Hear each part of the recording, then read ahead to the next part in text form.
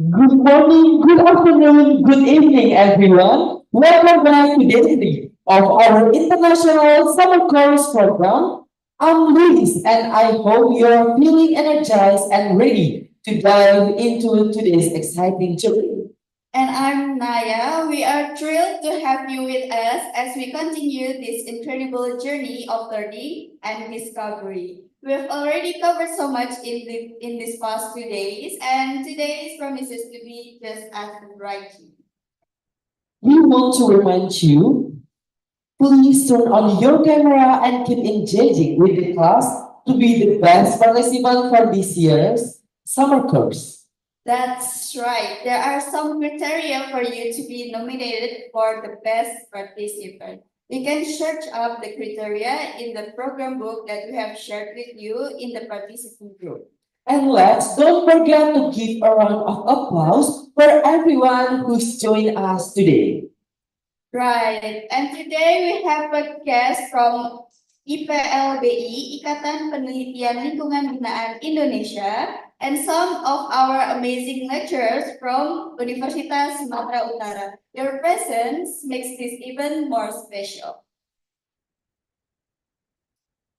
So what are we going to do today, Luis?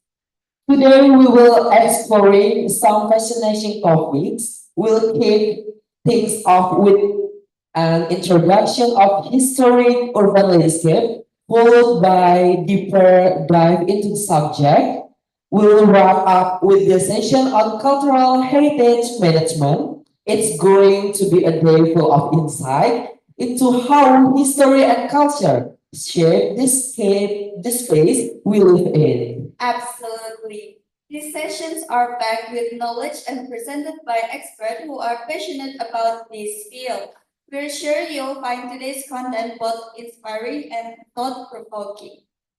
So let's get settled in and ready to explore the rich tapestry of history, culture, and heritage together. We are excited to see what today has in store. All right, without further ado, let's introduce our awesome moderators who will be guiding today's first session.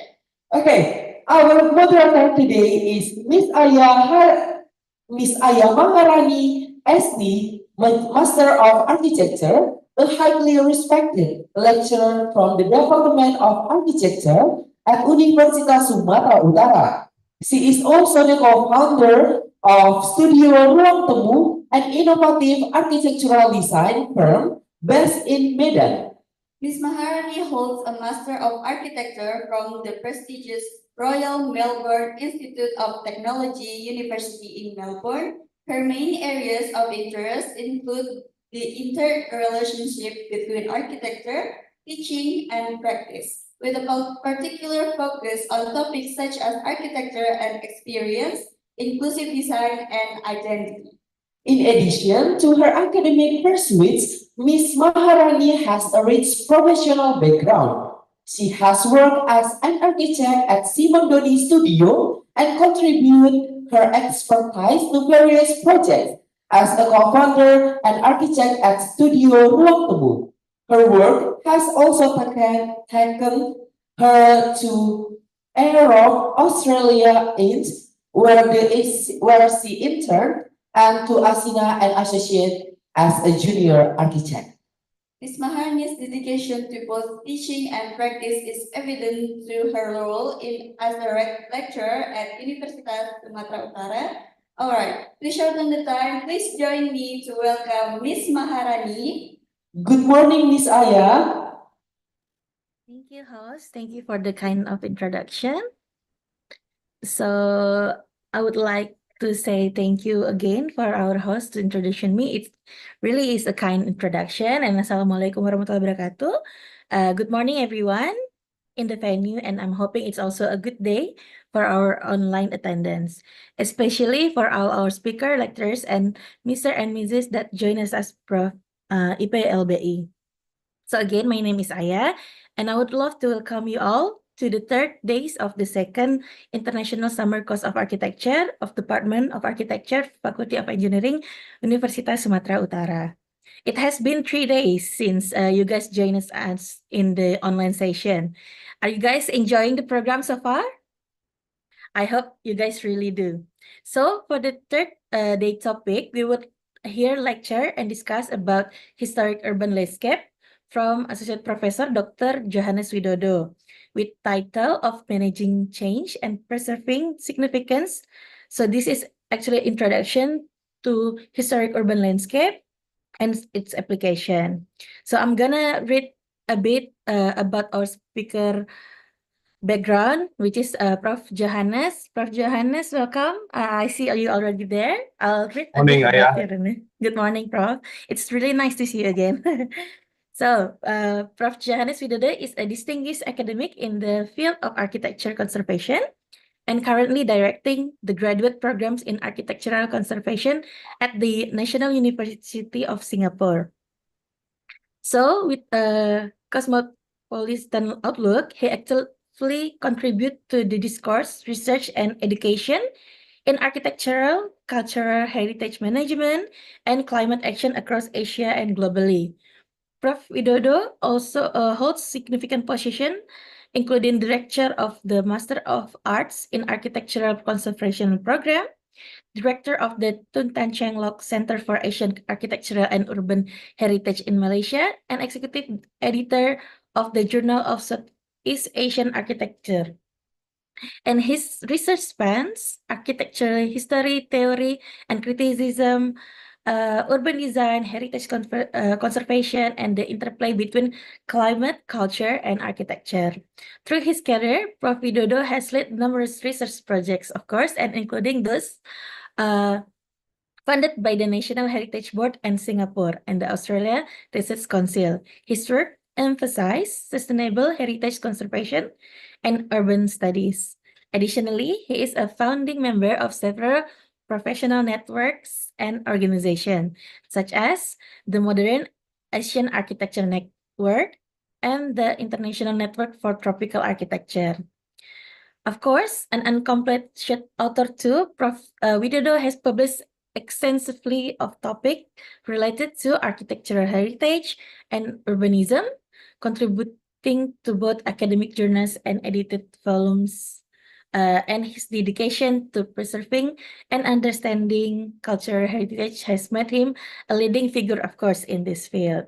So it really are the such amazing background Prof. Widodo will have. So I really can't wait for today lecture, and I hope so you guys too. But before we get started, I'd like to go over a few items to all participants, especially that just joining us for today's event. So, ladies and gentlemen, I would like to inform you to please keep your camera on and mute your microphone during the presentation. We will have the Q&A time after lecture done, and we will welcome you to open your microphone later, or you can also have your question in the chat box or in the G Drive link that the committee will send later on. You may send your questions at any time during the presentation, and we will collect this and address them during the Q&A session at the end of the presentation. And now, please welcome our Professor Widodo. Prof, the time and place is yours. Thank you, Aya. It's too long. You don't need to introduce me that long. Just ask them Yes, to Prof. Google. No, you can ask Google and then can find whatever they want to know. Yeah, All right, so okay, thank you Prof. so much for inviting me. This is not the first time. Last year, I was also speaking the same topic. And this morning, I just say it's a bit ridiculous because Indonesia is population is number 4 in the world, but we don't consider Bahasa Indonesia as the international language. Well, here we have participants, maybe almost 100% understand Bahasa Indonesia, but we still use English. But doesn't matter. Let's make this an Yes, international exactly. debate. All right, let me just start by sharing my screen. Is it okay now? Can you see this? Yes, we can see clearly, Prof. Please. All right. Okay. Let me just start by saying that this morning lecture is giving a broad overview about what is the managing change is all about, because nowadays we call conservations not preserving the past, but actually is preparing for the future. But preparing for the future based on what we have on the past. So it's about continuity. So that's why the title of my lecture, of course, technically it's called Introductions to HUL and Applications, but the center point is about management of change and how we preserve significance. Okay, I will start by showing this. One word called palimpsest. Palimpsest is a noun, and according to dictionary, the definition is a manuscript or piece of writing materials on which later writing has been superimposed on effaced earlier writing. Something reused or altered, but still bearing visible traces of earlier form.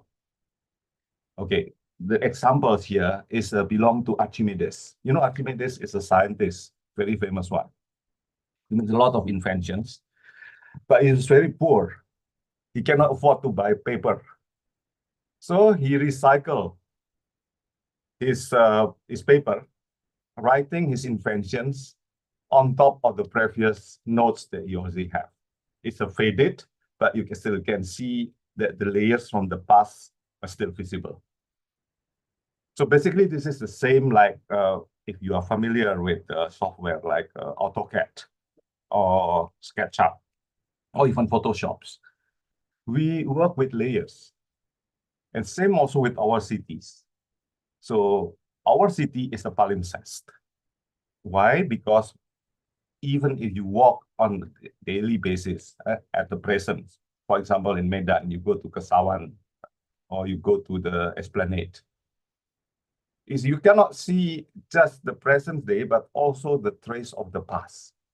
So the city is like a layers. So literally, this is one example, you can overlay maps from the earliest date to the present at the same locations. So you walk on the top of the history. So one thing that as a planner and architects and designer, you should realize that site is not a white piece of paper. Whatever site that you have, whatever site that you work on, actually has a lot of memory and history in the past. And these layers accumulated hundreds of years. And there's some trace of the past still visible until today. So this layering is considered as is the palimpsest of the city. So when you do something on a site, you must remember that it's not just a simply empty plot of land. Even an empty plot of land must have a history. And this is called the basic of understanding of historic urban landscape. The historic urban landscape is layers of layers of layers of history. So the methodology to uncover these layers, the hidden layers, is like unflatten the Photoshops, unflatten the AutoCAD files. So you can separate different layers clearly, and you can analyze the depth of the history. Even if the house, the site is used as a building, you will do an exercise in these workshops. You deal with a building. That building maybe is built during the Dutch colonial period, but before the Dutch colonial period, there's already something there. It could be a jungle, it could be a river, it could be whatever. So to uncover all these layers is something is called the historic urban landscape. Well, I was in Medan in 2002, before you were born. 2000, well, maybe most of you is not born yet, but some of you already grown up and maybe still very young. It's 22 years ago. And with Buhasti, you see, Buhasti is still a teenager there, he's very young. We did a comprehensive mapping. I think the result of this mapping of the modern heritage in Medan, comprehensive heritage Medan, is still kept in in Beranda Warisan, Sumatra. And I don't know whether the website is still alive, but if you can access this website, you can see how this mapping has been done all over Medan comprehensively. So another principle of HUL is we don't choose the building first, but we try to map everything without prejudice. We are not doing editing. So we gather the big data first of the entire city. Once we have the entire city data, then we start to categorize the significance of every object, every site that we registered before. Okay, so this is the principles. So we did this comprehensive infantry workshop in 2002. What happened in 2007?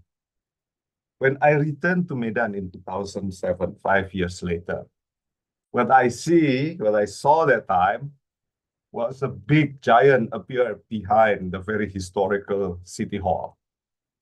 The city hall is very important in Medan, but then at the back, you see constructions of a big building. I think the building is still there. So what's happening here? Because I was shocked because the beautiful skyline of Medan that I'm familiar with is disappeared.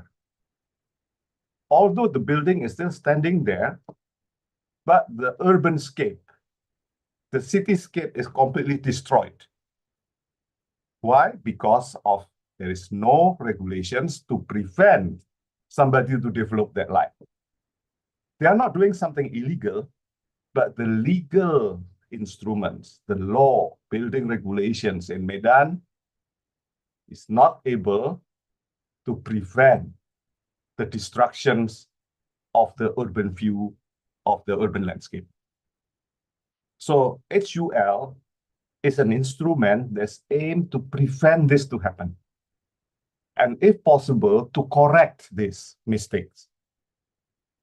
But I don't know how to correct this. Of course, the correction easiest one is demolitions. But okay, let's think about this issue later, because I will give you some examples how HUL instrument can be a very effective instrument to make the city better. The second thing was the bridge. This bridge was restored by Medan people before 2007 and won the UNESCO Asia Pacific Award for conservation. Why? Because to mark a very significant effort of the Medan, regardless the race or religions or background, that chip in together to restore this bridge, a symbol of unification after the Suharto era. You see, during Suharto era, there's a lot of tensions between races, Chinese, non-Chinese, riots, and so on, and economic disparity. But this bridge is a living testimony of how Medan people overcome those hatred and work together to restore this bridge. And see what happened when I returned in 2007? I don't even see and remember or connect with that story. Yes, when we receive an award for UNESCO, it's really clear, it's really beautiful. But now, I don't know what happened now, but this has also been erased. So this is called the intangible value. So it's not just the tangible heritage, but also the intangible value that is being mapped before, known by everyone. But because of the uncontrolled development, because of corruptions, because of conflicts of interest, then everything is lost. So the loss is not just about the tangible heritage, but also intangible. And now, of course, this conflict is continued. See what happened in Lapangan Merdeka, what happened in the former Esplanade. There's the map of 1944. There's the plan of 1922. Then I think now the digging has been going on and the project has been going on. There is a legal battle between the activists who want to keep the originality of this place with those who think that we have power to change this. And it's more important because it can generate more money for the city, for the contractors, for the designer, or whoever. So it's this conflict of interest, conflict of agenda. It's still going on from time to time. And the reason is because, for example, like the city of Medan doesn't have a clear mechanism, legal mechanism, planning and conservations management plan, which is clearly able to control the development. There is no clear management of change instruments. Although we see, okay, everything is still there, but how about the memory of the past? How about the agreement of the people in the city?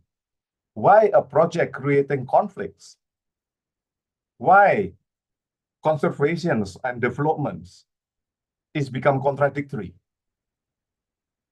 And the answer, of course, we need a kind of instruments to manage this possibility of conflicts.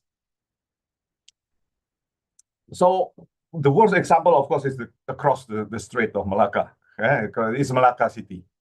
It's a UNESCO World Heritage Site with the outstanding universal value. And this is from the dossier.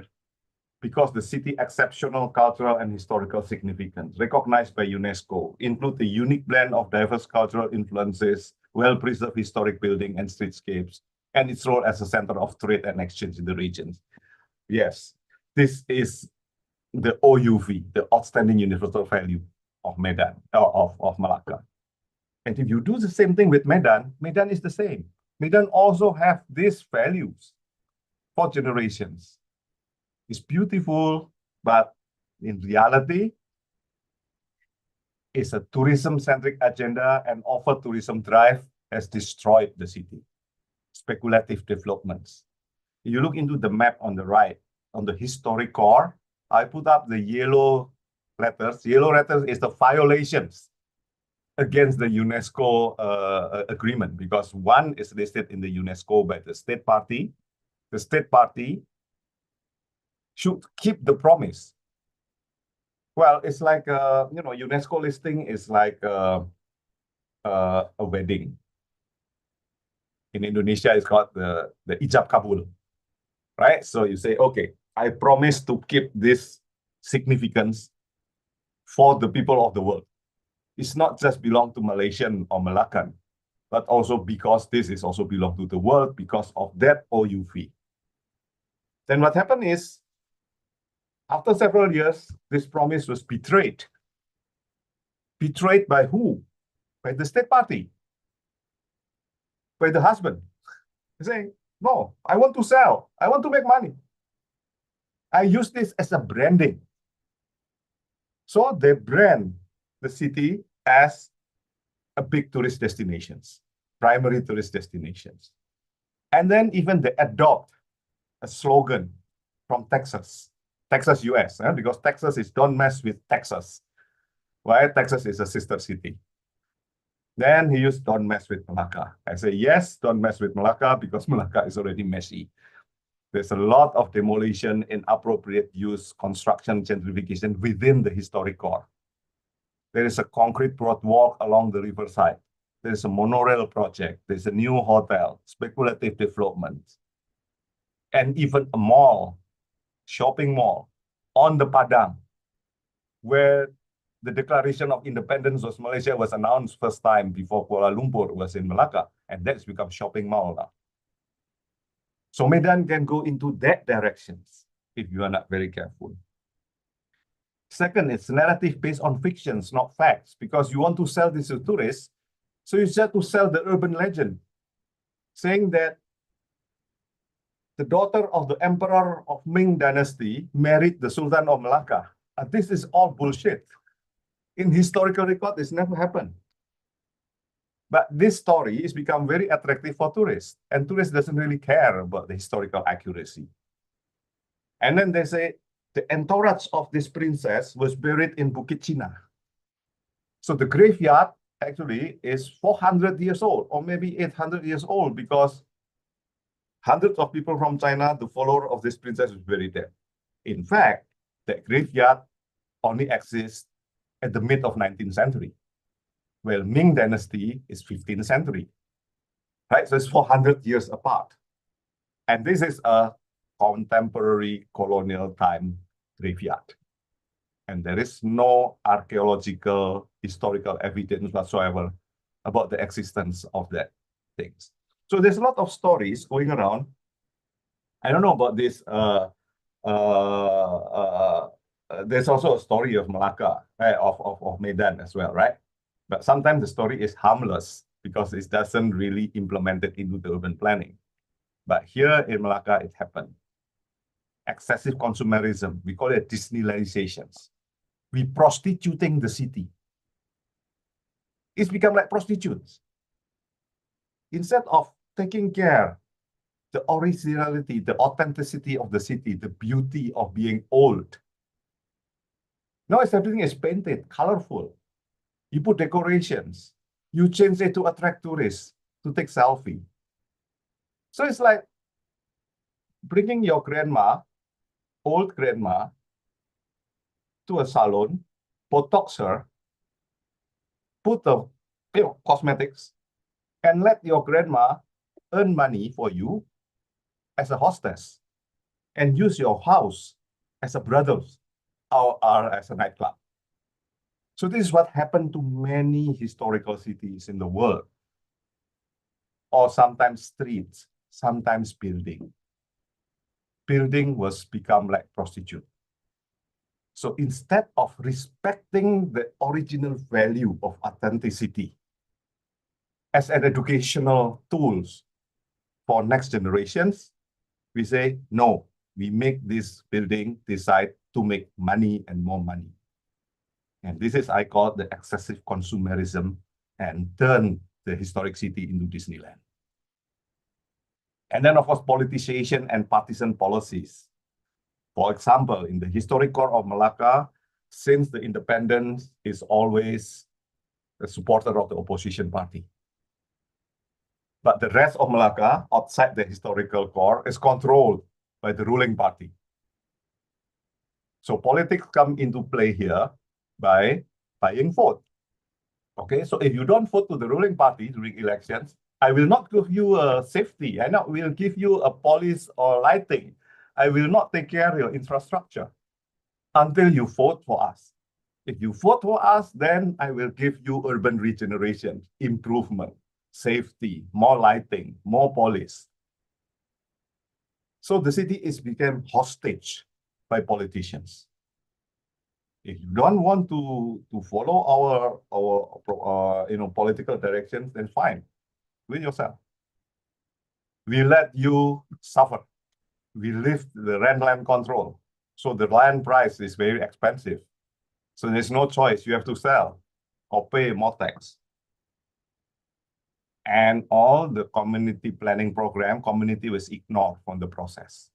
Everything is top-down process. Abolition of land rent control that makes the prices going up. And then, of course, weak heritage management planning, implementation, and monitoring. No HUL, no HIA. HIA is Heritage Impact Assessment. So whatever planning permit that somebody want to do there will be easily approved if you pay a certain amount of money. If there is something, nobody, even the law is blind about this. And that's mismatched delineation of the World Heritage Area with the factual cultural landscape and living heritage area. Because the delineations of the historic core and buffer zone didn't follow the so-called comprehensive mapping of the city. But it's only decided by some expert. And this expert just draw boundaries. And then this has become law. This has become planning directions. So if before they do that, to draw the boundary, start with the cultural mapping, so they can see that actually the so-called significant historic core is not just concentrated in one dot, maybe it's everywhere in the city. So the policy will be different. And then, of course, insensitive development and inappropriate development and loss, finally, loss of the OU fee. The statement that I read on the top, the OU fee is gone. If you go to Malacca now, you see something like a broken glass, like a broken properties. So I always say, because of this messiness, Malacca is very messy. And because it's very messy, it's deserved for delisting from UNESCO, because you already betray your promise. So your ijab kabul is not ijab kabul anymore. So you have to be divorced. You have to remove all this promise, false promise. And probably that will become better for Malacca. But it's a shame for the nations, because everybody will know, oh, you cannot take care of your own property. So this is a kind of happening that is not just happened here, but also all over the world. Okay, so this is clear examples. The inscription in UNESCO on the left is the top-down decision of delineation of core zone and buffer zone. And then in 2011, the boundary is modified by including expanded into the Bukit Cina. You know, that tail on the right, that black tail is the tomb that I say from the legend about the Ming Dynasty tomb that's actually is 19th century tomb.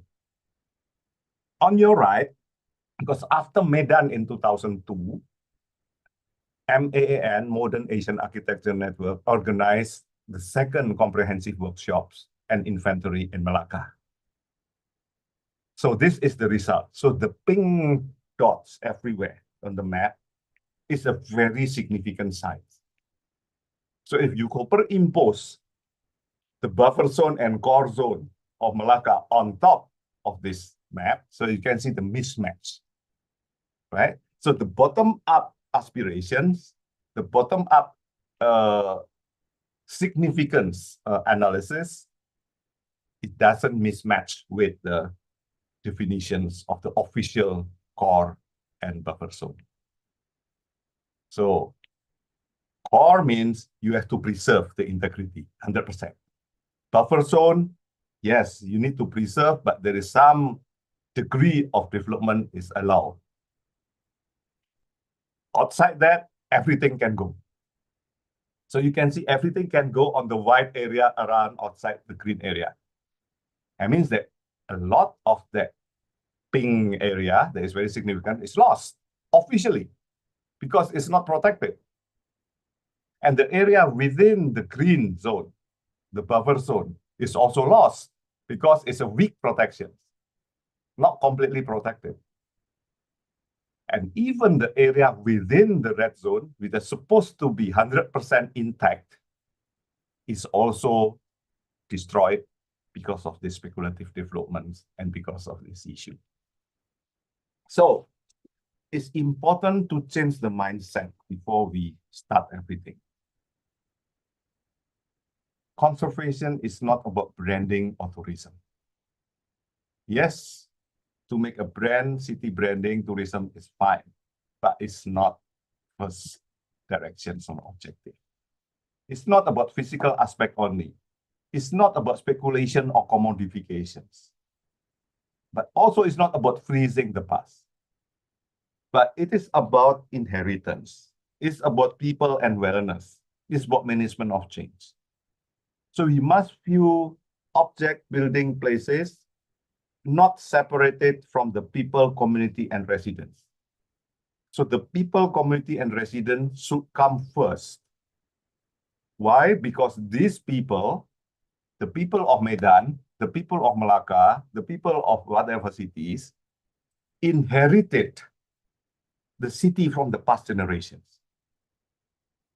So that inheritance now is on our hand, our generation hand.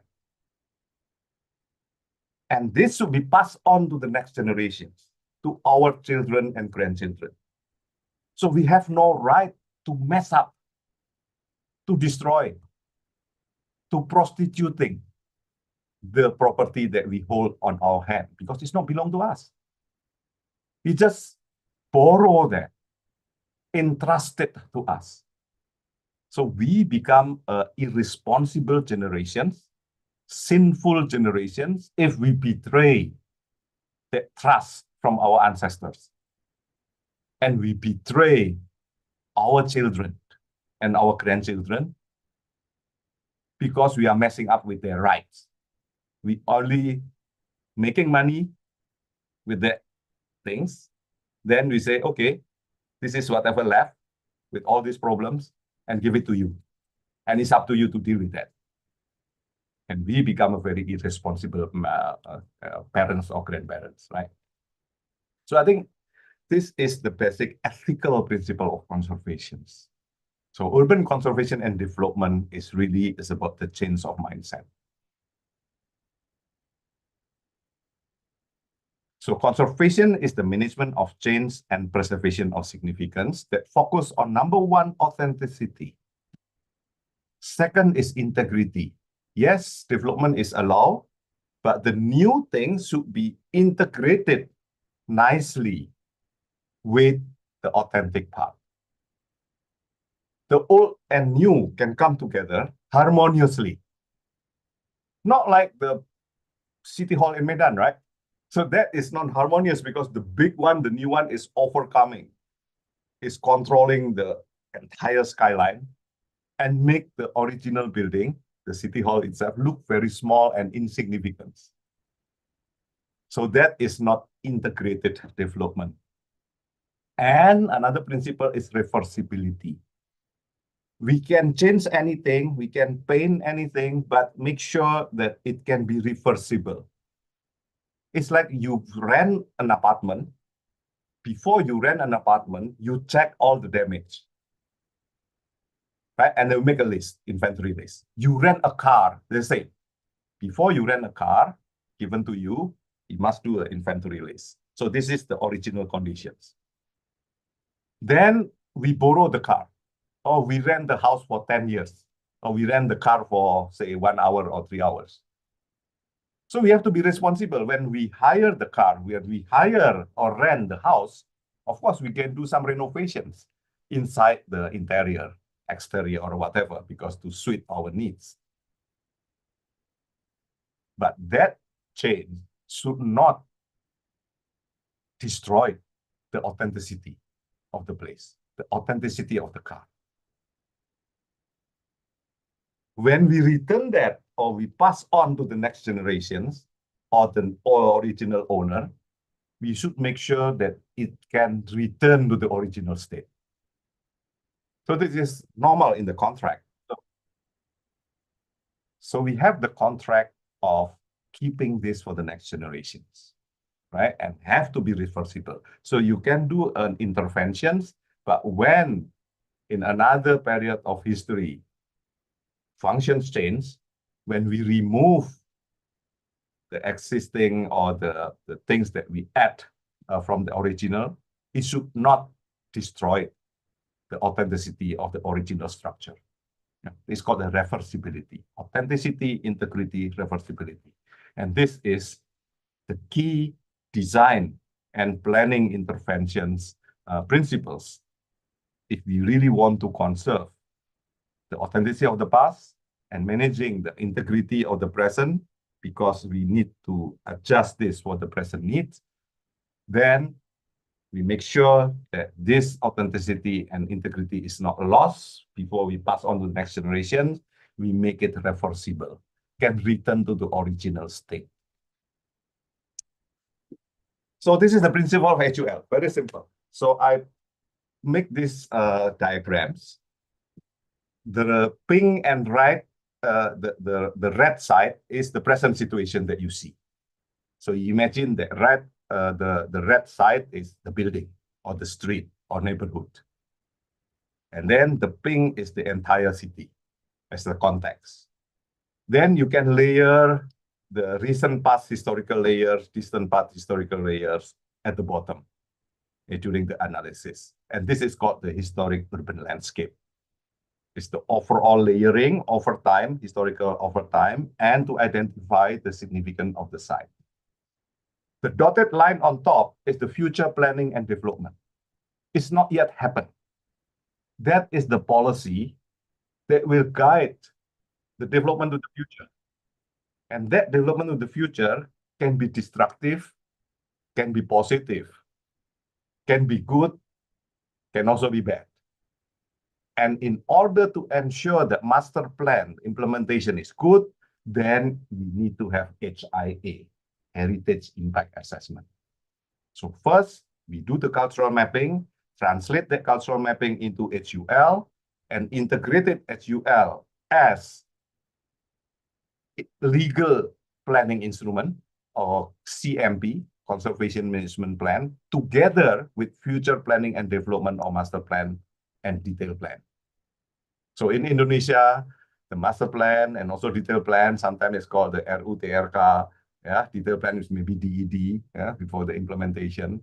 This, before it's become law, regulations, or implementation, have to go through heritage impact assessment mechanism.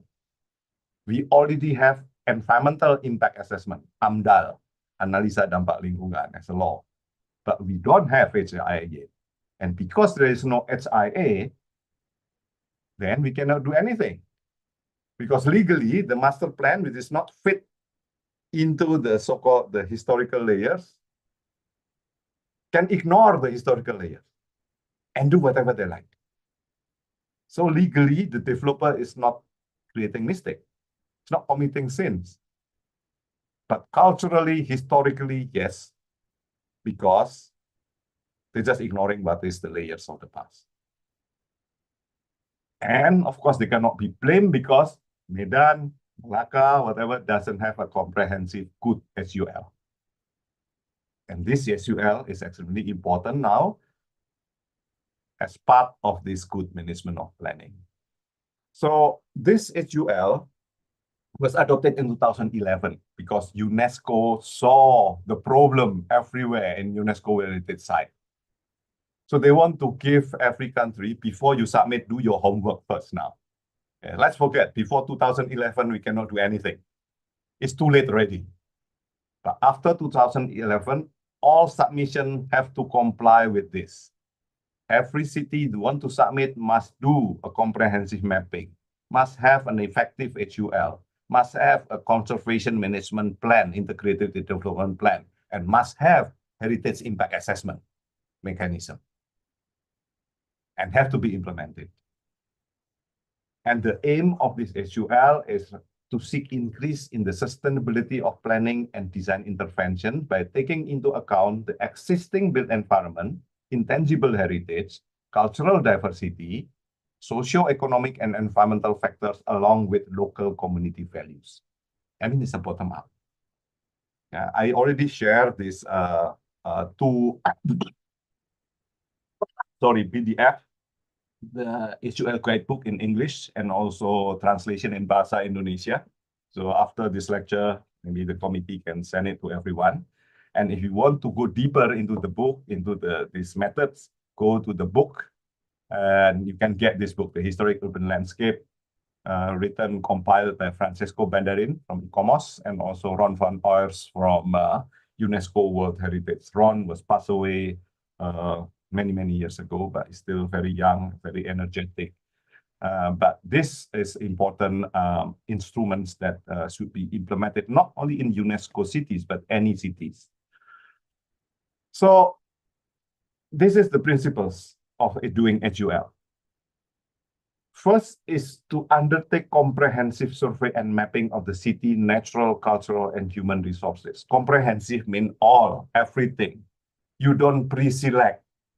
You do the mapping. It means now you can have a big data. You can harvest the data from the information and so on. So this mapping should be done by layering the old maps, by doing a survey, walking every street, looking into the information or data on every plot of land, every properties, every object, every trees, every water body, and so on.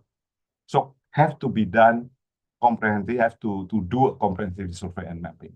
And second, after you have the map, you must reach consensus using participatory planning of stakeholder consultation, FGD, like a focus group discussions, town hall meeting. So it's become the agreement of all the citizens. I mean, it's not just the decision of Bapeda or the decision of PU. or the decision of the mayor, of the governor. No, it's not a top-down. It's a bottom-up exercise. And it's not just the surveyor or contractor or consultant who is doing this. You can't. Consultant or people who do the mapping is only the facilitator. Facilitator for consensus building. So this is a bottom-up approach combined with a top-down. So it's a multi-stakeholders approach to assess vulnerability of these attributes to socio-economic stresses and impact of climate change. Then to integrate urban heritage values and vulnerability status into a wider framework of city development. So provide indication areas of heritage sensitivity, important sites that's under threat because of development and under threat because of the climate change. And these identifications will drive a priority for conservation and development. And how we conduct a conservation have to be very careful and establish appropriate partnerships and local management framework for each of the identified projects for conservation and development. So this mechanism should be implemented as the rule of the game of every city, legally, have to become peraturan kota, have to become undang-undang, have to become whatever. Yeah? So all this should be made legal. If we don't have this, then things like conflicts, like certifications, like, problems that we saw in Malacca, in Medan, will happen. So the first step is how to do cultural mapping. It's very simple. Use your own brain, left and right, rational, irrational, to make a decision. Take notes, walk every street, use technology, do data gathering, maybe from social media, collect all the hashtags, collect the check-ins for every site. So on every site, you can tag all the informations about that particular site. Some site has less information, some site have a lot of information. Some site maybe a lot of garbage, some site have maybe not a verified historical fact. Doesn't matter, but map everything first. Scan everything. Just like put the entire city into the X-ray machines, put the entire city or entire body into MRI machines, and do a blood test and comprehensive test about the body. So you can understand what is the disease, what is the problems, before you can make any interventions. So step one, do the archival research, old photo, newspaper, film, postcard, old maps, book, articles, whatsoever. Collect big data for everything. Step two, go on site, do observation, sketching, photographing, drawing. Step three, do spatial plan analysis, map layering, from the old map to the latest map, including the master plan map. Do synchronic, chronological, and diachronic reading, scale level and layers analysis. Do audiovisual recording, photography, videography, sound recording. Do interviews. Interview member of the community. Interview expert. Interview all the stakeholders, developer. Interview even tourists. Whoever, as many as possible. Then do statistical analysis by measuring, counting, sampling. Do evaluation of significance and vulnerability of threats.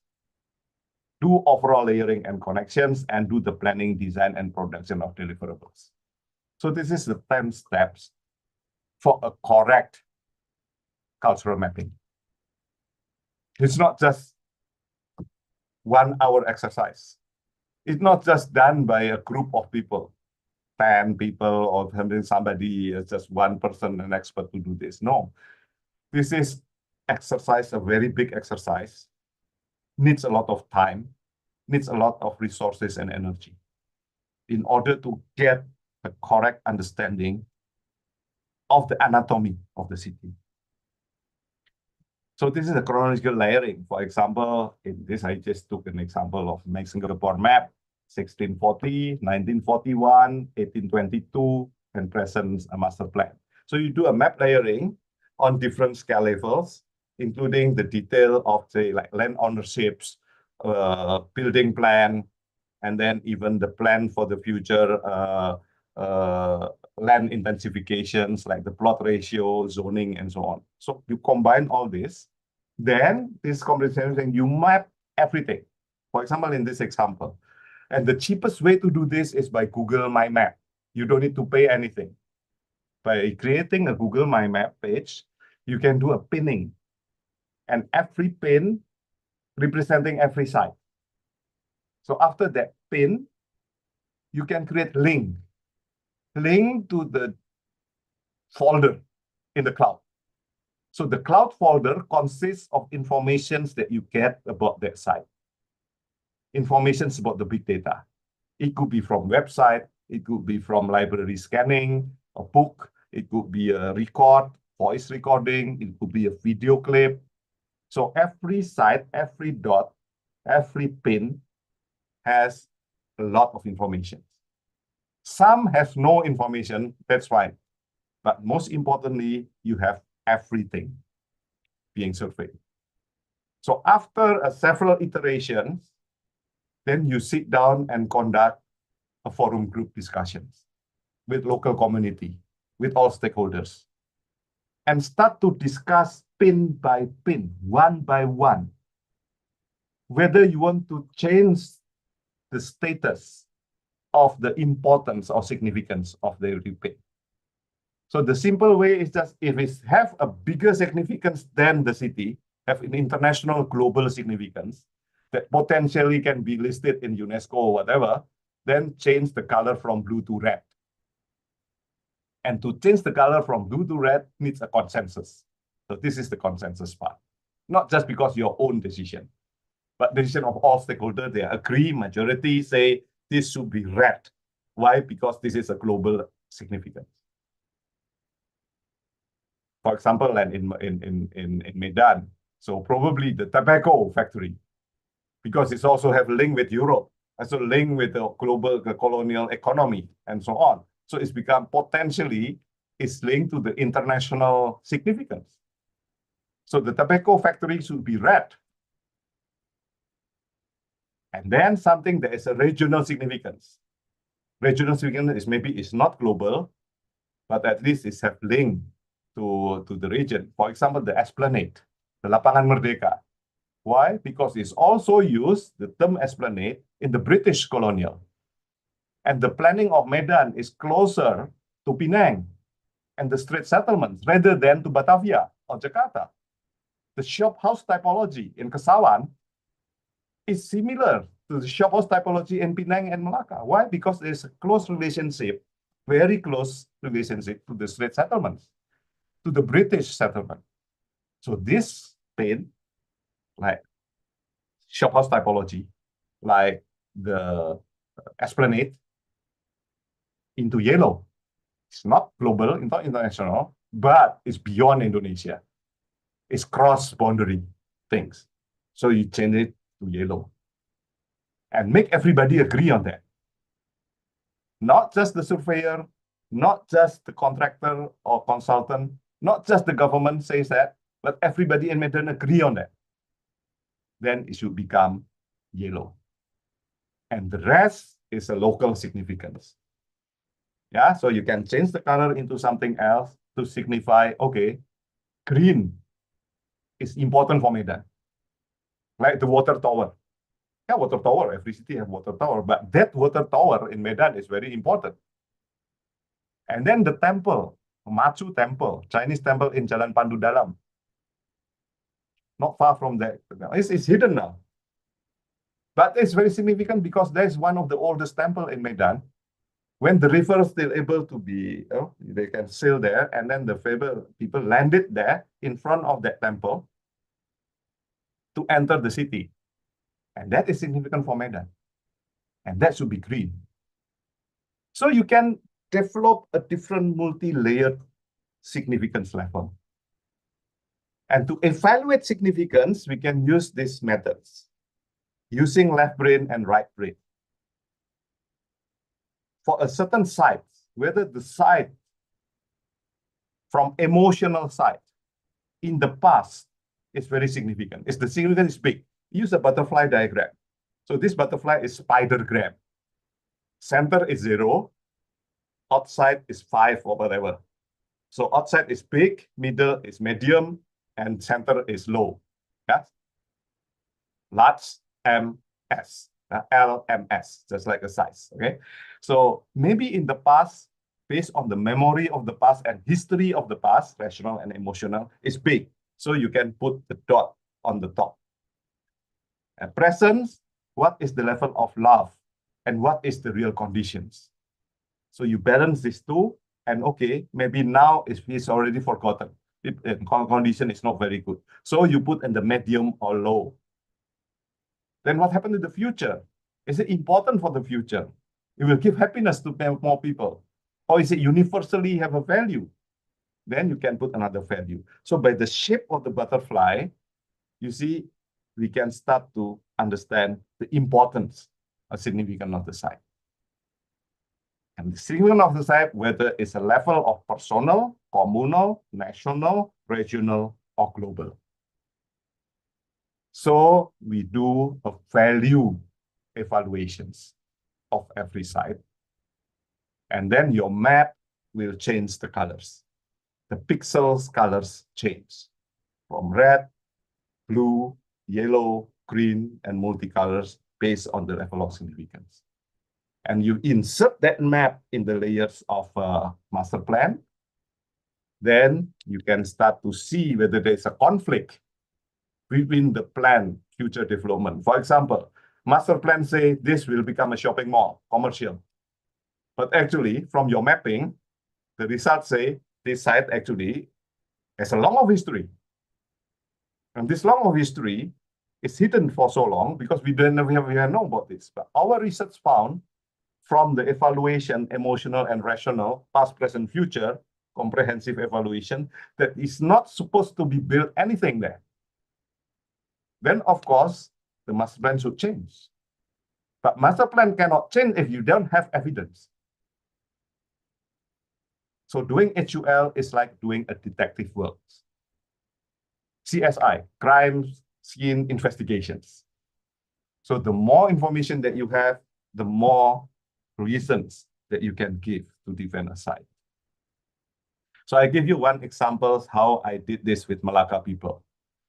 Because Malacca ICC is a lot of problems. We are not focusing on the core zone, but buffer zone. So there is a project, 2 or 3 years project of Malacca, in fact. So later I share with you this link. Yeah, through the PDF, you can click and see the website yourself. I just pick up the example. So this is Bukit Cina, the area of Bukit Cina. And you see the result of the mapping.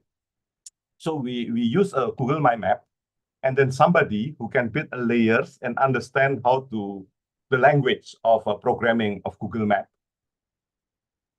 Put the delineation of every site. So every site is identified. And for every site, we did a survey, comprehensive survey, and created a color. So if you click every site there, something will pop up, the informations. For example, like this. Click that site, and on your left, there is a number. And on that number, survey number, there is a grade. Grade A means according to the forum group discussions and the community of the area that we organized 3 or 4 times, everybody agreed this should be red. Then the rest, this should be yellow, and this should be green. Okay, so this is based on agreement. But this color is based on that. Then the type is apartment, 9th floor. Function is residential. So what is the story? The story is you can add into the bottom, and people can participate. So everyone can go to the website and click, and then add their own, data, email, name, and then contribute the following lot, what lot, and then what is the story to be added into this location. And if you have evidence, upload the evidence. So HUL is also need this kind of dynamic platform that accessible to everyone, so everyone can contribute. It's become a democratic process of mapping, not just done by somebody, but done by everybody. And we can do this by working together with primary school, with secondary school children, with religious organizations, with different agencies to do to fill in the mapping. So the map has become better and better from every time. And we also need to do a forum group discussion from time to time to change. Maybe the red is not right, should be downgraded to yellow. Maybe yellow should be upgraded to green, or downgraded to green and upgraded to red, right? So this is a dynamic process of dialogue between the state, between the government with the people. And the people is not just one party, but multi-party. Developer, ordinary people, residents, even tourists can be part of this process. So HUL is a process of democracy. Democracy translated into rules, regulations to preserve what we have, and also at the same time also to control, to manage the development better. So you can avoid conflicts, because conflict is diffused before it happens, because we promote agreement. This is Pancasila, right? Musyawarah and mufakat, consensus building. And this is the real spirit of HUL. I'll give you another example in Hera and Siak. In Siak, there is a Facebook community, Heritage Hero, and started by Cindy Shandoval, a graduate from ITB. Is a urban planner with her friend. He set up this group. Then what she did is actually doing many things. Number one, this is the team, right? Archaeolog, planolog, graphic designer, architects. And this is the core group. And they do an online activity and also offline activity, like cycling, morning walk, organic farming. So they do this community empowerment and also entertainment projects. But at the same time, also they are doing cultural mapping.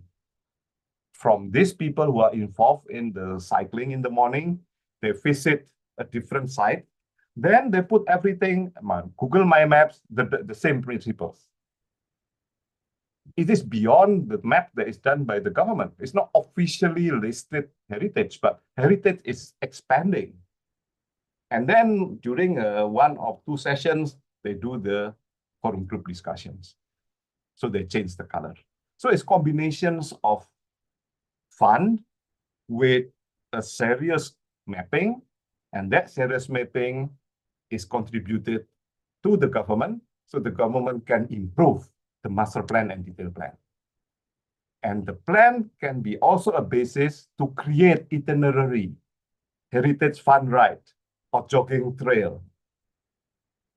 It can be potentially also translated into apps. So people can download the apps and walk on their own to visit different places in the neighborhood to bring prosperity, economic benefit directly from the tourists into the residents of the kampong. So the kampong is out of the map, now is on the map, right? So to help the economic growth of the small industries, the small businesses. And this is what is done by Esther in using the apps I Discover Asia. So you can go to that link and click, and then you can download the maps of many, many cities, including Indonesia. Then you can go to the neighborhood. And the mapping is done together with participatory groups like students, with NGOs. And then the map is created by locals, designed by locals, and powered by locals. So they have two forms. One is the apps that you can use anytime for free. So you download the maps, you go to a city, for example, in Chiang Mai, or in Gale, in Sri Lanka, or in Glodok, or in Bali, they already have these maps. Then you just turn on the map, and then you just follow the dots and the pin. So this importance is very simple. So the maps, the comprehensive infrastructure is translated to reveal the narratives. So you see the hashtag here. The hashtag is important here. Step number one, reveal the narrative. The local community is the curator. In each city, we work with local NGO, university, community group, and creative collectives. We spend a few days together and tap into the vast knowledge of local culture and living heritage. So we learn from the locals. Collectively, we define the spirit of place. Then hashtag neighborhood, city spirit, and local community. So this is the key. Second is find stories of people and places. We wander the streets, we listen to all shopkeepers, colorful characters, and creative entrepreneurs. Through them, we learn about the traditional trades, hidden secrets, local legends that make its neighborhood so unique. So the focus is neighborhood. The focus is RT, RW, Kelurahan, a section of the city, and make them, understand the value from them. Hashtag travel like locals, insider secrets, and authenticity. It's authentic because it's not from top, but from the bottom. Number 3, craft walking and cycling itineraries. You connect those dots. Maps, words, and photo combined into handy map or handy app. We think the best way to experience a city is walking through back alleys, cycling through little landways, so we can take great care of craft our perfect neighborhood itinerary. So you can download the apps. Wanderlust, travel app, get lost without getting lost. I mean that you can always find something that is interesting. So the itinerary is a combination of I see, I eat, I drink, I surprise. And you can add I buy and I sleep, for example. So you categorize all these things in the neighborhood in one RT. Then you connect with itinerary for 1 or 2 hours itinerary. And during the itinerary, everyone can experience everything. Try traditional food, local food, sleep in the homestay there, and see something that is wonderful.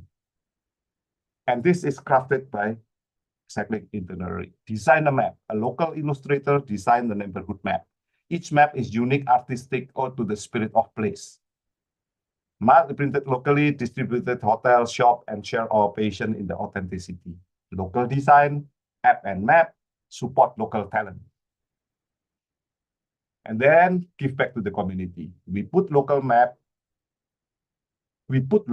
on a map and make them proud. We drive traffic to the traditional shop and small entrepreneurs, which is increasingly difficult to survive in the 21st century city.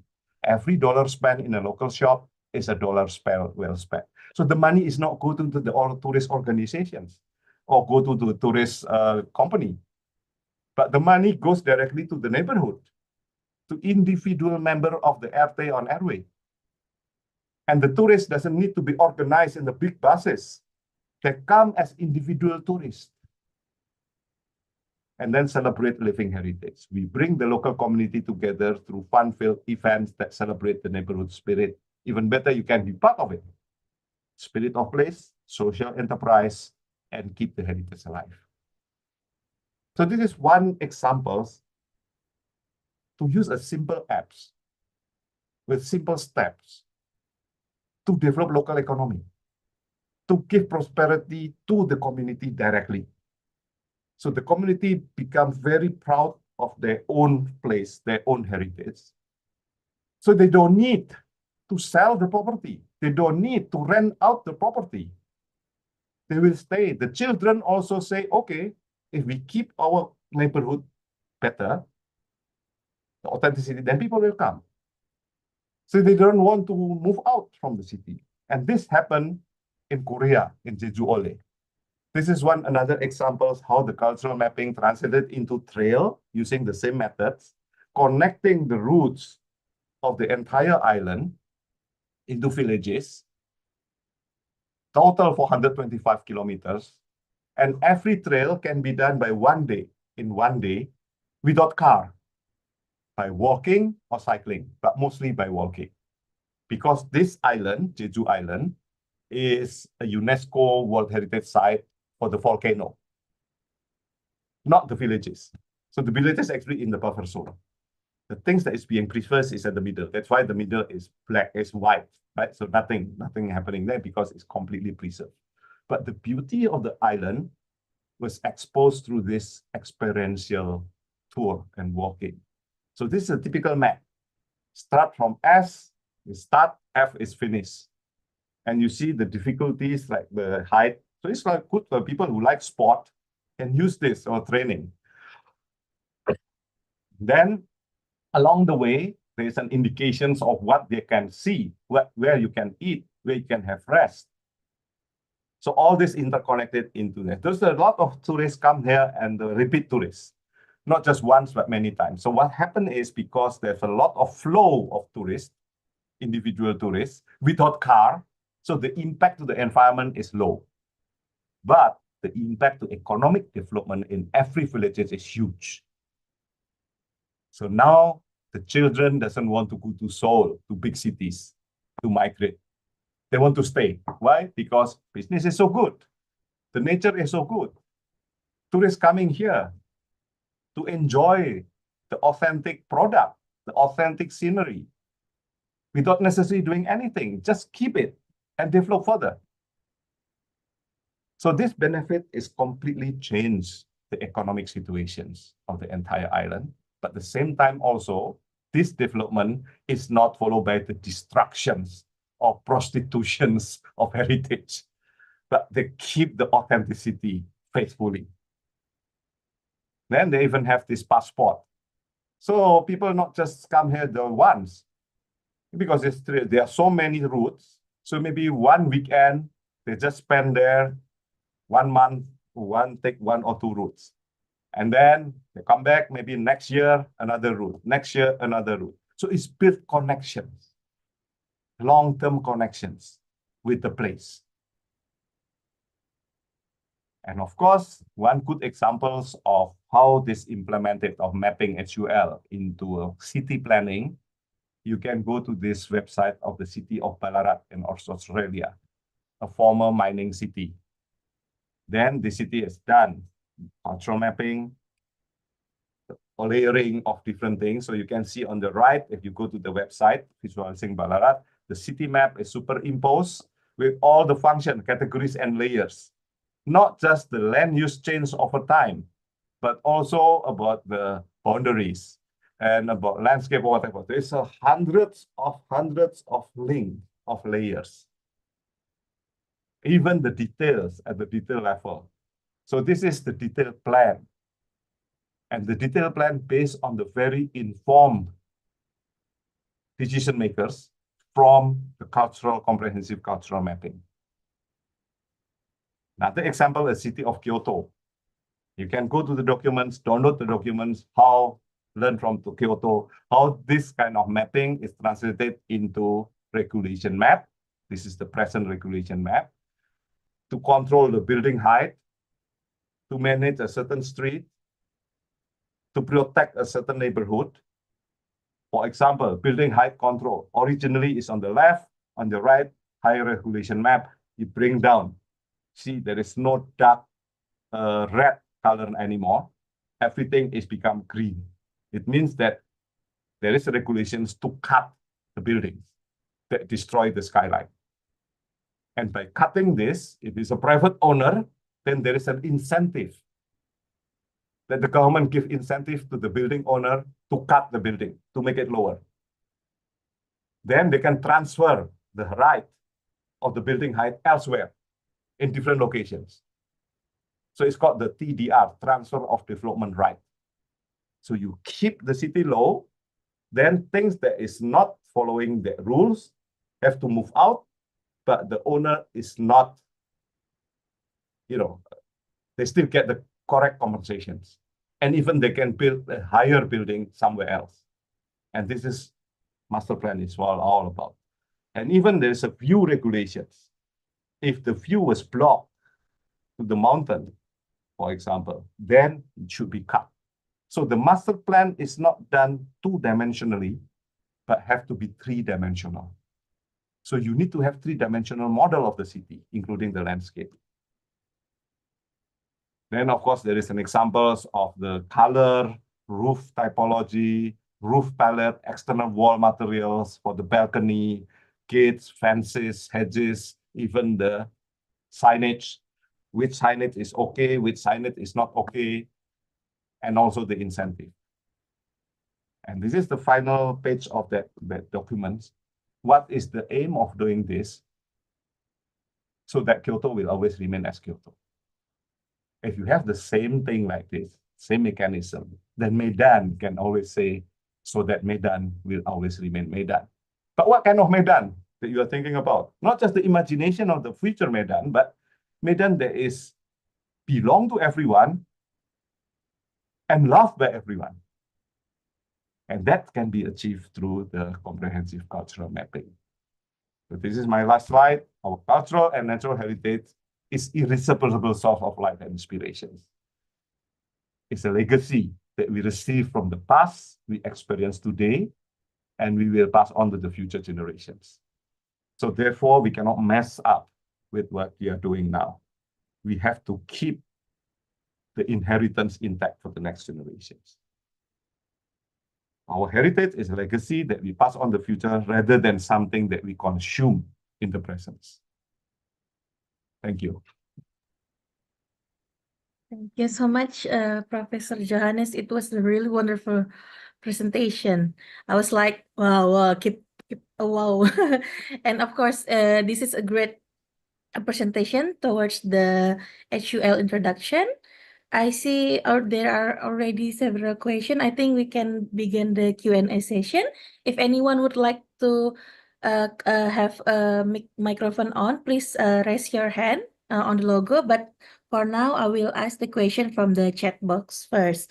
So this is a question from our, I think, participant named Dennis.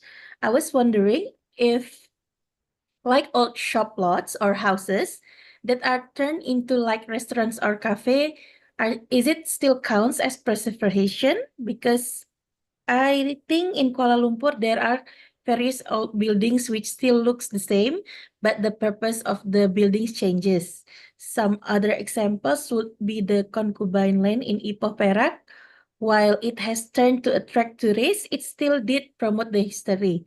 Would that count as a proper conservation, Prof. Johannes? Yes, okay. So this is something else. This is called appropriateness, whether it's appropriate or not. This is sometimes very subjective. Yeah. But number one, we need to preserve the embodied carbon. I mean, demolition is a no, right? Because you see, one brick takes 1 or 10 or 20 days to burn. So you know how much is the carbon content of one brick. And then you use true. glass, you use aluminum, you use steel, whatever, in the concrete and so on. So the carbon content is number one that we should preserve. And then number two is the form itself. Yes, we still keep the shell. But what is the soul?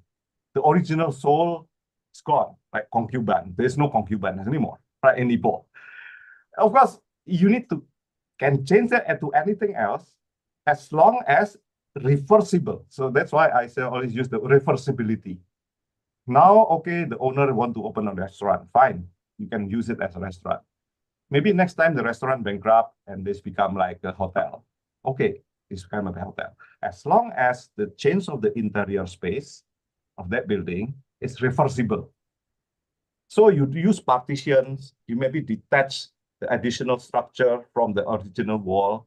So when the time comes, the function have to change again, you can dismantle that and replace by something new without damaging or destroying the original structure as much as you can. And of course, building have the right to die as well, right? Because you cannot recycle your old clothes to 20 generations. Maybe you can hand on your things to the next generation, and then is wear and tear. Someday the building will be gone, and that's fine. You know? But as long as a proper, I give you one example. There is a former, if you go to Singapore, there is a Chimes. Chimes is a former monastery, former cloister of a sister that adopting the babies that is thrown away by the parents in early 20th century. So people are so poor, so you just put the baby in the doorstep of that cloister, then the sister will take care of them and then give education as become a school. And there is a chapel. Then eventually the cloister moved out. The property sold to a private developer.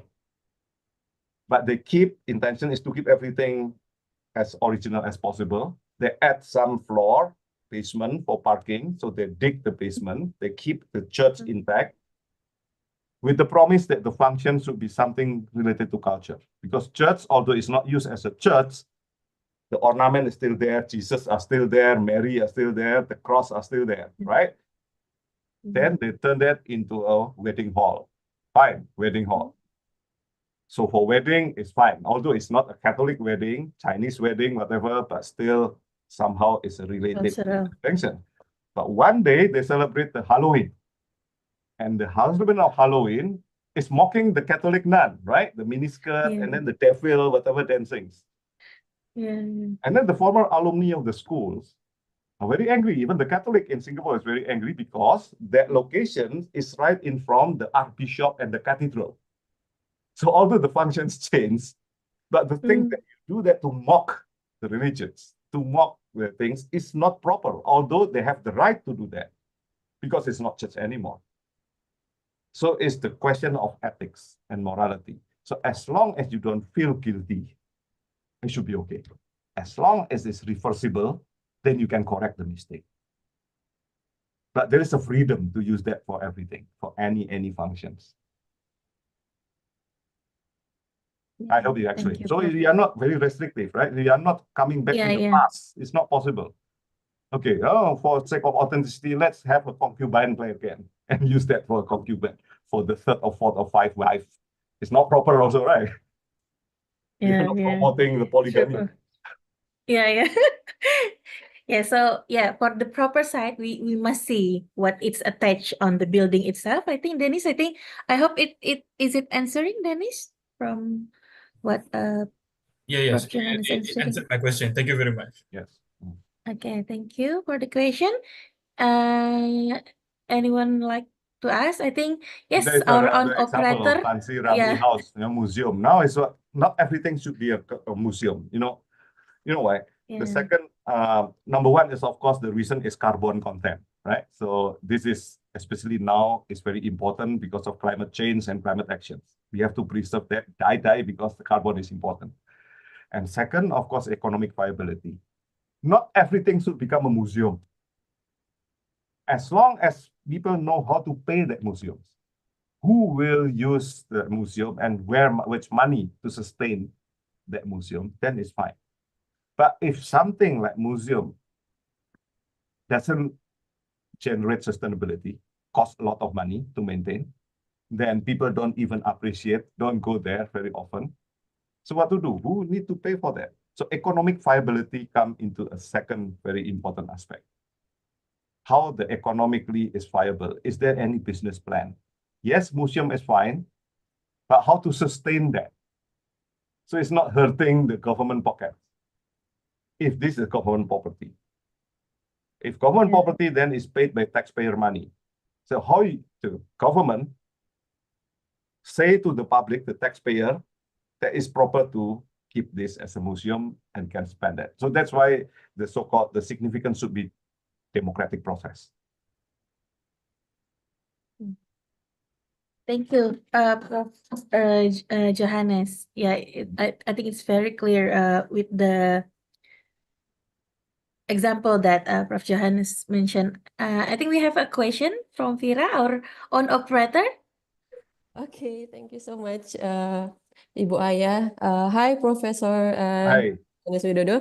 Okay, so since you said that HUL is part of democracy and we have to avoid conflict, I have ever got a question. Why should we do conservation? And I answer that it's connected to some values such as the identity of the city, as you mentioned before about the uniqueness, the typology that makes the experience same or even different from one and another. And other than that, also connect to sustainability because it's not only saves energy, but also not only save the energy, but also the waste when we build a new construction. But they still question why. For them, it's connected to our previous gloomy story. So what do you think about that and how to make conservation stronger than the gloomy things that already stayed on their mind? Thank you. What do you mean by gloomy? About the like the colonial things like that. Okay. Well, I will give you a good examples like about this history is not always right. Okay. There is a book, and I have a book in my table here. is maybe if I can show you Okay. places of pain and shame, dealing with difficult heritage. Like this is the site of Hiroshima bombing. Yeah. There is a camp called Auschwitz, when the massacre done by the Nazi Germany to the Jewish. There is a lot of site also in Cambodia, when thousands of people was massacred, right? Even in Indonesia, even in Medan, there is some dark history.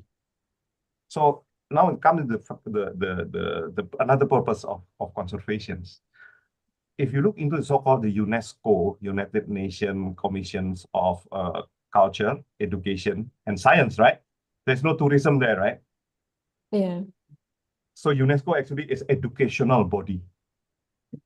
So your site, your concept building is a textbook history, textbook about atrocities, textbook about the good things in the past, about the good value of the past. That should be used for educating the next generations, educating the public. So when the tourists come to Malacca, they should learn about history of Malacca, about cosmopolitanism, about harmony, about the prosperity of craft, right? Rather than just take selfie and eat and go. Mm. So this is betraying the original intent of UNESCO. But even it's not UNESCO, why we preserve Esplanade in Medan? Why we need to preserve the post office?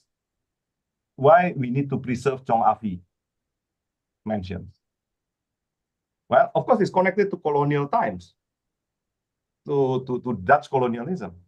But it's not just that, because the announcement of Proklamasi Kemerdekaan was announced in Lapangan Merdeka after Jakarta immediately. So the Medan people know about the independence from that point. And there's many things happening. Even it's become like a food area at night, right? So it's among the youngster. So it's just layers of memory and history across the historical timeline. And why we need to preserve that entire history? Why? Because this belongs to all generations. So when we do conservations, we must make sure that those memory is not edited. We couldn't bring it back to the Dutch colonial period and erase everything and restore, which is not possible. But we also need to respect all these layers. With the new development, we cannot say that, okay, Lapangan Merdeka cannot be completely non-developed. Stop. No, you need to add something, but is digging that into, say, shopping mall underground is proper? Is cutting the trees and replace is proper? Is creating a commercial space below that and parking is proper? You should ask, proper or not proper, should come from the democratic decision-making. Not just top-down decision-making. If it's a top-down decision-making, it's not democratic, and some people will go angry. So that's why the word consensus, musyawarah mufakat, that is already in Pancasila. It should be followed. Okay, so that is, what I mean is, the answer is not that difficult, but also not easy to implement that one, because it's require the willingness of all stakeholders to do something that is proper, that is correct. So conservation is a process. Doesn't mean that after this there will be no change in Lapangan Merdeka, right? It doesn't mean that is from now, maybe the post office is not post office anymore. It could be a museum, it could be a cafe or hotel. It's fine. Doesn't matter. But doesn't mean that hotel will stay there forever. Fullerton Hotel in Singapore, it used to be a post office. Now it's become 5-star hotel. But before 5-star hotel, before post office, it was a fort, a gun. That's why it's called, Fort Fullerton. Yeah, I know. Right? So all these layers are kept there because if you go to Fullerton now, there is a corner, a museum that people can visit. The bar actually is the former counter of the post office. Whether it's properly done or not, that is another question. That is the design questions that we can be disputed. And as long as it's reversible, then it's okay. If it's not reversible, then it's not a good conservation project. Okay. Yes. Okay, it's really clear. Okay, thank you. Okay, thank you, Vira, for the question. Yeah, and there's a lot of changes also happen in Medan, I think, and maybe we can visit it during the set visit later on. So for all the participants that will stay in Medan, you guys can see the changes of the city of Medan too. Like what Professor Johannes mentioned, we can see later on the city council, that changes into hotel behind, and even the changes of the post office of Medan. Then It's you also have the changed to criteria in your F&B. mind, right? Remember the butterfly Yeah, diagram. So you can say, okay, this is yeah, a good or bad conservation project. yes. Basically, That's true. authenticity, integrity, reversibility. These three criteria. So you become a jury of an award. So you say, we should not be an award. It should be rejected. Oh, you should give award to this. Thank you, Professor Johannes. And we still have time for question. Is there anyone who would like to ask another question? I didn't see any more question in the chats. Maybe, Prof, I think I'm interested in the evaluating the significance. When evaluating the significance, I would like to ask again, who can be the decision makers, or based on what can we decide this? I mean, like, Professor did mentions about a meeting or a forum for discussion, and what kind of people that invited to that can become the stakeholders, and who can be the leaders for this evaluation, because making the evaluating significance, I think not everybody can be leaders, but I'm not sure. That's why what did Professor Johannes think The about power that? of digital platform and internet. Not everybody can see that, right? Yes. So if you look into the city of Ballarat or even Singapore website, all the information is exposed to public, even foreigners. Yes. You Yeah, can yeah. see what is the lot number and the certificate number of every land. And I ask you a Yes. question, is there any city in Singapore who dare to expose the land ownerships? Because land ownership is the root of the problems. Yeah. If you hide the information about land ownerships, and then you only publish the master plan, then that is the source of conflict and the source of corruption. Yeah. It doesn't invite the so-called whistleblower. And it's become too late if something has already happened. So when Bu Risma became the Wali Kota Surabaya, the first thing that she did was publish the master plan of Surabaya, but not as far as the land ownership map. But it's a good start. Yeah. When Ahok became a Yeah, governor yeah. in Jakarta, the first thing is to open the master plan to public. So at least people can become a whistleblower. And whistleblower Yeah. is the starting of the communications, whether the city government is open to discuss before we have the so-called the HIA, Heritage Impact Assessment Instruments, right? But if we already have HIA, so there is a formal mechanism to address that conflicts of interest, the conflict of interest of the developer. For example, the developer of the site behind, we just think about imagining that there's not yet started to build something behind the city hall of Medan. And they say, okay, the site should be, the height cannot be as high as that, maybe only 4-story. Yeah. Then, of course, the thing that should be corrected is the building height regulations. Behind that building, behind of that, then to maintain the skyline, so the height should not be more than 4 stories. Okay, but now this is private land. So at the city center. So the price is per square meter is how much, right? So if 4-story, you cannot make the money. So where's the money come from? So the owner will be screaming, say, okay, cannot, because I have the right to build 20-story, according to my calculator. Real estate people say that. Then should be a dialogue, right? Whether there's a moderation, maybe the building shapes can be negotiated. low here, high there, so the building. That's why urban design is important. Three-dimensional urban planning is important in order to do a simulations of urban scale. And this is a long process of negotiations and planning that should be adopted as a political will to do this.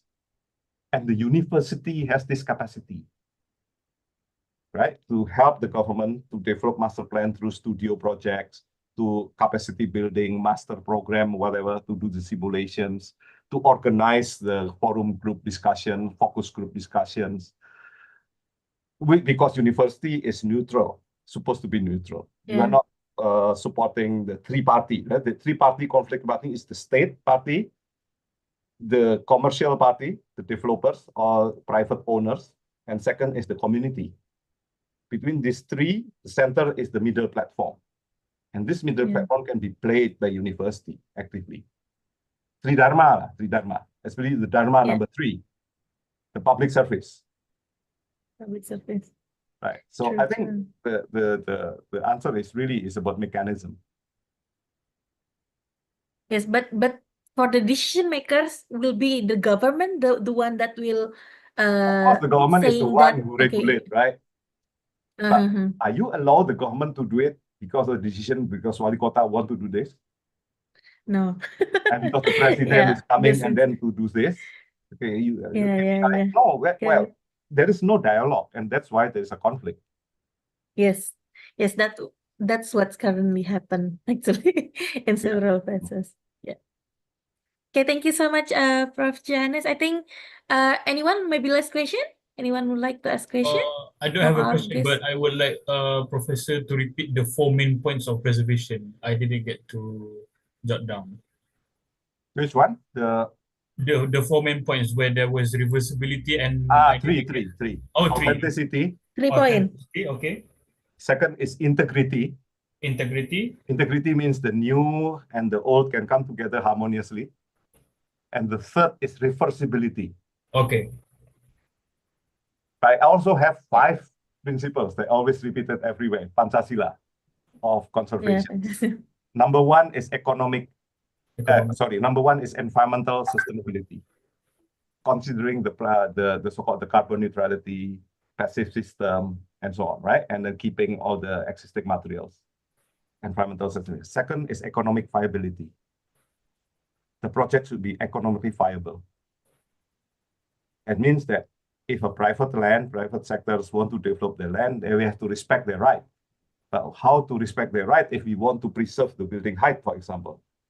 Then, of course, there's another mechanism called the transfer of development right. The right can be transferred elsewhere. That is one example. So economic viability. The third one is the social justice or social historical continuity. That the story, the narratives that belong to the community is not forgotten. It still continue. You cannot just edit the story and remove the story from the memory. Right? Number 4 is cultural authenticity. And cultural authenticity referring to the ethics. How we respect the values, the original values. How we want to preserve the visual quality, the materiality. Yeah, it's about, in Indonesian and Malay, it's kejujuran lah. How we are jujur to yourself. You become frank, right? Honesty, right? That is cultural authenticity. And last one is architectural integrity. You can change as long as it's reversible. You can add something, tower, whatever, left or right, inside, outside, underground, off the ground, but have to be integrated. There's a lot of examples, doesn't have to be compromising. For example, like Daniel Lipskin just cut a German building and built the Holocaust Museum in Berlin by insertions at the middle. Jim Stirling changed the dome of the Reichstag in Berlin into a glass dome with circular, ramp. So to change the spirit of the place from a former German, very oppressive, fascistic institutions into a very democratic institutions, by allowing people to go up and see the presidents downstairs. But yet the shape of the Reichstag is similar to the shape of the past, the skyline doesn't change. That is what I mean by integrity. Soekarno chose Gedung Merdeka, Societe Concordia, the most imperialistic, colonialistic institution in Bandung, for the venue of Asia-Africa Conference, the most anti-imperialist, anti-colonialist conference in the same building without demolitions, and changed the name from Societe Concordia into Gedung Merdeka, changed the name of Grote Postweg into Jalan Asia Afrika. It's completely changed the soul of that building into the reverse ideology, right? So conservation is dealing with all these tangible and intangible things. And there's a lot of precedent studies that can be assessed everywhere to argue about the good or bad conservation.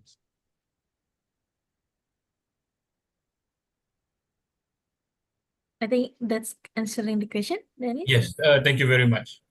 Okay. Yeah. Okay. Thank you very much, Professor Johannes. We really appreciate and grateful for your time being with us today. And we would like to give a little gift.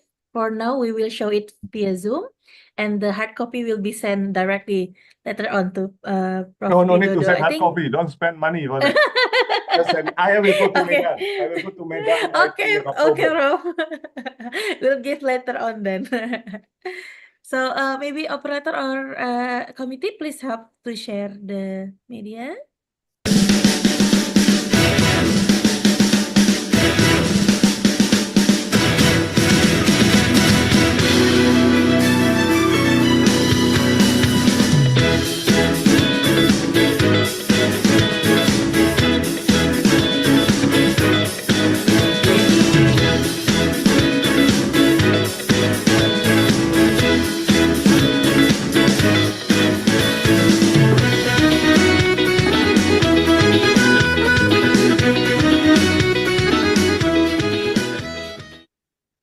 Thank you. Okay, thank you. Yeah, thank you again, Prof. Johannes. It's really, we're really glad with all the discussion and all the questions that been answered by you. And I think that's all for today's morning session. Thank you again. I would like to thank Prof. Johannes and all the participation in the morning lecture. I hope your knowledge has been expanded by this session, and see you on the second lecture. I'll have a great break, everyone. I think we still have a 10 minutes break. So, Waalaikumsalam warahmatullahi wabarakatuh. I'll give Thank the you, mic Aya. back to our See you in MC. Medan. Yeah.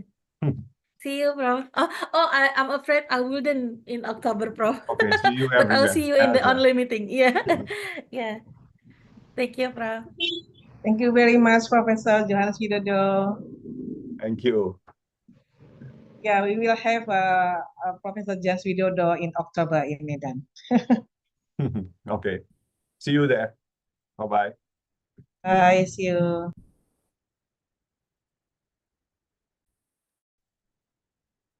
Okay, as a token of our gratitude to Miss Aya Maharani for moderating today's first session, International Summer Course Architecture 2024 Committee presented a plaque of appreciation for Miss Aya Maharani. Thank you, Miss Aya Maharani, for your incredible contribution.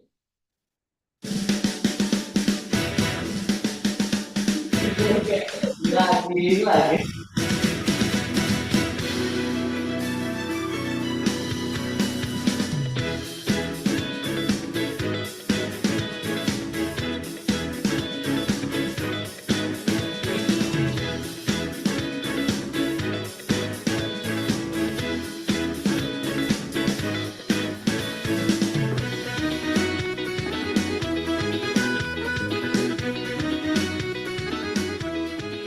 Thank you, guys. Thank you so much for the host. And Bu Isnen, thank you so much, Bu, for inviting me to become the moderator again for the second ISCHA. Welcome, Bu Thank you so Aya. Thank you so much. Thank you, Bu Isnen and the team.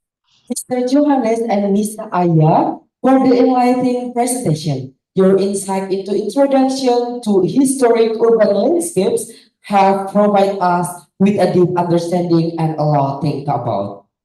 Right, thank you, Mr. Johannes and Ms. Aya. And now I want to remind all of the students to don't forget to always pay attention to the lecture and take notes because at the end of today's meeting, we will have a quiz. All right? And now we will watch a video about Kesawan.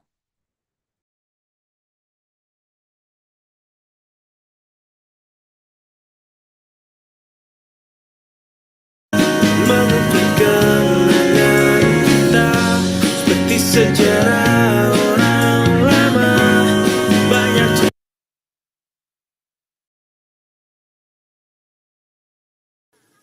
Kesawan. Kesawan is the heart of Medan. The nickname is not an exaggeration considering that the Dutch colonial government itself placed the city's zero point within this area. The Nienhuisfontein, built around 1915 AD in front of Medan's Great Post Office, was the zero point. Although the fountain has now disappeared, another fountain stands just above the footprint of the Nienhuisfontein.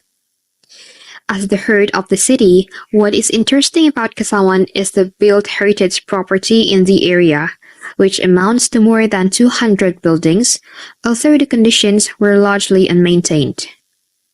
That number makes this area the area with the most historical building heritage in Medan City. And not only that, most of Medan's landmarks are located here, such as Stadhuis or Old City Hall, Bank Indonesia Building, Big Post Office, Railway Station and Titigantung, Harrison and Crossfield Building, or better known today as London Sumatra Building, Chong Afi Mansion, and of course Esplanade or Merdeka Square.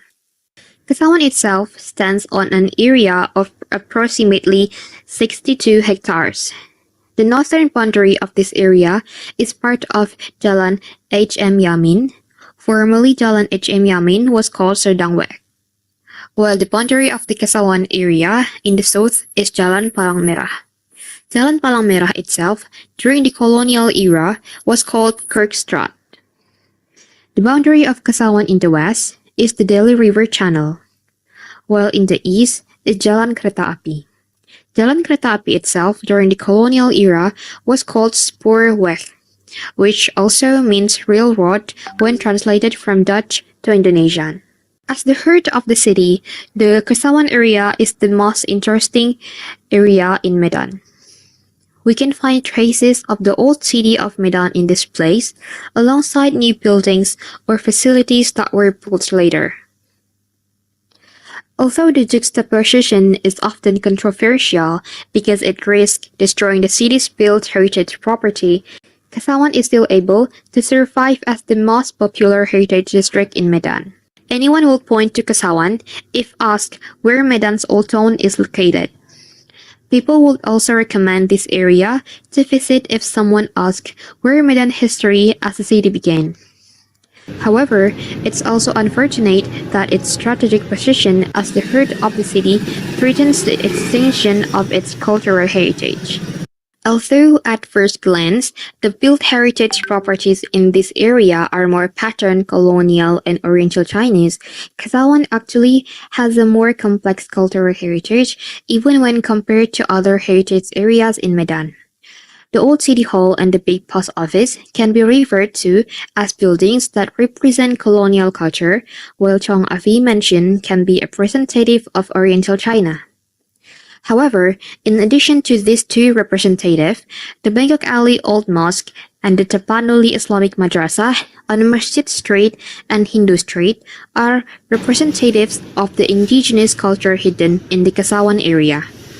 If studies or publications about Medan's Old Town area that refer to Kesawan prioritize colonial and Oriental Chinese heritage, the Old Bangkok Alley Mosque and Madrasah Islamiyah Tapanuli on Hindu Street are the evidence that this area is more than just the heart of the city that belongs to non-natives.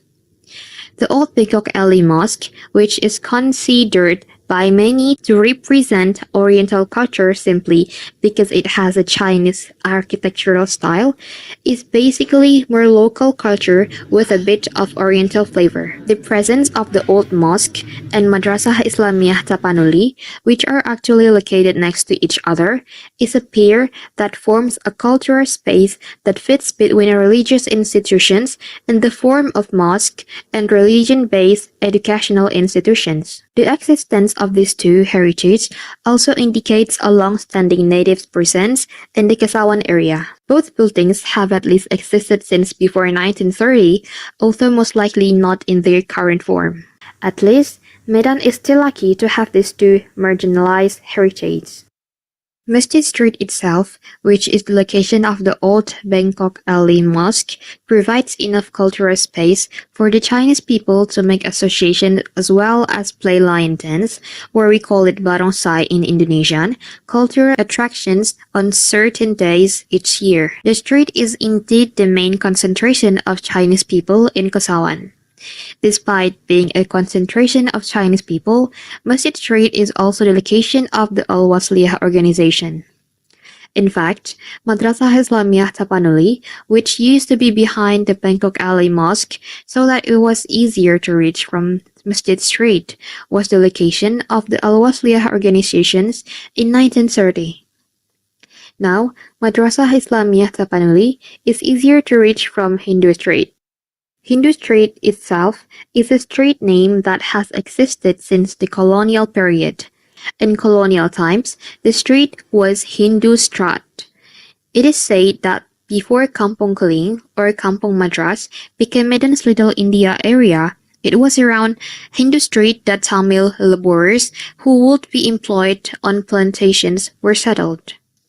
Unfortunately, the traces of their history and culture are gone except for the name of Hindu Street. Another street name in Kesawan, associated with ethnicity, is Arab Street. The small street was most likely named Arab Strat during the colonial times. If Hindu Street doesn't have any Hindu traces on its streets, Arab Street is lucky to have a mosque called Al-Musawa. In addition to the mosque, on the street we can find Arab herbal medicine sellers. The presence of Arabs on Arab streets itself is not very visible except for the traces of the mosque and herbal medicine. But in Kesawan, people with Arabic faces can still be seen in the Pajak Ikan Lama shopping area. They trade fabrics, prayer supplies, and Hajj in the area. And if asked, since when they have been in the area, the answer is since the market was established. But the Arabian presence in Kesawan doesn't appear in the form of build and property. So often cultural descriptions of Kesawan often deny the Arabian presence. Another cultural misconception about the Kesawan area, especially around Ahmad Yani Street, is to identify the place as the Chinatown of Medan only because of the presence of Chang Afi Mansion and the many Chinese-owned shops around the street. In fact, the shop houses that fall under the category of built heritage property around Ahmad Yani Street are not only owned by Chinese people but also by many Indians. Indian shops on the street usually sell sports equipment and music. Another evidence that Ahmad Yani Street was not a Chinatown or designated as Chinatown by the colonial government is the name of the street, which doesn't use Chinese identity. Ahmad Yani Street during the colonial era was named Kesawan Weg. While Chinese identity as a street name in Medan during the colonial period, we will find it in other areas instead of Kesawan. Compare this with the Kampung Madras area, which during the colonial period used Indian street names. As the heart of the city, there are many celebrations centered in the Kesawan area, especially at the Esplanade or Merdeka Square. Unfortunately, most of the events or festivals held at Merdeka Square or its surroundings are often informal and therefore not documented enough to be held regularly. Some that can still be held every year are street festivals with Merdeka Square as the gathering points or the end. These street festivals usually take the form of parades, including the Takbiran Parade and the 17 August decorative corporate. Kesawan does have the most strategic location in Medan, so there are not many cultural spaces such as schools and houses of worship that can be found there. The most famous house of worship in Kesawan is of course the Old Bangkok Alley Mosque, while the schools there can still be counted on the fingers, including Madrasah Islamiyah Tapanuli, which is now better known as Madrasah Ibtidaiyah Al-Wasliyah. In addition to the Al-Wasliyah school, there is a school called Perguruan Budaya, which is located on Kepribadian Street. A few years ago, the Kesawan area was famous for a hawker center called Kesawan Square. The food and beverage hawker center was located on Ahmad Yani Street and was open from dusk to dawn. However, the hawker center has now shifted to one side of the Merdeka Square. The name of the food and beverage hawker center has also changed to Merdeka Walk.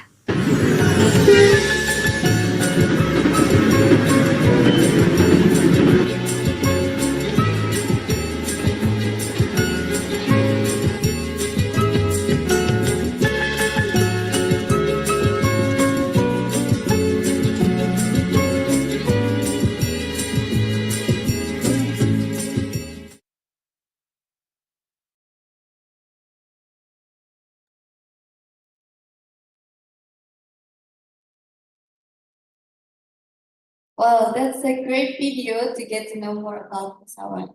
Now let's move on to the next session. In the next session, we will listen to the lecture on cultural heritage management. But before that, let's introduce our USAM moderator for today's second session. It is an absolute Engineer Hilma Tamiami Farudin as the Master of Science PhD GP. It is an absolute honor to introduce to you a distinct figure in the field of architecture and sustainable urban design. Our next moderator is someone who has made significant contribution to both academia and professional practice. Mrs. Hilma is a prominent academic and researcher currently serving as a senior lecturer at the University of Sumatera Utara with a PhD in architecture. Her research interests span across sustainable city planning, green architecture, and the integration of local knowledge into modern urban development. Over the years, Dr. Hilma has published extensively in internationally recognized journals, contributing to the understanding of sustainable design, green cities, and the influence of environmental quality on urban living. She has been the first author and co-author of numerous impactful studies, such as her work on the Green Street design approach to realize green cities and her exploration of adaptive workplace design for sustainable urban environment. Please give a warm welcome to Ms. Hilma Tamiami Fahrudin. Good morning, Miss Hilma Tamiami. Good morning. Hello, everyone. See you in the second day for International Summer Course of Architecture. Thank you, MC, for introduce my background. Today, this is the second session for today. To whom I respect Professor Kemas Ridwan Kurniawan, STMSc PhD, as our speakers today. Good morning, Prof. Good morning, Bu Hilma. Good morning, everybody. Good morning, Bu Isnan.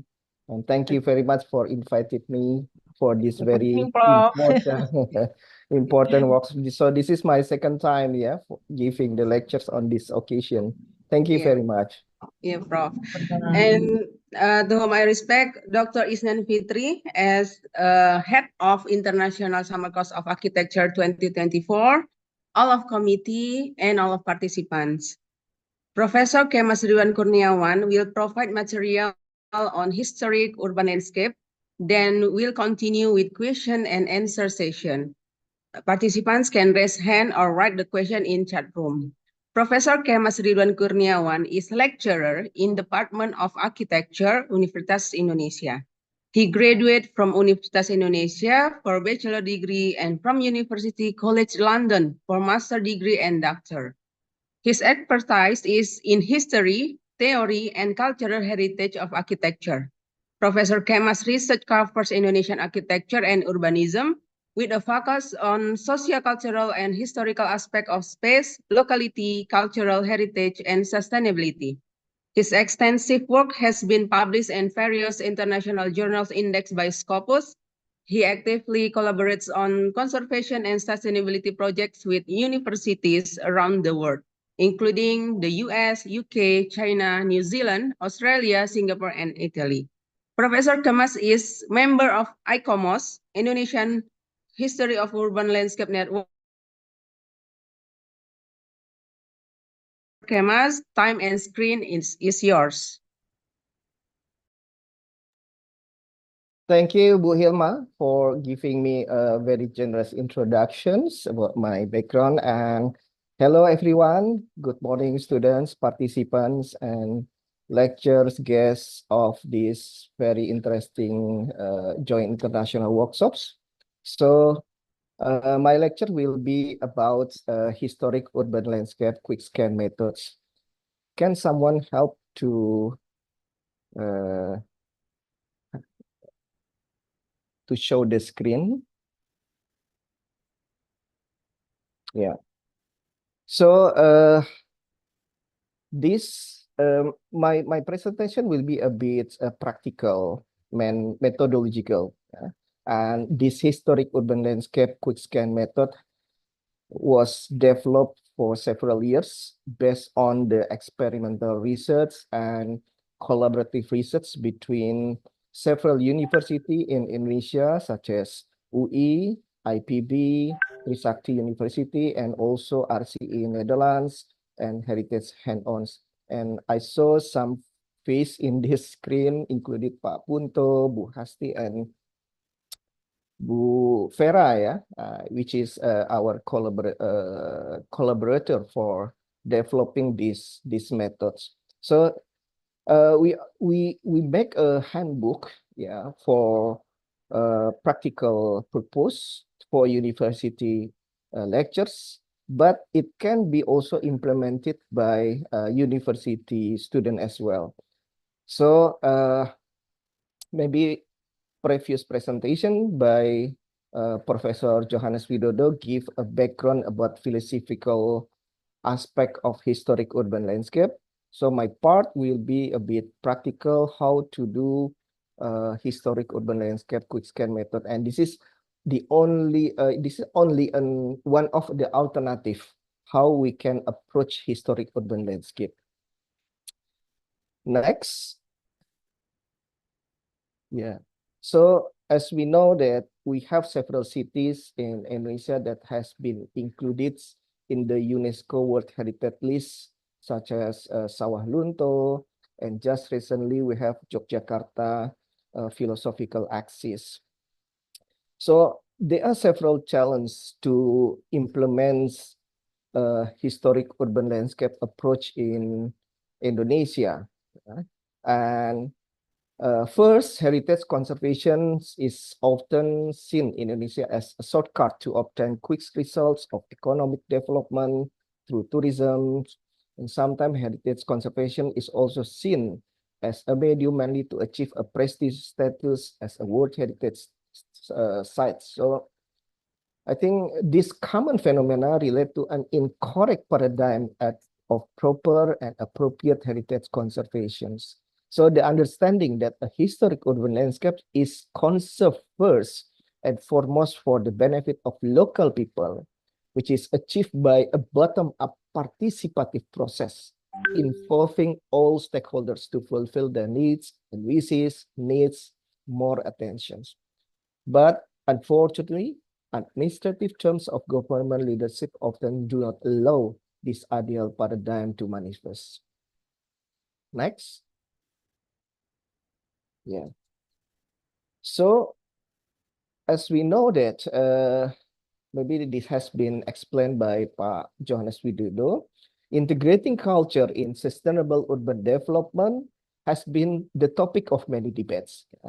In practice, contradictions and inconsistency in resolving the tension between heritage conservation goals and socio-economic development needs are not easily solved, even in many parts of the world. These tensions reflect the threats to habitat posed by unsustainable development practice and uncontrolled urbanization. So, the historic urban landscape is not a category of heritage designation. Instead, it should be seen as a product of historic layering. By emphasizing cultural, social, and economic benefits, the actual approach wish to achieve adequate management and integrated conservation of historic urban area. Next. Next, please. Yeah. So if the HUL approach is therefore based on the concept of management of change and achieving a sustainable future for city in which urban heritage plays a vital role, included how urban heritage, included its tangible, intangible component, constitutes a key resource in enhancing the livability of urban area and foster economic development and social cohesion in a changing global environment. Meanwhile, HUL quick scan method is a simplified version of HUL methodology through its quick scan methods. It has been used in several Indonesian inner cities and other cities around the world for several years now. It is a practical approach that gives the opportunity to overlook what needs to be done in a relatively short period of time. As participants know that this workshop is only for several days. So how we can do historic urban landscape quick methods in this very short period of time. So this is important. Next. Next, please. Yeah. So the HUL quick scan method initially was developed by the Cultural Heritage Agency of the Netherlands, and then which is continue with several collaborations from Indonesian university.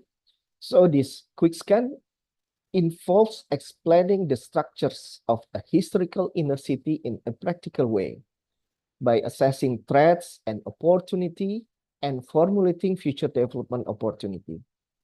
And it has been applied in cities such as Muntok in West Bangka, Banjarmasin, and also in Old Depok.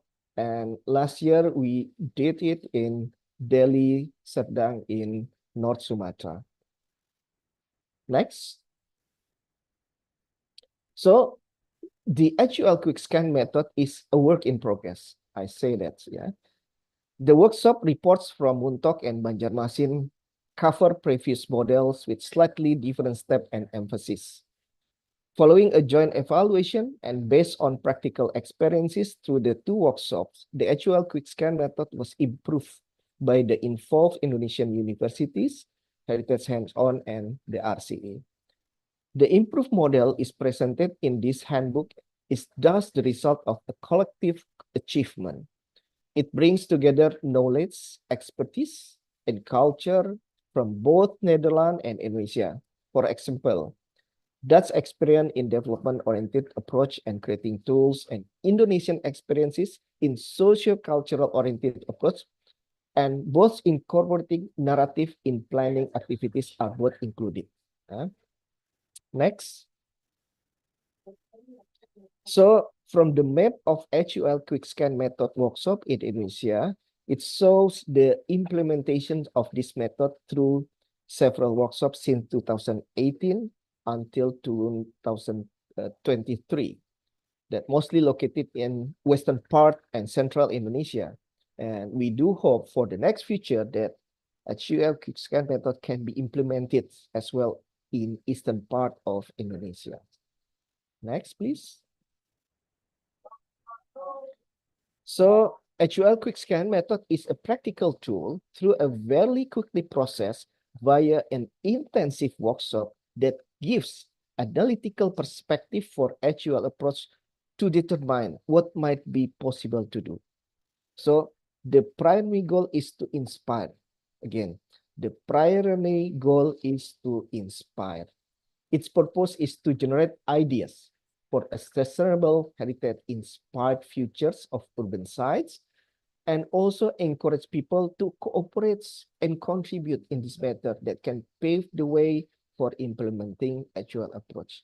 So this is very important, how we can involve the people from different background, different stakeholders, from grassroots levels until the top down at the top management of the city.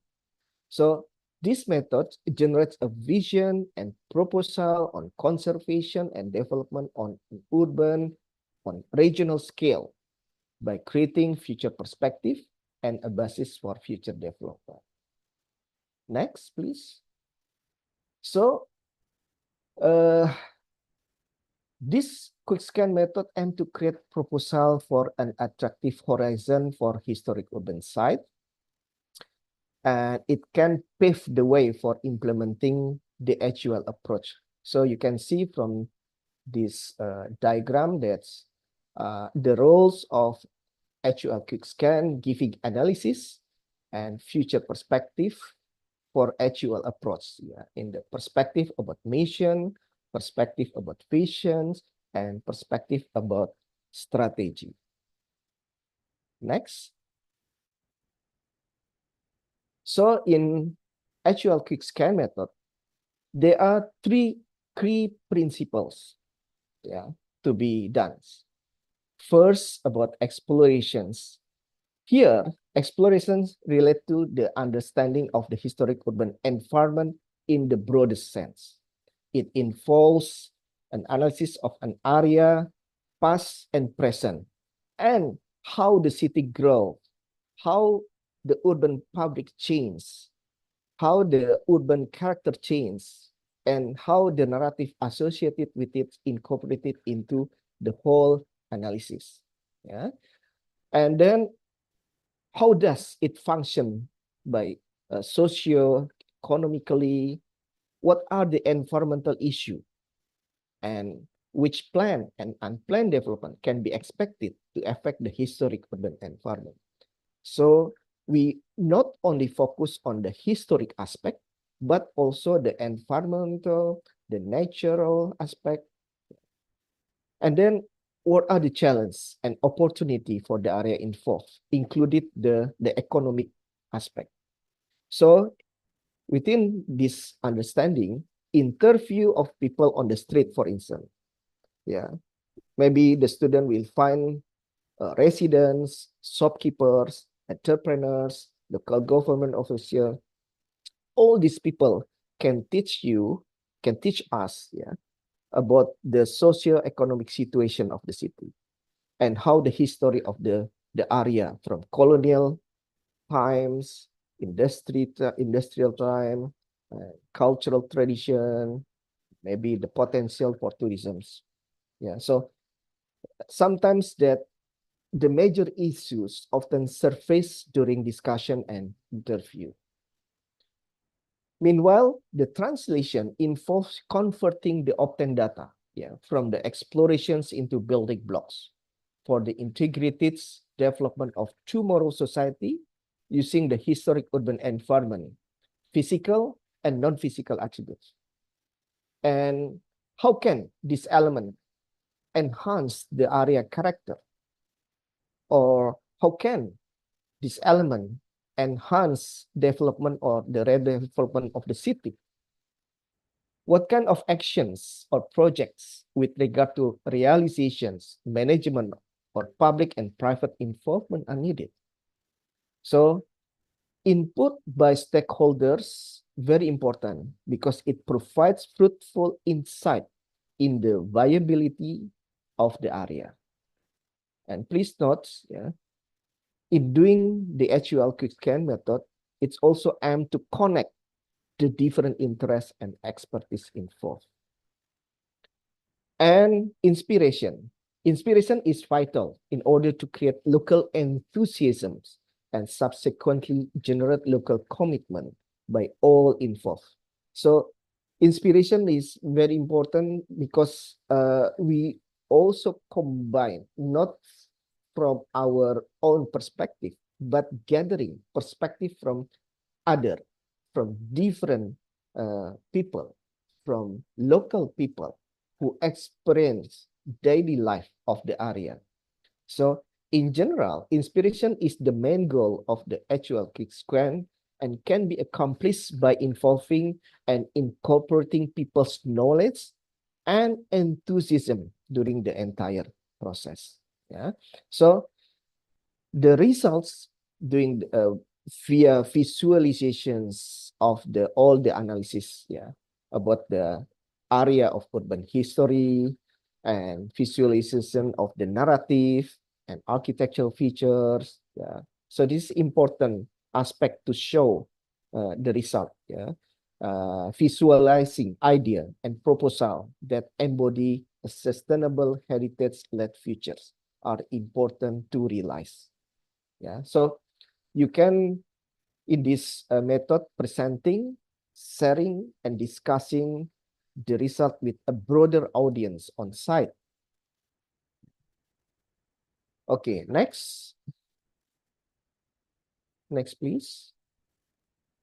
Yeah, in this figure, we see the holistic four-domain approach diagram, which can be accomplished by incorporating a holistic perspective about sustainable development, yeah, by involving cultural, social, environmental, and economic domain. Maybe this has been explained before by Professor Johannes Widodo.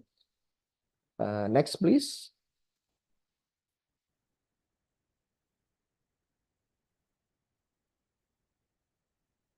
Yeah, and actual approach also in line with sustainable development goals.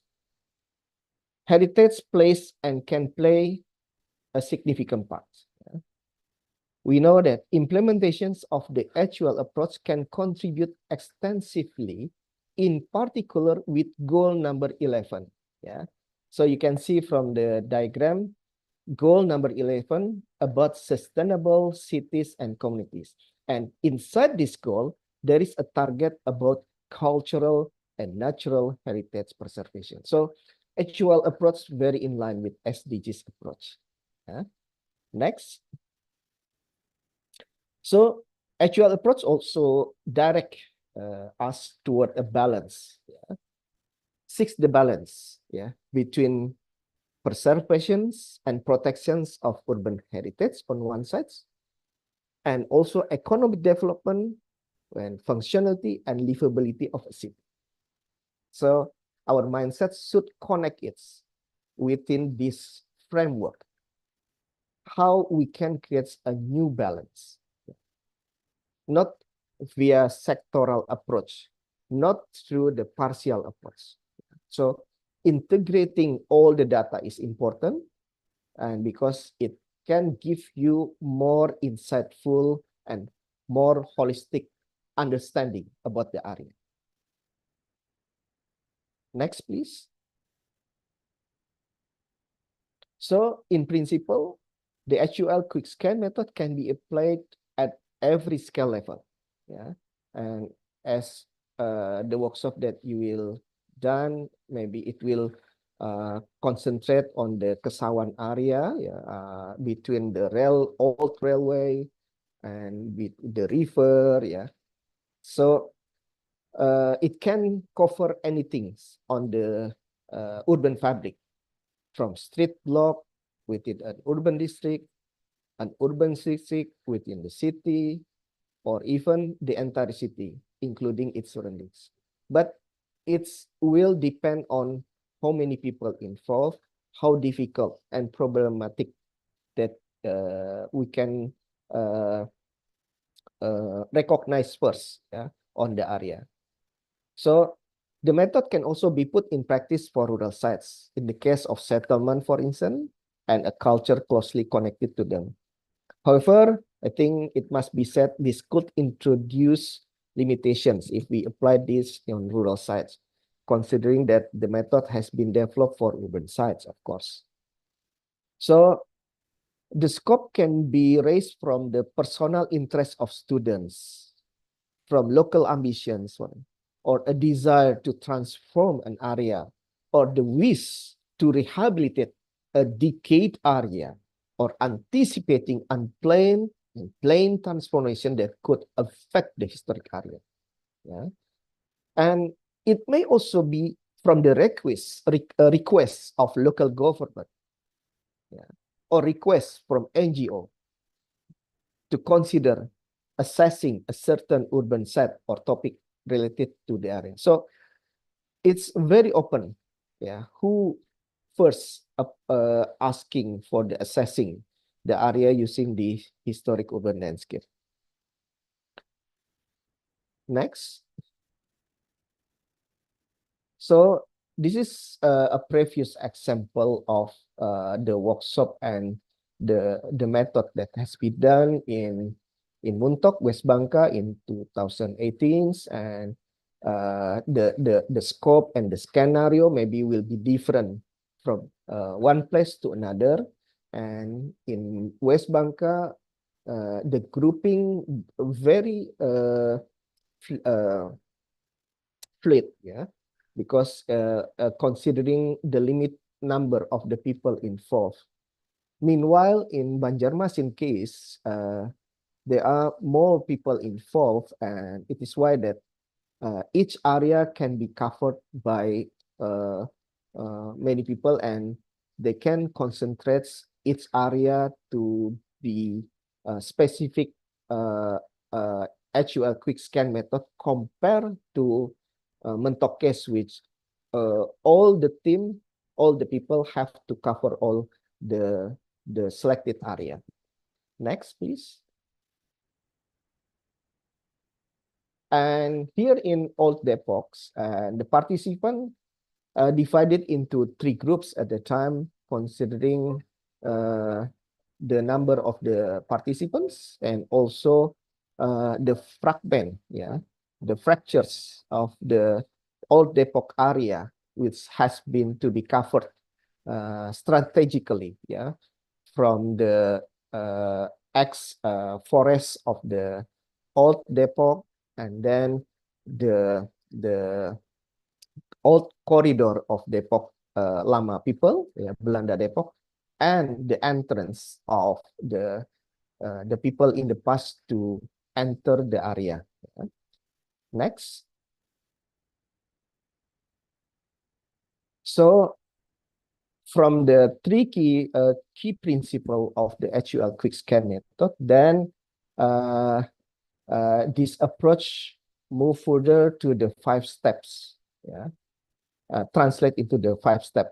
So from the step 1 about analysis of the historical environment, step 2 about challenge and opportunity, step 3 about determinations of a visions, step 4 principle of development, and step 5 proposal for a future perspective. So I think these 5 steps also can linear with the plan that has been decided by the committee of the summer course. Yeah, so I think it's similar. Yeah, and from our experience, step 1 and step 5 is take more times. Yeah, because in step 1, participant focus on collecting the very big data, and in step 5, the participant then develop the idea, yeah, by using the expertise from urban planning, landscape architects, and maybe the historian. So step 5 takes more times compared to step 2, step 3, and step 4. But step 2, step 3, and step 4 is very important and very crucial, and it's become the heart, yeah, of the philosophical and thinking behind this HUL quick scan method to produce step 5. Yeah. Okay, let's see one by one. Yeah. So okay. in step one, analysis of historical environment, the intention, the objective is to achieve a deeper understanding of the historic environment of the area of the Kesawan, yeah, from the past, present day context, which covers elements related to the spatial, functional, cultural development throughout time. Yeah. And after step one, participant move to the step two by identifying the challenge and opportunity.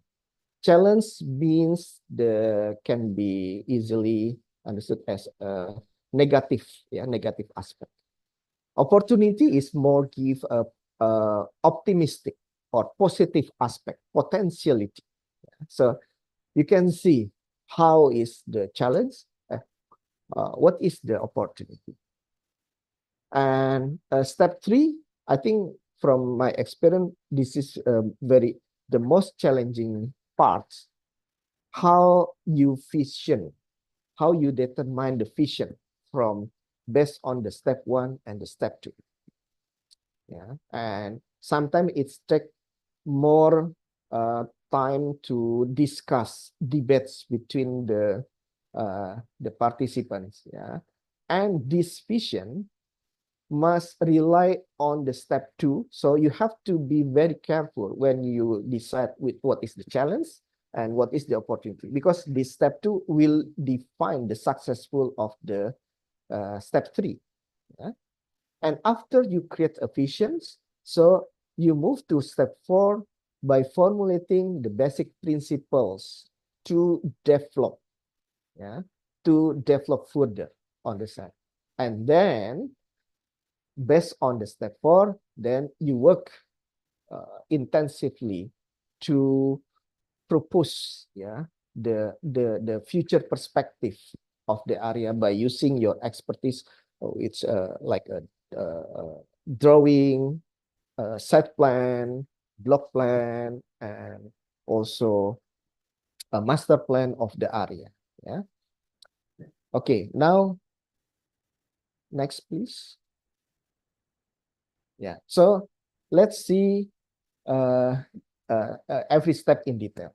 So this is step one, which is consisted of several steps. First, we focus on layout, yeah, in city district layout. And in this step one, that participant focus on elaborating and excavating the data about the past history of the area, yeah, looking at from different morphology of the archival from the old maps. And the objective of this step to understand the city district by its growth, its evolutions on broader scale. Yeah, so you can mapping of the spatial development of the city district throughout time.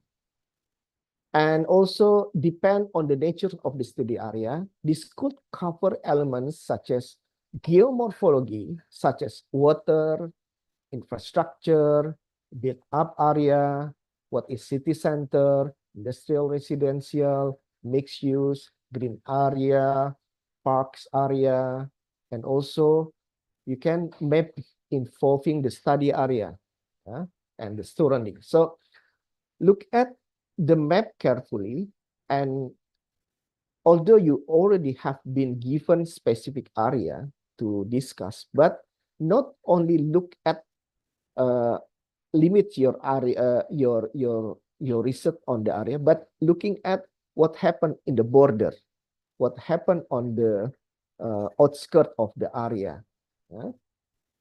So how did the urban growth interact with the underlying physical geography and natural environment? This is the questions. Were there specific periods of expansion? What was the result? What difference occurred and how and what caused them? Which function dictated the urban evolution? Next, please. So this is the example of step 1.1 about spatial development of the city throughout time. So you can use different kind of methods, media. I think you're already getting data, yeah, from the community about the previous research to, because the short periods of the time of the workshop. Now, after you excavated and research about the past, next please.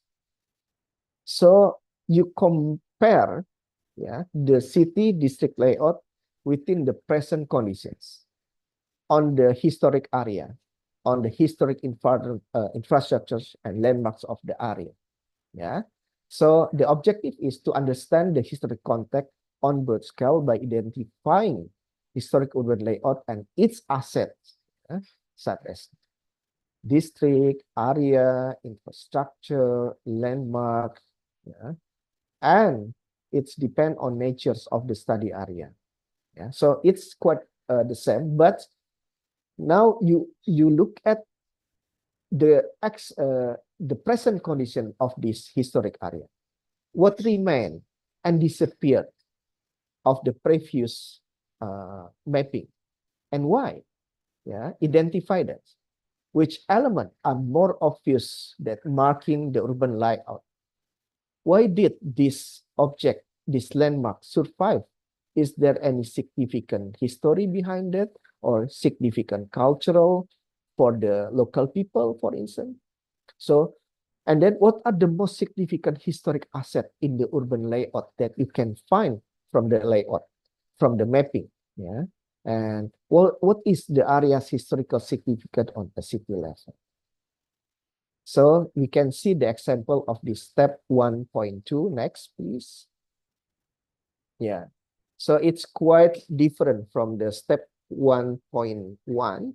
Now the mapping has been changed quite a lot, and you can use the analytical mapping methods, yeah, to create, to tracing, yeah, the old maps and compare it and interlaying with the present maps, and you can see different layer of the city, yeah, and whether the layers about the green area, park area, or the layering about the economic assets, the layering about the transportation circulation system, yeah, vehicles. Yeah. So, and which one is the area of the commercial area in the past and the present? What is missing? Yeah. So you can make notes, yeah, with methods, drawing methods, and not only use uh, the drawing, you can also use video, for instance, yeah, to enhance the visualization about the area. Not next. Yeah. So after step 1.1 and step 1.2, then you can move to the typology. Yeah. So the layout, and I think there should be a team that concentrate on layout, and the team that concentrate on typology. Yeah. And in this typology, it's quite similar, the typology of the past and the typology of the present. Yeah. So the typology more concentrate on the building, for instance. Yeah, the building, the characteristic of the building. It's official government building with neoclassical architecture, or is it a Chinese shop house which is have the row house and the courtyards? So identify this typology, this spatial typology in details. Yeah? The facade of the area, yeah? Kesawan, I think is very interesting characteristic of the urban facade. Yeah, so you can identify, and I think you can use previous research. Yeah, so digging for data is important in this step. Yeah, based on previous research, because considering the limitation of time. And be careful also that you can also look at the historical, physical, or tangible character of the area first, yeah, because it is very important to move to the next step after this, yeah. Okay, next please. And this is the example of the step 1.3 and 1.4. You can use the typological analysis of the building of the area, different building, commercial, official government, education building, religious building, what specific character, and landmarks, monuments. So it's in more meso and micro scale. Next, please. Yeah. So, and then after step layout and typology, then we can focus on narrative. Yeah. So don't get misunderstand that this steps should be done in parallel. Yeah, not one by one. So there is a group that concentrate on layout. There is a group that concentrate on typology. There's a group that concentrate seeking the narrative. Narrative is very important when we talk about heritage, when we talk about history. So narrative is this understanding not limited on only the story, but the city fabrics become the narrative. Yeah. So it is why that this part is important when the participants getting interview with the local people, yeah, and searching for historical narrative in the study area when it comes to function specific culture, because what is the people in the past look like, for instance, what is the event in the past happened in the city, what significant event, what significant story, such as history about Chung Afi, yeah, and history about informal people, for instance, that what happened in the past. Story is very important. For instance, in such as in Sawah Lunto, yes, Sawah Lunto, it has been developed within tangible aspect and intangible aspect. So narrative is important to incorporate the tangible aspect to give its strong and to give its strengths, influence, potentiality for the historic urban landscape. Yeah, combining between the tangible and intangible is important. So the intangible aspect can be found from the interview with the people, from the story behind the area, yeah, and also from the activity such as cultural traditions, yeah, culinaire, festivity, yeah. So gather all these information, yeah, you got from the past and the present, yeah. Compare what event festival in the past that has been done on the area and what happened today. Is there any festival or story that has been missing from the past but not exist today? And consider this piece of information is important as for you to digging up the potentiality of the area. Yeah. Next. Yeah.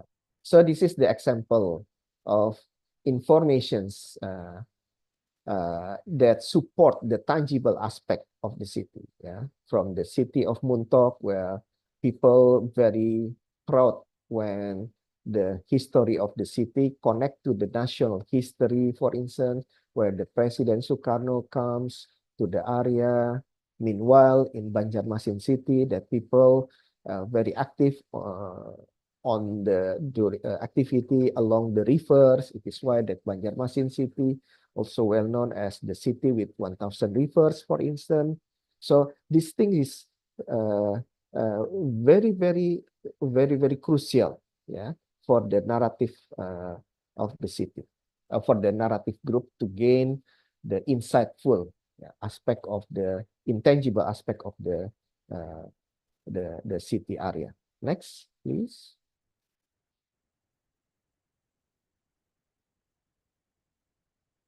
And after you did this all together from the layouting, typology, and narrative, then you can seeking the factors of impact and influence from all these things. Yeah. So this step concerns the identifications of general factors of impact and influence from cultural, social, human, and government point of view. Yeah. So this covers present-day conditions and planned or unplanned change and future development that affect the historic urban landscape. This step involves the study area and a large area about historical knowledge, socioeconomic activities, environmental issue, climate change, policy, spatial planning, etc. Which factors of impact and influence are a benefit or a threat today for the spatial and functional development? Which factors of impact and influence are a benefit or a threat in the future for the spatial and functional development? So this step 1.7 is very important to bridge you to the next step, step 2. Yeah, so this is the initial introduction before you move to the step 2. Next, please. So this is the example of the analysis of the step 1.7. You're gathering all the impact and influence of the area, using the diagram, using the drawings. Yeah. So after you gather all the big data, then you synthesize. Yeah. Synthesize all the data. Which one is important? Which one is significant for you, for the group? Next. Yeah. So after finishing the step 1, yeah, but step 1 can still be done when you do step 2, because sometimes there is a missing data, yeah, that cannot cover in the step 1. So it still continue until when you did step 2. And step 2 about challenge and opportunity. So in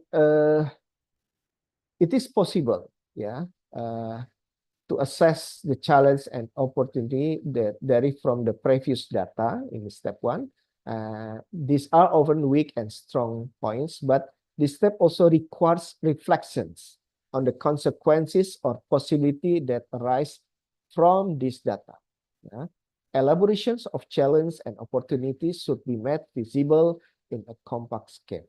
Again, to make you easy, the challenge is more about what is the least, the weakness, the positive, the negative aspect, yeah, that you find from the site. Meanwhile, opportunity is much more about opportunity or positive aspect, optimistic aspect that you can find from the site. Yeah. So after step 2, then you can move to create a vision. Yeah. So vision, I think, is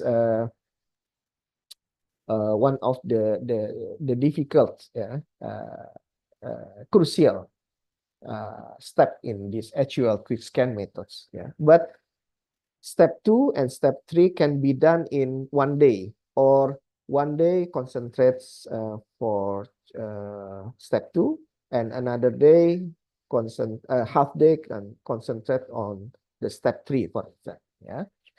So step 3 covers what you want to realize for the area in general in the long terms.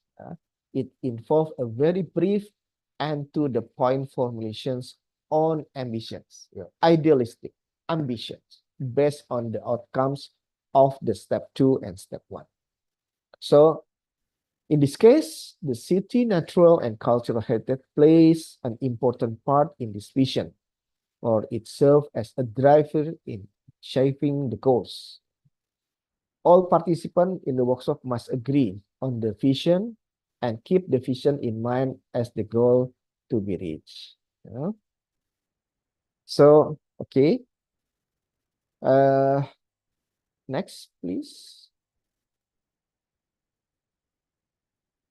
Yeah, so this is the example of the how you define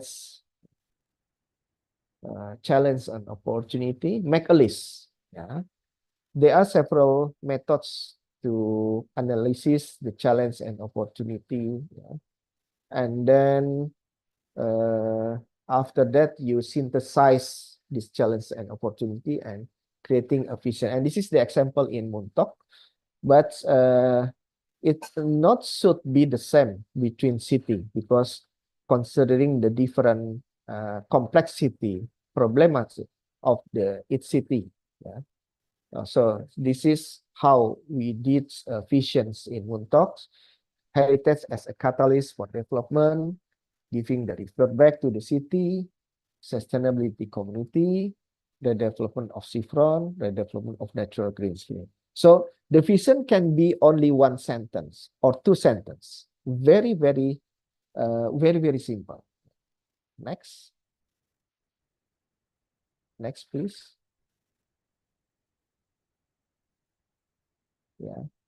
So after you create the visions, then you can discuss about what should be done after the visions by providing principle for development. Yeah.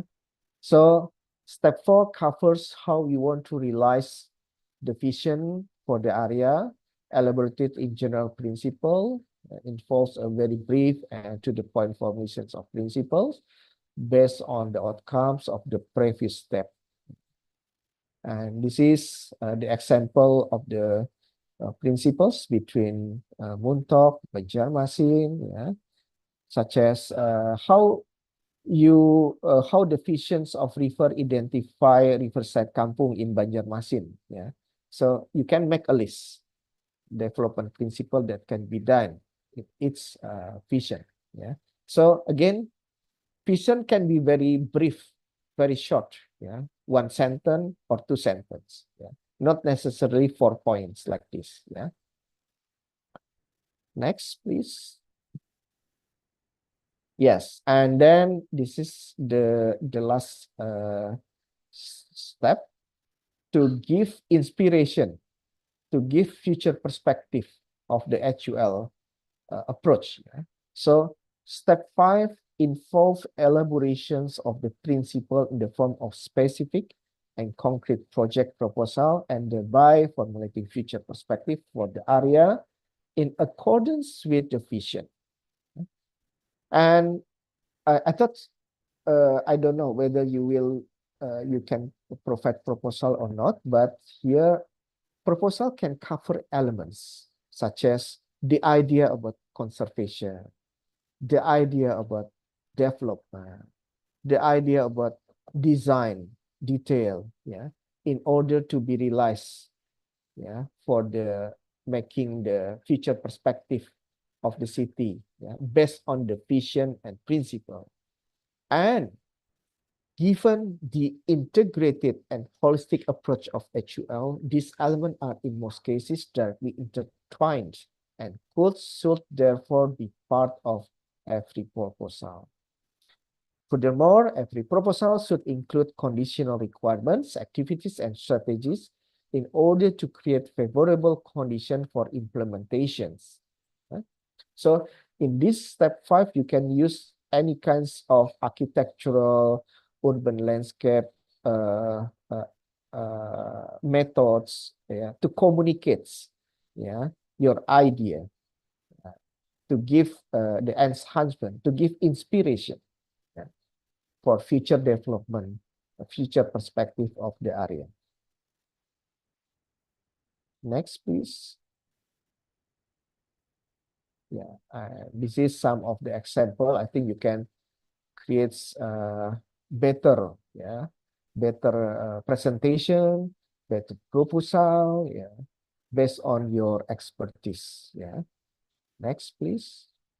Using the diagram. So, and this is how the workshop process, and I think it's you have done throughout this process. I think from the preparation, from the meeting through the via daring, via pre-workshop.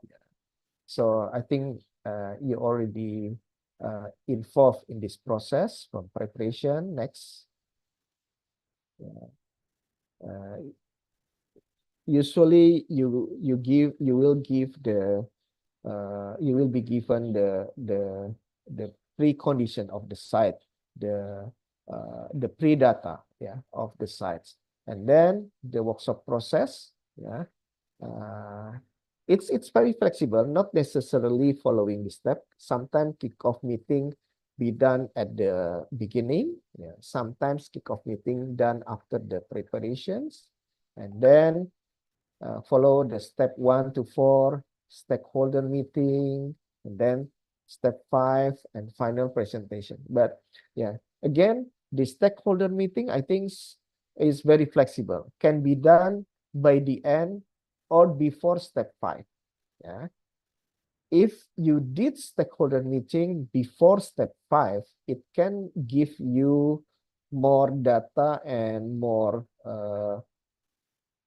comments, for the participant to develop step 5. But if stakeholder meeting done by after step 5, it's okay, and it means that the stakeholder meeting can make a comment, and then participant can get more opportunity and chance after step 5 to revise the works after stakeholder meeting. So it's depend on the intentions of the final objective of the workshops. And this final presentation, you can invite any stakeholders, organize public meeting with the present the result to government, to the local people, and stakeholders, related to stakeholders. And the locations of final presentation can be choose either in the government office, in the university, or maybe in the municipality. So it should be in a place where people can get easily access and open to public funds. Next, please. Dissemination. So I think dissemination is optional, but it's very important when you come with how this workshop can give impactful influence to government, to society, for local. So it can be through exhibition or a books or article, journal. So dissemination is I think it's important, not only ending by final presentation. Next, please. So, and this is how methods be done. So far, I think the combinations between top-down and bottom-up approach. So interaction between workshop participants with government, NGO, stakeholders, local people is important. And it generates and disseminating the local knowledge with heritage, the tangible, intangible of the neighborhoods. So participations and working on the spot is important because it's give a good example for the participant. Not only talking about heritage, but using it as a venue and meeting and exhibition space. Yeah. Next, please. Okay, so this is some of the atmosphere during the workshop. Creating dynamics and connect different kind of people is important. Yeah. So collaborative works is very important when you did this HUL quick scan methods. Yeah. And it's avoid jumping directly to solution. Yeah. So discussions, focus group discussion, critiques. Yeah. It's integrated. It's part of integrated methods. Yeah. For the interdisciplinary approach. Yeah. Whether people from the urban landscape backgrounds, architecture backgrounds, historical backgrounds, or social background, political discipline. Yeah. So they can work together in this dynamic that connect the people from different backgrounds to contemplate, to and give solution and contribute from a holistic point of view. Next, please. And this is the example of the stakeholder meetings, not only government, but interactions with local people. And there is a opportunity to get informal story from this grassroots level, which not which not available from the books, from the research. Yeah. So informal story is interesting. When we did it in Pekojan, that we got aspiration from the local people to use the local names as the place name. Yeah. Because according to them, the place name there is not part of them. So in these informal aspirations, I think is a new information for government, which has not been raised or cannot be obtained from the formal meeting. Yeah, so this informal meeting is sometimes quite important when you try to find a new narrative, a new story, which not provided by the main history or the main books. Yeah. Next, please. So visualization is extremely important to deliver a message and evoke inspirations. Photo, video, drawings, maps are essential to underline, explain, and illustrate idea. Next, please. Yeah, and this is one of the example. And this is how the result disseminating to the public through final presentations. Next. So next. Yeah, so the final presentation can be done open to public, or it's in the formal meeting like this. Yeah, this is in Jakarta, that the presentation done in the governor office, that involving invite people from government, NGO, local people in this forum, and then raise aspiration also in this forum. Next, please. So disseminations also can be done through different social media. Yeah. So social media is, I think, in this era is important with the information technology, artificial intelligence. Yeah. So how we can approach society, it's easily now through the social media. Next, please. And this is our disseminations in the several publications. Yeah. And the last one, I think, published in Blue Papers, in Water and Heritage, but I think some present writings also conducted by some of our master and doctoral dissertation also. Next, you can find this on the website. Yeah. So just to remind, although it may be extremely fascinating from a historical and architectural point of view, don't get lost in analyzing the site. Yeah. Monitor the process. Remember that it is a quick scan and an exercise in analyzing, not an extensive survey or dissertation. Yeah.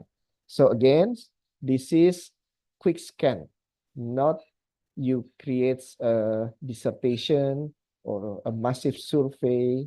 Yeah. So you have to create your own strategy during this short period of time. Okay, guys, thank you very much. Okay, thank you very much to Professor Kemas for the interesting presentation. Now we open the discussion session. Participants can raise your hand or type your question in a chat room. We have about around 30 minutes for question and answer session. Anybody?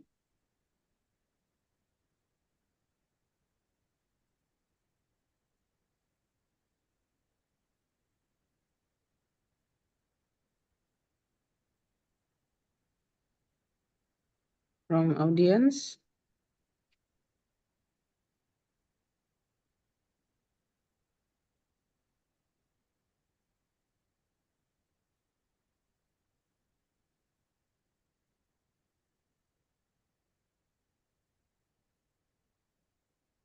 Maybe I have one question, Prof, before participants ask their question. Yeah, Bu Hilma, please. Yeah. Yeah. For the 5 steps in HUL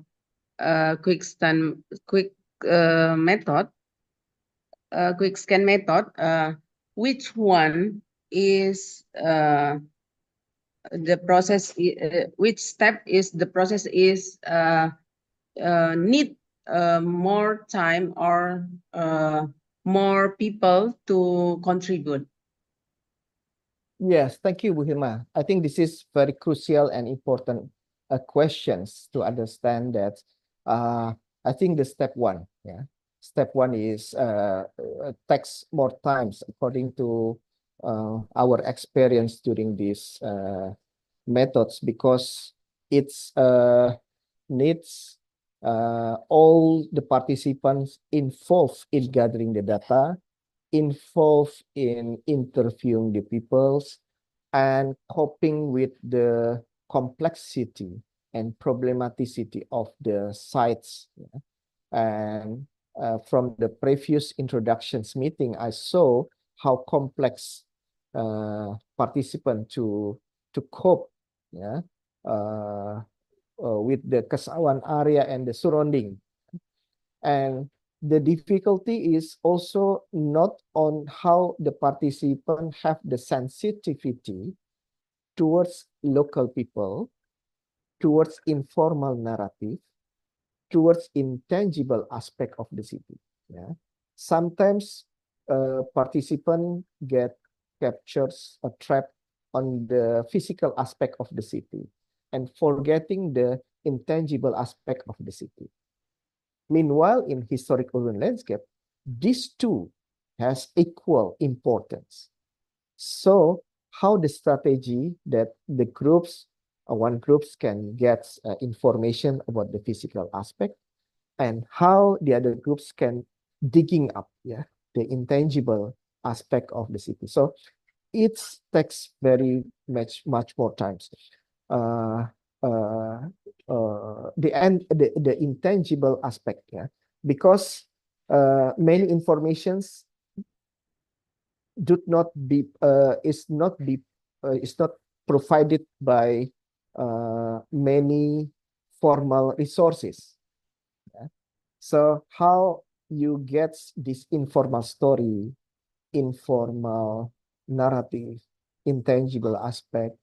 Most of these things from our previous experience was gathering from the intensive interview with the local people.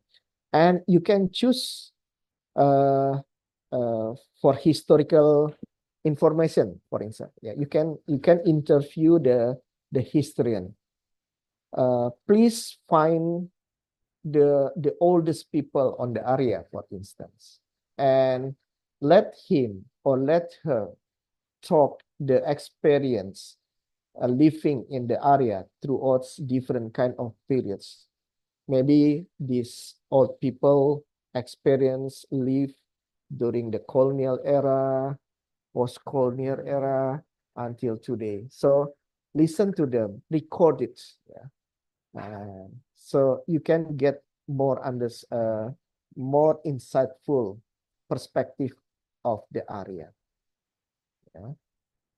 And also people that become the social agent, for instance, can help you, yeah, to gather information and direct you to the right people to be asked for.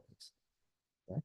Market, I think, is interesting area to find different people with different backgrounds, different fruit makers, yeah, and finds maybe very distinct culinary food that cannot be found in other place, and things what can be you do with this distinction.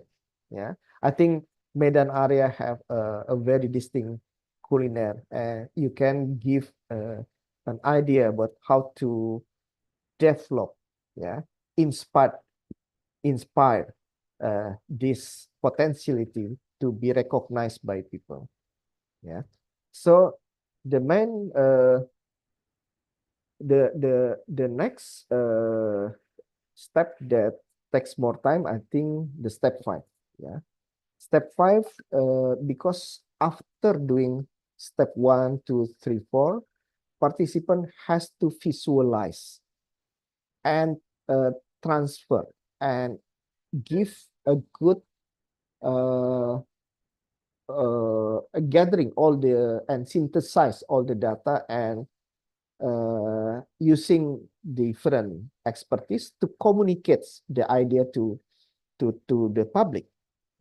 So drawing and then make a presentation, it takes very much time. Yeah, translating the idea from conservation, development, and also within the design. Yeah. So I think this is the the challenge, yeah, when we did historic urban landscape quickscan method. But here you have a chance to work together, yeah, because you do not work alone. HUL quickscan method is really rely on the teamwork, the solidity, the teamwork. Yeah. Every participant will contribute to the all groups.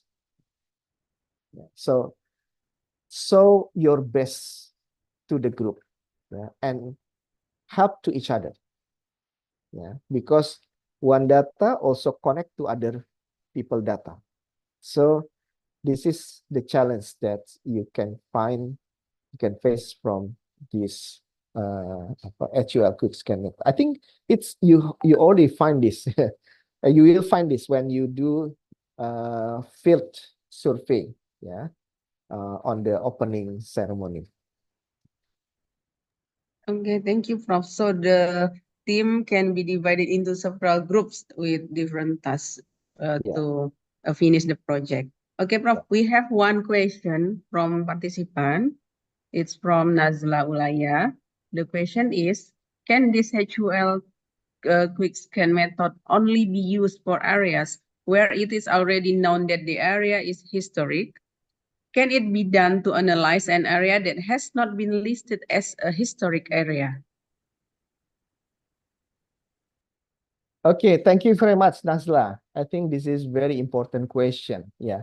So historic urban landscape quick scan method can be done in any kinds of historic area, yeah, where the historic area that has been well developed, or the historic area that has not been well developed or neglected. Yeah, but I think the historic area that has been neglected is very, very important, yeah, for you to focus on. Yeah, because within this historic quick scan method, you can get more perspective, yeah, to the area which is not been developed a lot. Yeah. If we focus on historic area that has been well developed, that I think the narrative is already so many things.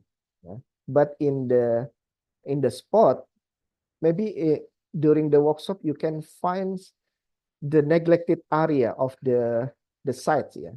So for me, this neglected, this hidden sites is very interesting. No people would like to enter this. Yeah. Why? Maybe because of different reasons. But this is, I think, the treasures of the information. If no people pay attention to this, so go to this. Maybe you can find the treasure of information that not available from any kinds of media. Yeah. So for me, based on my experience, finding this secret, the secret sites that not being interested for other people, but for me, this is interesting. Yeah. Neglected area, marginal area, because we can find a new important information, which is actually potential to be developed further. Yeah. So you can not only focus on well-developed area, yeah, because any kind of information is already available. Yeah. Choose the area has not been paid attention by development. Yeah. Maybe kekumuhan, ya, daerah-daerah kumuh or unplanned settlement. Yeah. This is the opportunity that you can find to develop the proposal. Yeah. So yeah, I think the area that has not been listed as a historic area is also contain the hidden treasure, the hidden informations, yeah, that not available, yeah, from the main media. And historic urban landscape work not only based on zonation, but look at the big picture of the area. Yeah, the connections, the networking, yeah, between one spot to another spot. For instance, if you find the culinary network, yeah, I like culinary. I hope that I'll be there in Medan, yeah, with the full of culinary, yeah, and you can see the networks from the makers, from the sellers, from the merchants, yeah, from the buyers. Yeah, you can make a map how this culinary network, yeah, operating secretly, yeah, in this spot. So you can do like this, yeah. Or if you find a hidden story, then you can that not available in any kind of media. You can excavate, you can digging up these informations further, yeah. And sometimes you find the connections between past and present from this excavation that potential to be developed further. Yeah. So don't be afraid and don't forget to look at very simple things, something that not becomes the attention for many peoples, but you find the golden opportunity from the sites. And be careful, the narrations, the story also should be consistent. The history, the nature, environment, yeah, greenery, yeah, because historic urban landscape not only focus on historical aspect, but also the environmental, the economic behind it. Yeah. So the story should be socioculture, the story about environment, the story about economy. Yeah. Okay, maybe it can answer the question from Nazla. It's okay, Nazla? Okay, Prof, we have a second, we have a second question, Prof, Yeah. from Putri Fatira. Based on Prof. Kemas experience, how long does it take to get result if using HULQS? 5 days. 5 days only. 5 to 6 days. Yeah. I think I think it's Pak Punto, yeah, Pak Punto Bu Fair. Yeah, 5 days. So student will concentrate first 2 days to gathering all the informations. Yeah. Layout, typology, narrative. Just focus on this. Yeah. And the third day is focus on step 2, step 3, and step 4. And the last 2 days focus on step 5. Yeah. So it can be very flexible. Yeah, depend on how data that you gather. Yeah, sometimes step 2, step 3, step 4 being done 1.5 day. Yeah, but this 1.5 day is very important and very crucial. Although this is done in very short period of times, because it's gives the thinking, yeah, of the whole process. Yeah. So step 1 is the data. Step 5 is the result. But the heart, yeah, the inner process, all together, the philosophical things is the conceptual thing is step 2, step 3, and step 4. Yeah. Okay, thank you, Prof. Around 5 to 6 days, maybe, Prof. From Prof. Kemas answer. So we have the third question from Nur Ain Zulaika. What are the common challenges you have encountered when applying the holistic urban landscape, the historical urban landscape quick scan method? Yeah. Thank you very much. Yeah. I think this is very important to explain. Yeah. So the first challenge is because this is quite a new approach. Yeah. Talking about historic urban landscape. Not many people knowing what is historic urban landscape. So the first challenge is how you understand the concept first.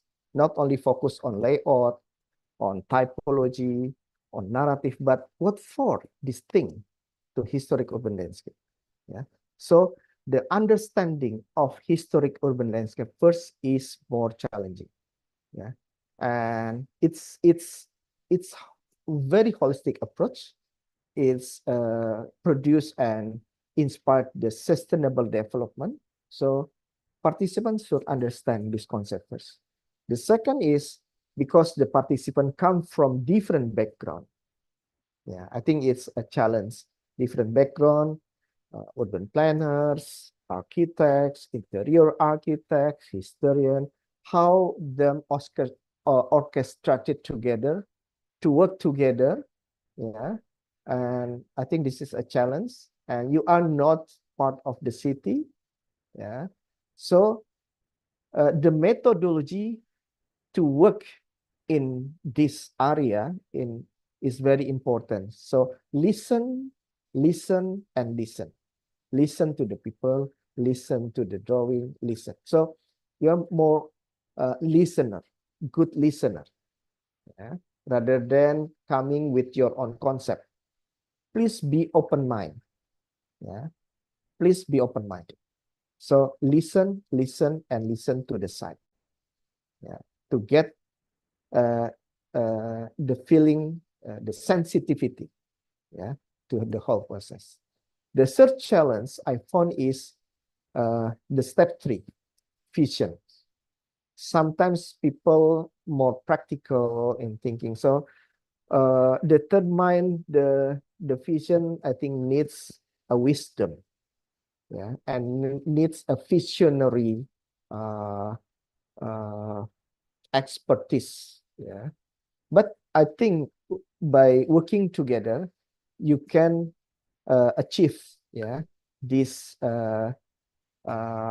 agreed decision about the vision, yeah, because everybody should agree with the vision of the group. Yeah, so I think these 3 challenges, yeah, that I found so far from this historic urban landscape quick scan methods. Okay, Prof. Maybe the next question is related to the uh, question. Most people still confused about vision and principles of development. Can you explain more information on how to make vision and principles correctly? Yeah, okay. To make it easy, vision is more futuristic, yeah, more visionary, philosophical, sometimes conceptual, as to give the inspiration to the whole project. Meanwhile, principle of development is the sub turunan, ya, derive from the vision. It's more practical, hypothetical practicality. How you translate vision to be developed further. Yeah. For instance, the visions to create Medan area as the heritage settlement for greens and river-based city. And then the principal development is sometimes to give the river back to the city and provides the connections between the city to the river. So this is some of the principal development which is more practical to be developed further. Okay. Okay, Prof. Maybe the last question about the quick scan method. Is this method can be used for rural tourism scope in specific topic related to heritage or historic aspect? Yeah, I think from Suci, ya, atau from Putri Patira. from Putri, yeah. Yeah, so as I mentioned before, this rural this method can be applied to rural area with some adjustment. Yeah. So but I experienced this in Pekojan. Pekojan is urban kampung. Yeah. Urban kampung in Jakarta. This is not really urban, but there is also the quality of rural. So based on our experiments with this combination, it works. Yeah, it works in this urban kampung. But we have to test again when we do it in really very traditional and rural area. Yeah, so I have done it experimentally in my studio architectural. I have a studio architecture 5 in UI, and this is focused on unit heritage. And last year, I apply historic urban landscape modification to do it in vernacular kampung in outskirts of Jakarta, and it works very well. Yeah, although with different object. Yeah, and the interesting about the rural area is the intangible aspect is very much compared to its tangible aspect. Yeah, if in urban area the tangible aspect is a lot. In contrast, in rural area, you can find intangible aspect a lot. Yeah, local wisdom.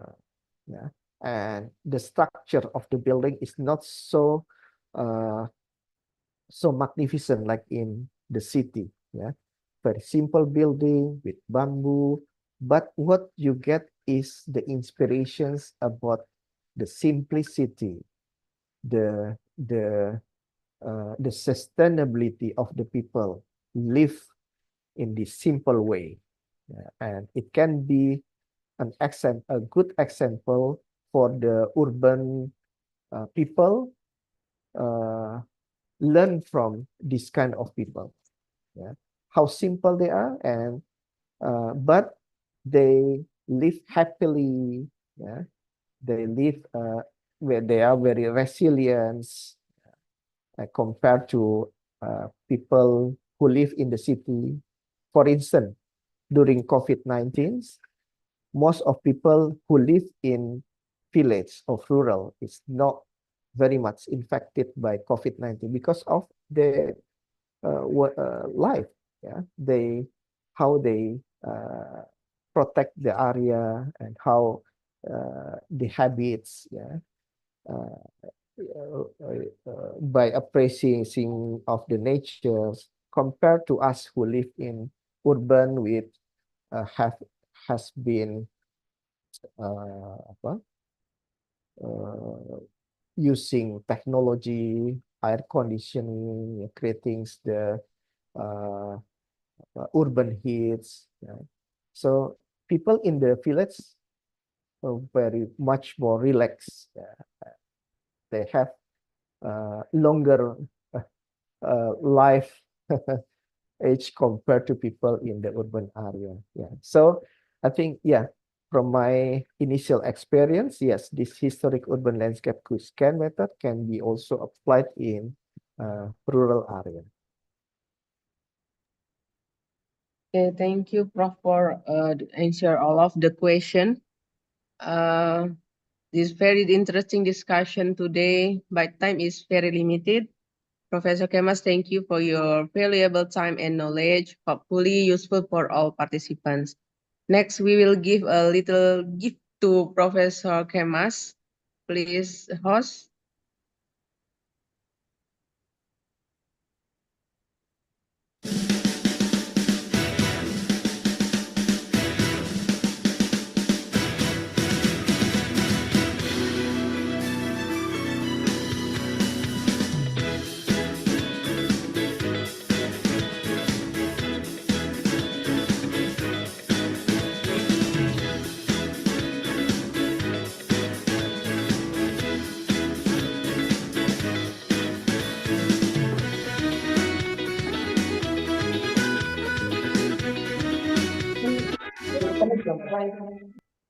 Thank you so much, Professor, for your time.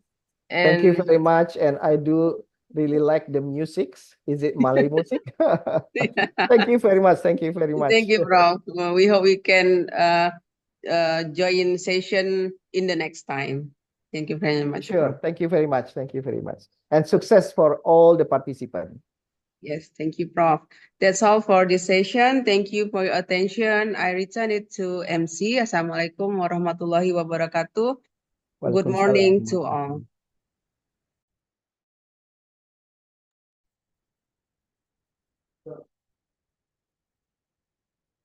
As a token of appreciation to Insinyur Hilma Tamiami Fahrudin ST, Master of Science, PhD, GP, for moderating the first session, for the first session, The International Summer Course Architecture 2024 Committee presented a plaque of appreciation to Insinyur Hilma Tamiami Farudin ST, Master of Science, PhD, GP.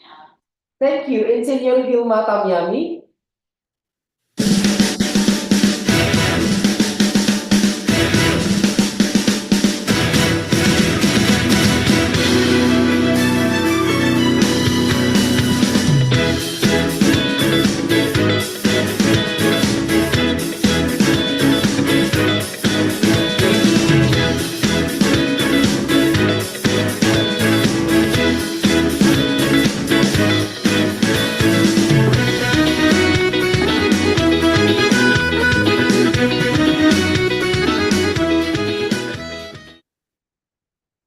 Thank you for committee. See you next time. Success to your International Summer Course Architecture. Thank you.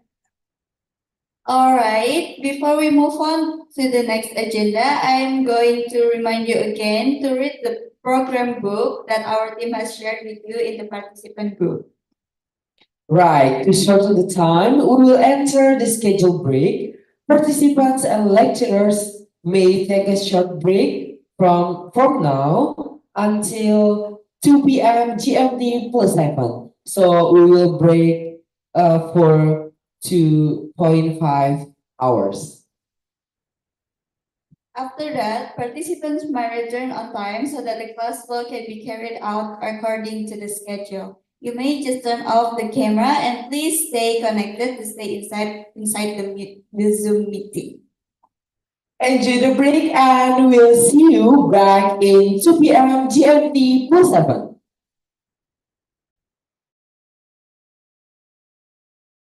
Okay.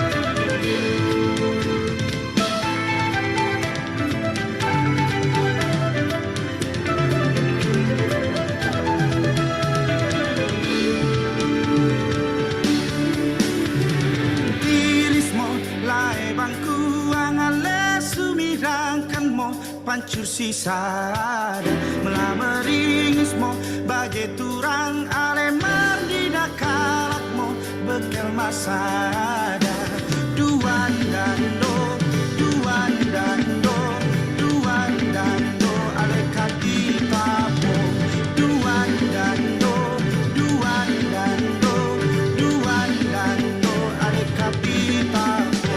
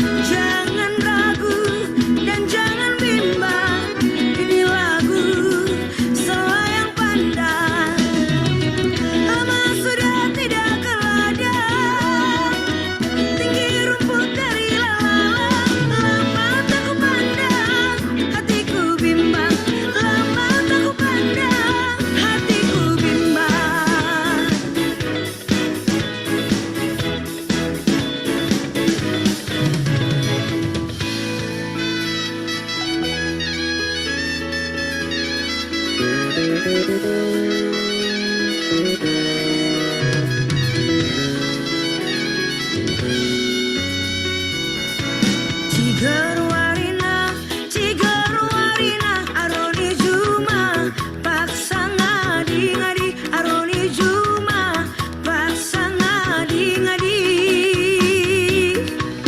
Oh turang sing udah ora kelateku nggorulut-ulut, kelateku jadi nggorulut-ulut, kelateku jadi family taxi. Dalan kae korulut turang dalan-dalan di pasarna sing gedang. Dengan dia debaku bantang tuturang kenang teku jadi langit terang.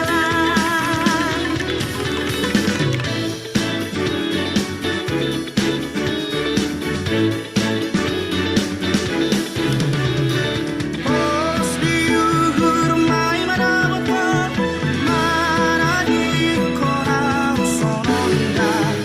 Yudi ilu kumampun marlingo janjiran satu. Oh tene botol nasuan makin pahon, buahkan tak sadari. Oh tene botol narubama perlaho, kurang songo syapari. Oh tene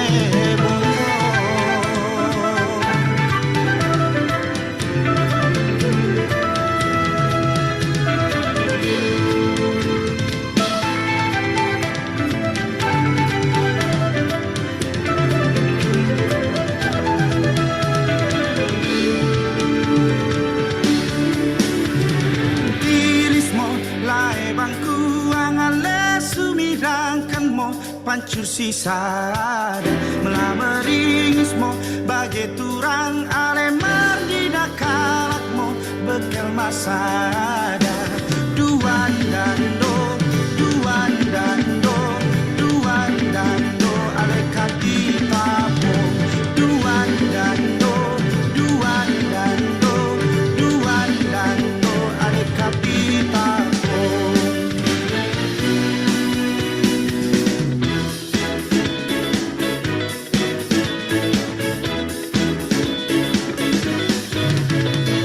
Ketemu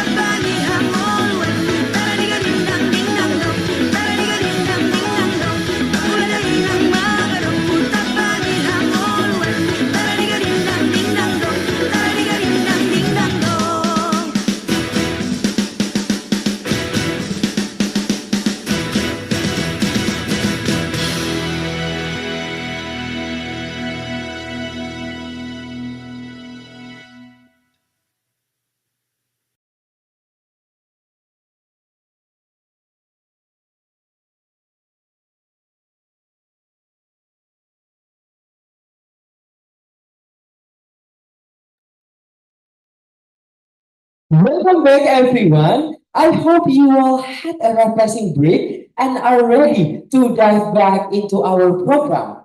We have some amazing discussions so far, and there's still much more to come.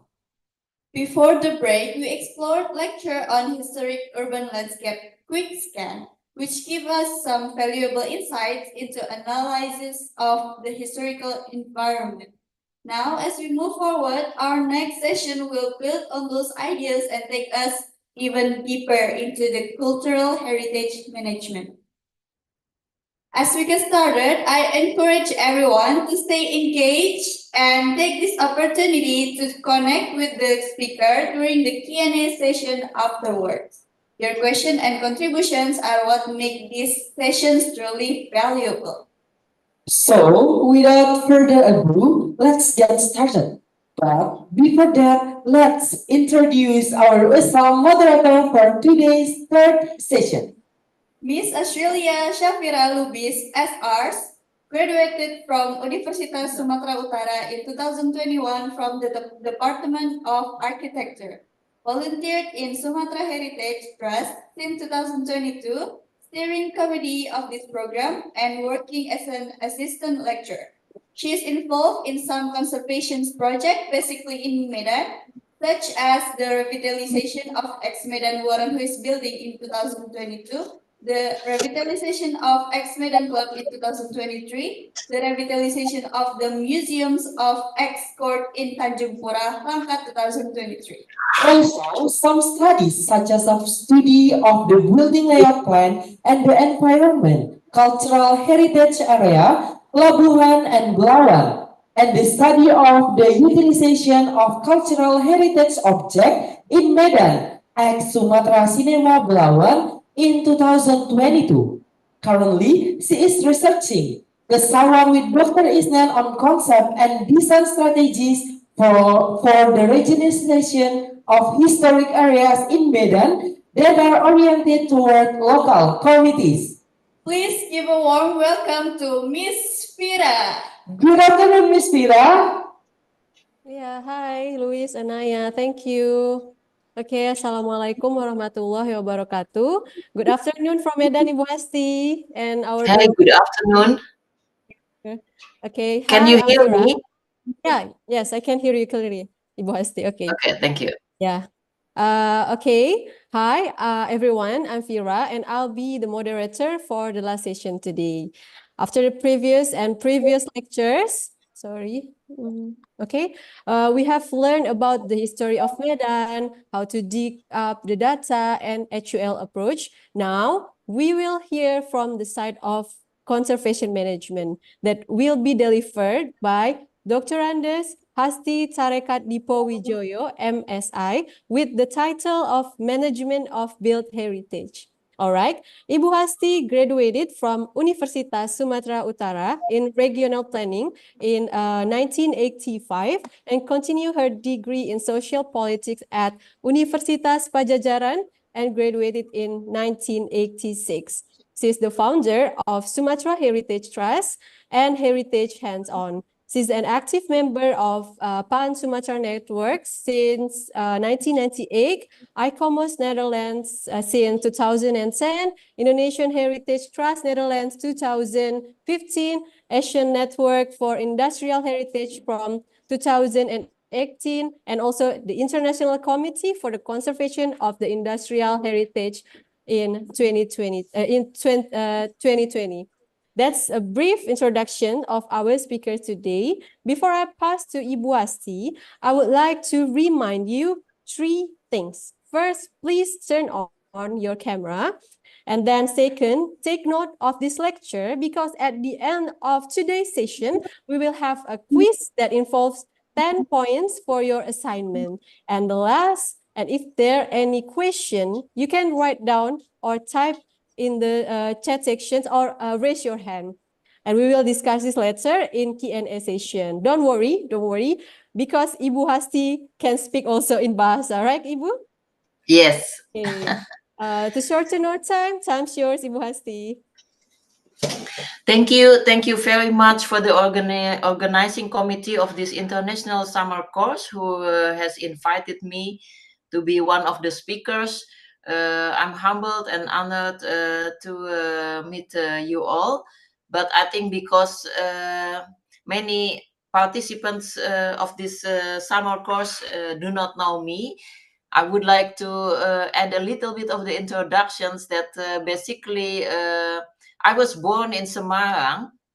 So I was born as Indonesians, and then I have lived in Bandung for about 30 years, and then I moved to Medan for 8 years, and now I've been living in the Netherlands for 19 years.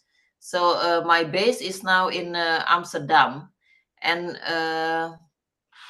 I go to Indonesia regularly, so I'm familiar with the development, heritage development in Indonesia, and I'm very happy to meet you all, especially the young generations of Indonesians who are hopefully interested in heritage conservation.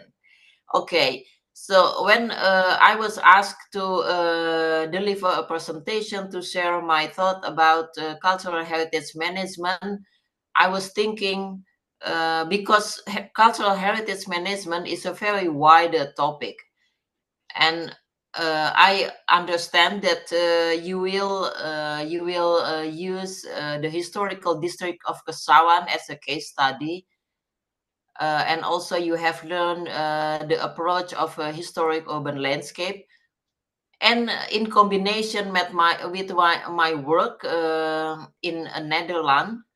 So then I'm going to share with you my experience and my thoughts about what is the management of the built heritage, because your background mostly are architects. So I think probably managing a built heritage would be interesting for you. And I will share my screen, I think. Yeah. Okay. Okay. I will share my screen. So then I can, yeah. Can you see my screen? Yes. Yes. Okay. So management of the built heritage. I think I don't have to explain. I don't have to explain what the meaning of the built heritage, because that's a very basic. And okay, first of all, this is the first case study that I would like to use about how to manage conservation projects. So this is the project that I was involved as a researcher. So the municipality of Amsterdam 2 years ago asked me to evaluate this project after 10 years going on. And then this is do-it-yourself housing Kleiburg. And Kleiburg is a complex of this building. It is located in the Bijlmermeer in Amsterdam. It is a modern architecture inspired residential expansion of Amsterdam. I believe that you as architects know what the CIAM, CIAM. It's a modern architectural movement led by Le Corbusier in the 1960s, 1970s. And the municipality of Amsterdam also would like to implement the concept of the modern architecture. And this is one of the results. And but in 2011, Kleiburg is will be demolished. So this is the Sorry, because Ibu Asti, your yes. presentation still in the first slide. Okay, yeah. I just want to see you the picture first, because then you will have the idea, and then I will later explain to you in detail what is the in detail about the management of these conservation projects. Okay, so the Kleiburg is basically in the style of the honeycomb, like this, So please take a look carefully of this apartment complex. Sorry, It Ibu is in Hasti. Amsterdam. Yeah. We only see the first page of your presentation, the title with the management of built heritage. Oh, how come? Wait a minute. Wait a minute. I don't understand. Wait a minute. Now do you see it? You haven't? No. No. Okay. Perhaps we can help you to share the screen, Ibu Hasti? Yeah, it's okay. It's okay. Maybe better. I don't know what happened. Maybe the internet. Okay, so you go to the first page.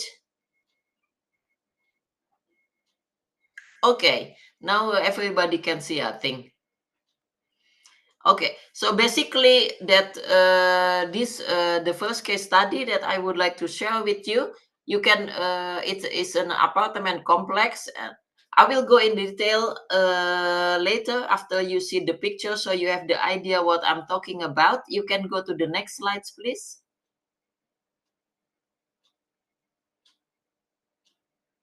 Okay. So this is the apartment complex of Kleiburg in Amsterdam Southeast, which I researched about 2 years ago in assignments of the municipality of Amsterdam. Okay, the next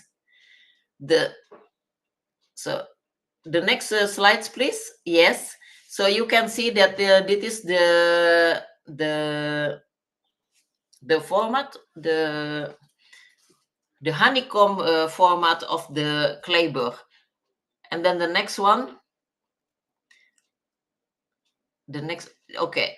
So Kleiburg is actually only one of the apartment complex in the area. It's called Belmer in the Amsterdam Southeast. And all apartment buildings were built in the form of like a honeycomb. So it's a very, actually from the air pictures, very beautiful and very modern.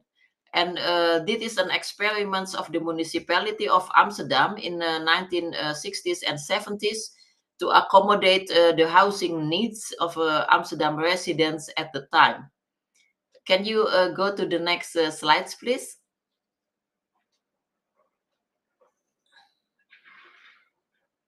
Okay, but somehow the experiments was considered failed because of the social problems, the changing of the lifestyles, and also because of the coming of the migrants, especially from Suriname, one of ex-colonies of the Netherlands from South America, who moved here. So then the municipality of government in end of the 80s and 90s until now start to demolish the buildings one by one. This is like examples, one of the first demolitions that happened in 1986. And Kleiburg also in early 2000 was ready to be demolished. So the municipality decided that they are going to demolish the high-rise apartment and change it into housing complex, which is house on the ground. Can you move, please? Okay, so now you have seen the pictures, so you have the idea what I'm going to talk about. So but when the Kleiburg in early 2000 will be demolished, many protests, because actually some people think that the development of the modern architecture of the Bijlmer in Amsterdam should be conserved as a memory, as a remembering of one of the city development of Amsterdam. And because of this protest, so the owner is the housing company of Dale, under pressure of the protesters, finally agreed to hold a competitions.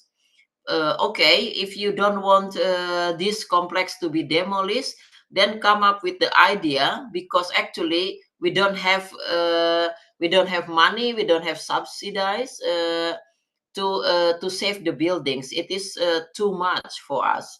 So then it come a competitions, and one of the and the winner is actually an idea. It's about do-it-yourself housing labor.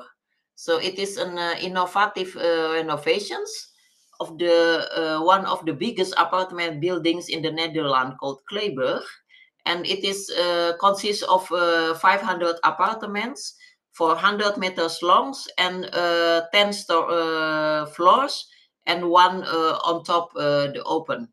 So can you imagine how massive the complex is, as you have seen? So the winner is it's called Consortium de Flat, and they rescued the building from demolitions with the idea that make it as a do-it-yourselves. It means that the owners, the new owners or the buyers, the inhabitants must renovate their own apartment by themselves. So it is the largest do-it-yourself home projects in the Netherlands. Usually, do-it-yourself project is for hobby. If you make a train, or if you make something for your hobby, flower, or you make a furniture at home.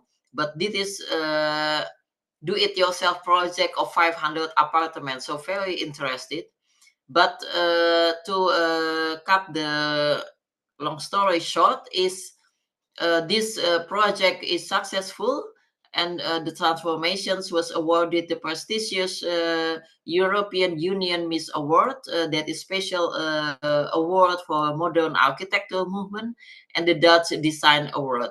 But the most important for you as a participants of this course is to learn why this project is so successful, and what kind of methods that they use to save the 500 apartments without subsidies and without too much funds. I think this will be in a good context what happened in Medan for your case study. The next, please. Okay. So basically is the idea is to renovate the main structure of the apartment complex. So what the public use together, like elevators, galleries, and installations, water, electricity, but to leave the apartments unfinished and unfurnished. So no kitchen, no shower, no heating, no rooms. In Dutch, we call it casco. So it is an empty apartment square block, which the rest you can do yourself. So this minimizes the initial investment, and as such creates a new business model for housing in the Netherlands. I don't know if you have seen, or if this ever happened in Indonesia, but this is basically the idea. Next, please. Okay. And the winner is a group called Consortium de Flat. Consists of several architects, so two architects bureau, and some collaborators. I'm not going to read in detail who they are, but they are consist of companies in structural engineering, in lighting, in installations, contractor, and communications and marketing. Don't forget about it. So usually architects probably maybe they work only with designs, but I think housing or conservation projects needs more than only designs. And what important is post-renovation management is done by the house owners associations, or in Dutch it's called Vereniging van Eigenaren or VVE. 1 to 4, it means because the selling of this apartment complex, 500 apartments, were done in 4 steps, in 4 phases. So each phase has their own owner associations. So this model is very important to understand that architects cannot work only by themselves. They need a whole lot of support and cooperations with other parties. Otherwise, conservation projects will not be succeed. Go ahead, please, to the next. Okay. And in the 500 apartments, there is one apartment on the ground floor donated by the owner. The owner is the housing corporations of Deel as a meeting point. So it's a kind of a bar and cafe where the apartment owners can use for all kind of activities, meeting every Friday evening, organizing musics. So it's a very important as a meeting point and consolidations of all owners. And this is just give you an impressions about that meeting point. So it's a very important also to think about social cohesions.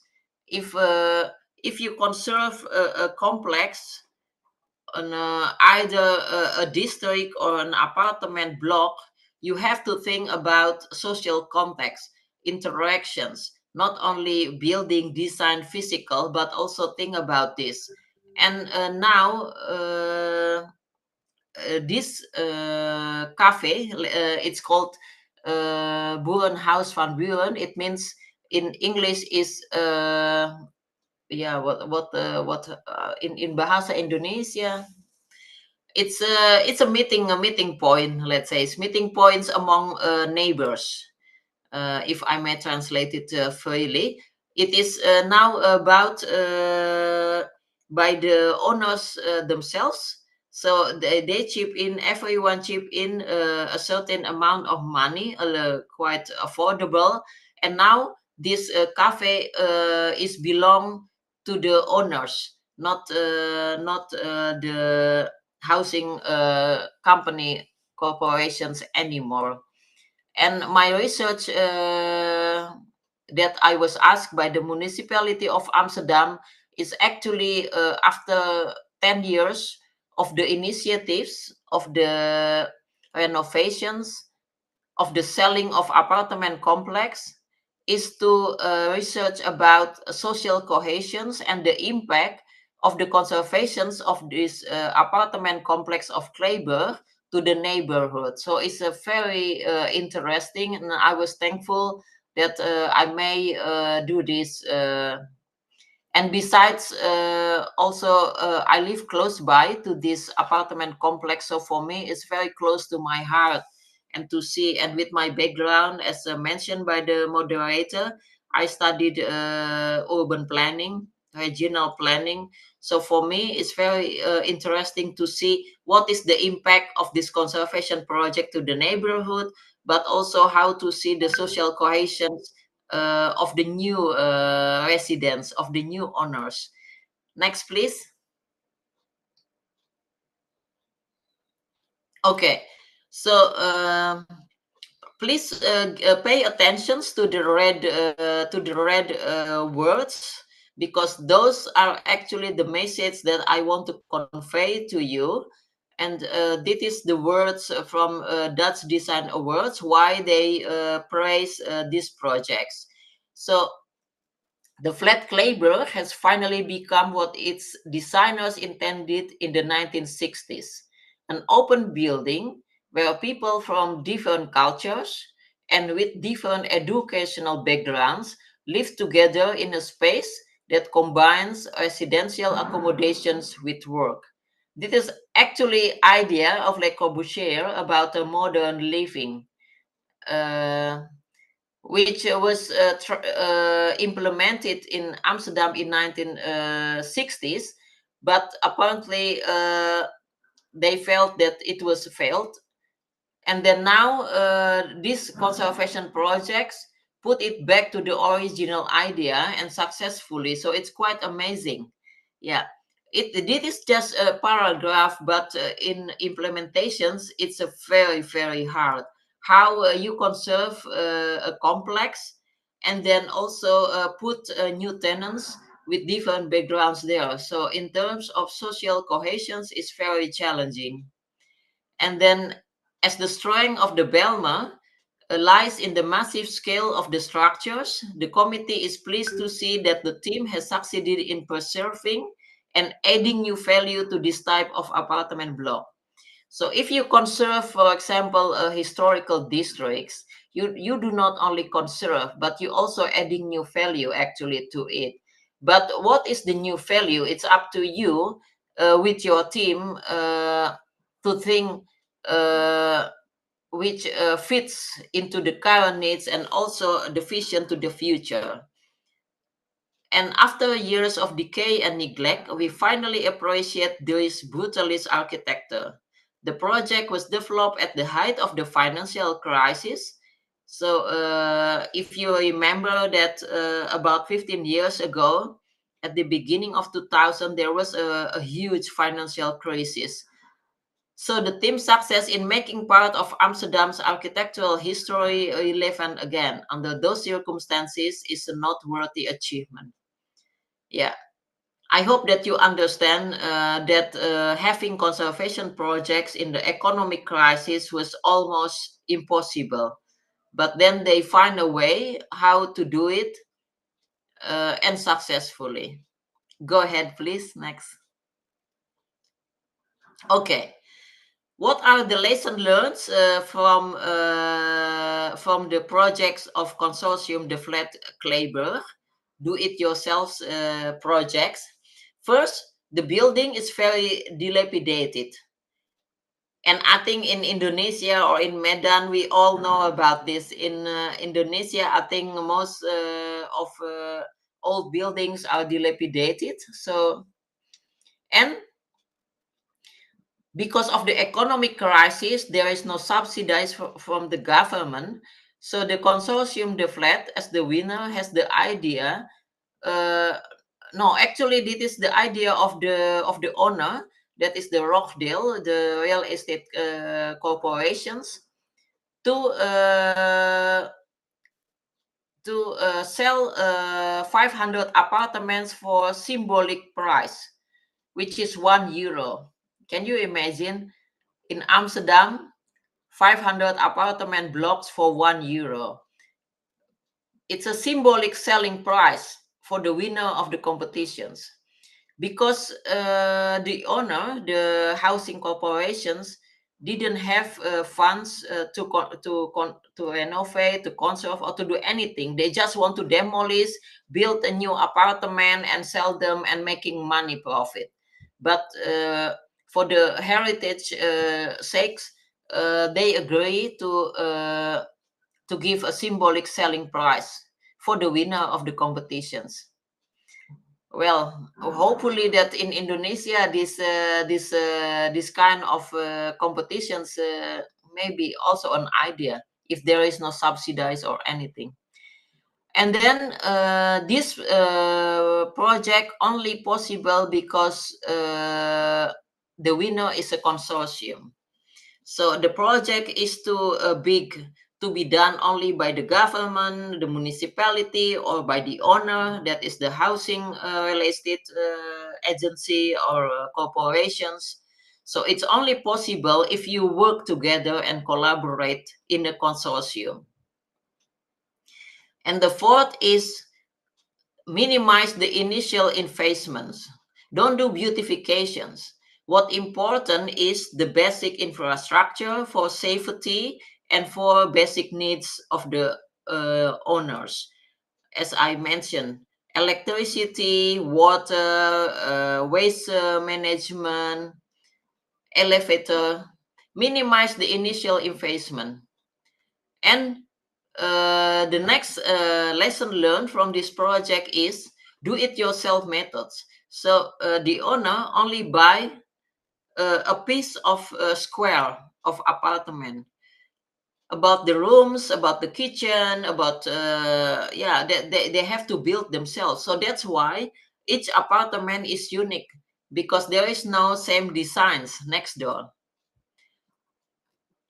And what important is you have to think about how to manage this building post renovations, post conservations.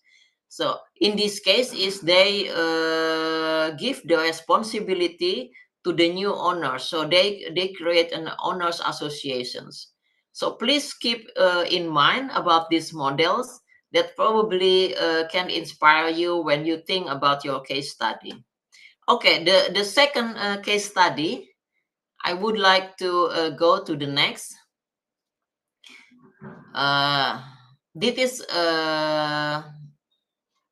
also in Amsterdam, and with some colleagues from Indonesia and from the Netherlands, we try to introduce this model. City Restoration Company, apologize, the NNY is to Indonesia. But let's see if I can share with you what the idea about this model. So City Restoration Company is actually a public limited company. It was established by 4 bankers or private sectors in 1956, when Amsterdam went through a lot of demolitions because the municipality want to modernize the city by demolishing old buildings, a lot of old buildings, and they want to create highways to the city center, filling in the canals, and building a subway. Basically, the modern city on American way. But because but there are some residents, there are some stakeholders in the city were not happy. They thought that historical buildings, old buildings in Amsterdam worth saving. So several residents, several private sectors, they team up and they contribute enough just to buy one building, and they created a public limited company, not association or foundations, because at the time, if you create a company, it's easy to raise money and fast, because it's also a matter of urgency. Far too much was already being demolished, and they just want to collect money to be able to save the first building, start with one building. But now, as you can see, in 2024, they owned about 750 monuments, both in Amsterdam, but they also start to save historical buildings in the surroundings, about 45 kilometers outside Amsterdam. So can you imagine in 1956 with one building and now 750 buildings? And these pictures is of demolitions of the city center of Amsterdam in 1970s. It's scary, but I think in Indonesia we are all familiar with this kind of scenes, because it's also happened a lot in Indonesia. Next, please.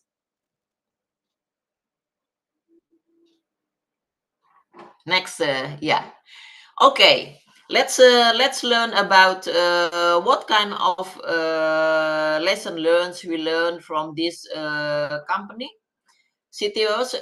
First of all, a City Restoration Company is a public limited company to save the city, not to save the buildings, but save the city. That's different, the scale. And their principles is not renovating houses, but restoring the city. They start with one building, other building, but collectively, it's actually restoring the city. And second is, to regenerate the city center, it was necessary to restore its residential character. So if they focus on a district of an area, they can start with one building, but the vision is actually to save the whole district where the building is. That's very important. And the other lesson learned from this company is they fix old houses, but with modern conveniences. So there is no discussions about being nostalgic and authenticity for the sake of nostalgic. They are realistics that we all live in the 21st century. We all need air conditioning. We all need heating. We need warm water. We need electricity. So they fix houses 400 years old with modern conveniences, and that's why it's sold. It's very popular. Well, it is to be discussed, but anyway, this company exists until now and manage successfully. So I think that their formula is worth considering. And although it is a public limited company, but City Restoration Company is a charitable business with a social purpose. So the shareholders only receive 5% dividend every year. No matter how much profit they make, the shareholders only receive no more than 5%. So it's a very modest dividend, and the rest and their share wouldn't grow as the value of the organization increase. So probably you have the idea how the shares works. So the shares can increase the value, but what they give back to the shareholders stay 5% from 1956 until 2024, and the rest they use to invest for new buildings. That's why the numbers of the buildings that they own, they can grow from 1 to 750 because they use the profit. And then they concentrate on buying corner buildings. So there are two advantages to restoring corner houses. Firstly, the disappearance of a corner building has consequences in two directions, because it puts the two adjacent rows of houses at risk of gradual collapse. You understand? If a corner house is collapsed, it can bring effect to the next buildings in two ways, not only one next one. And a sturdy corner building acts as a beacon for the adjacent buildings. Secondly, a corner building is visible from more than one direction. So when restored, its appearance has a greater visual impact. I will show you some pictures later so you get more idea about how this works. But it's important. Corner buildings. Can you move on to the down, please, Ander? Because I think some. Okay. No. The other one, not the next one, but that one. But I haven't finished reading. Yeah, this. Okay. I think buying historical residential buildings. At the beginning, they focus on residential buildings. But now, because it has been proved successful, their methods, they also start to buy a bigger building like churches, forts, warehouses, schools, and that's what I mean. Villa, can you help? Because I cannot read schools and Oh, anyway. So I think that's the last point of these slides. I think the slide is cut from. It's okay. Yeah. It's okay, no problem. Okay, the next principles is when they finish restore a building, they rent it out as residentials. They never sell. They always rent. as homes, and people can register, and because very popular, there is a waiting list. So it's especially for social housing. Social housing is residentials that for those who have a minimum income and get subsidized from the municipality for their monthly payment. And the waiting list system, so it is very fair.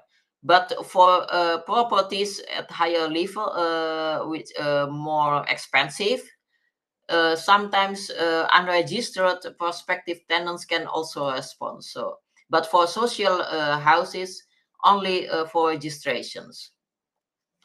And I mentioned before that now they buy not only residentials, but also bigger buildings like church, warehouses.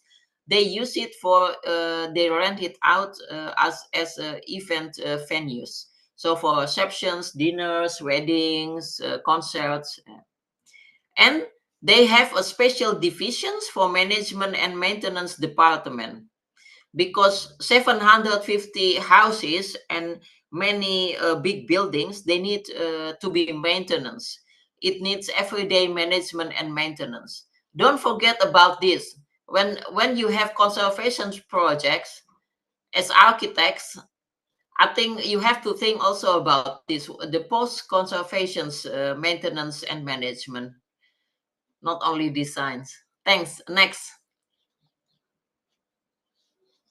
Okay, this is what they meant with the corner buildings. This is one of their properties. You can see. So on the left side, it was the original buildings in the past. In the middle is what happened maybe for 20, 30, 40 years, become not only dilapidated but almost disappeared. And on the right side, what they rebuilt. So actually they rebuilt copy what the original one. This is what they meant by saving the city. They do not only renovate the building, but they also saving these districts from character. Okay, the next one. Okay, this is another examples by saving the character of an area. Is this is very dilapidated, almost gone the house, and they rebuilt the house again. So it strengthened the existence, but also the character of this street. I think in Kesawan you can apply these methods a lot. Go ahead. Next one. Okay, and this is also another examples what they did on the left sides, and what one of the early projects they managed to revive the buildings. Next one. Okay, this is example of large structure. This is a warehouse where people restore shipyard workshops. So on the left side was the original buildings, and it sells. It says for sale. So, and above is when they fix it, and under is for the new functions. This is, for example, the wedding. So yeah, I don't know in Indonesia if people want to have the wedding in the former workshops like this, but this is a very active ship workshops. And but they public can also use it for different kind of functions, including wedding, and people find it very authentic, original place. So they are proud to use this. So getting married in the ship workshops is also an idea. So when we talk about authenticity, originality, it can be in different way. it can be the intrinsic, authentic meanings, not only physicals. And I think these people who use this for wedding understand well the value of authenticity of this place. Go ahead, please. I still have 15 minutes, I think. Okay, and this is one of the churches that they save.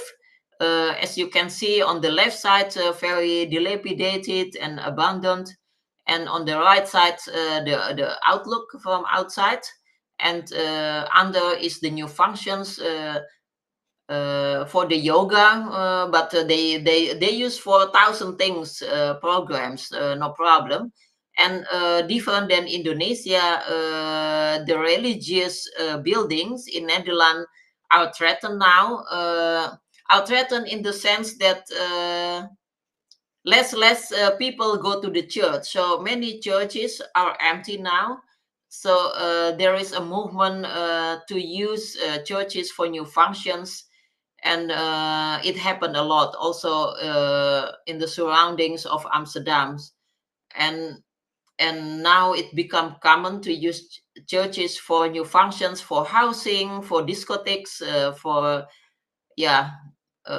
different kind of things. So I think this is not the case for Indonesia religious heritage, but just to give you an idea what they did with the big structure. Next one, please. Next one.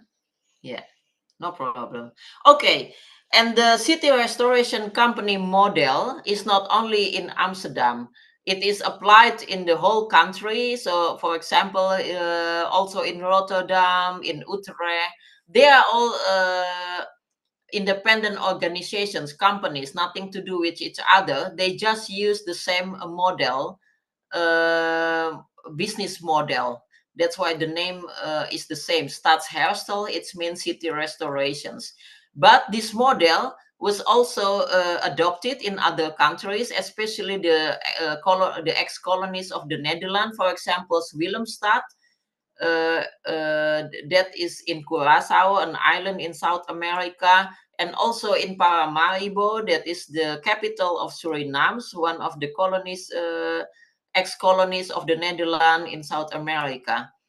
These are the few examples. There are more of applications of these models. Next one. And with some colleagues from different organizations in Indonesia and in the Netherlands, we also try to introduce this model to Indonesia. For example, this one is initiatives about 8 years ago in Jakarta. So we invite the City Restoration Company of Amsterdam to come to Jakarta, the old town of Jakarta, to share their experience to the owner and to the tenants of the old buildings in the old Jakarta workshops. Because in the old of Jakarta, mostly are a big structure, big buildings. And so how City Restoration Company of Amsterdam manage these big structures, big buildings.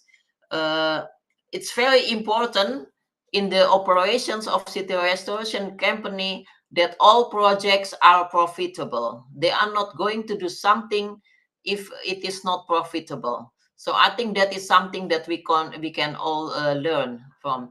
And the report of these workshops is available for free. I give you the link if you want to download it later.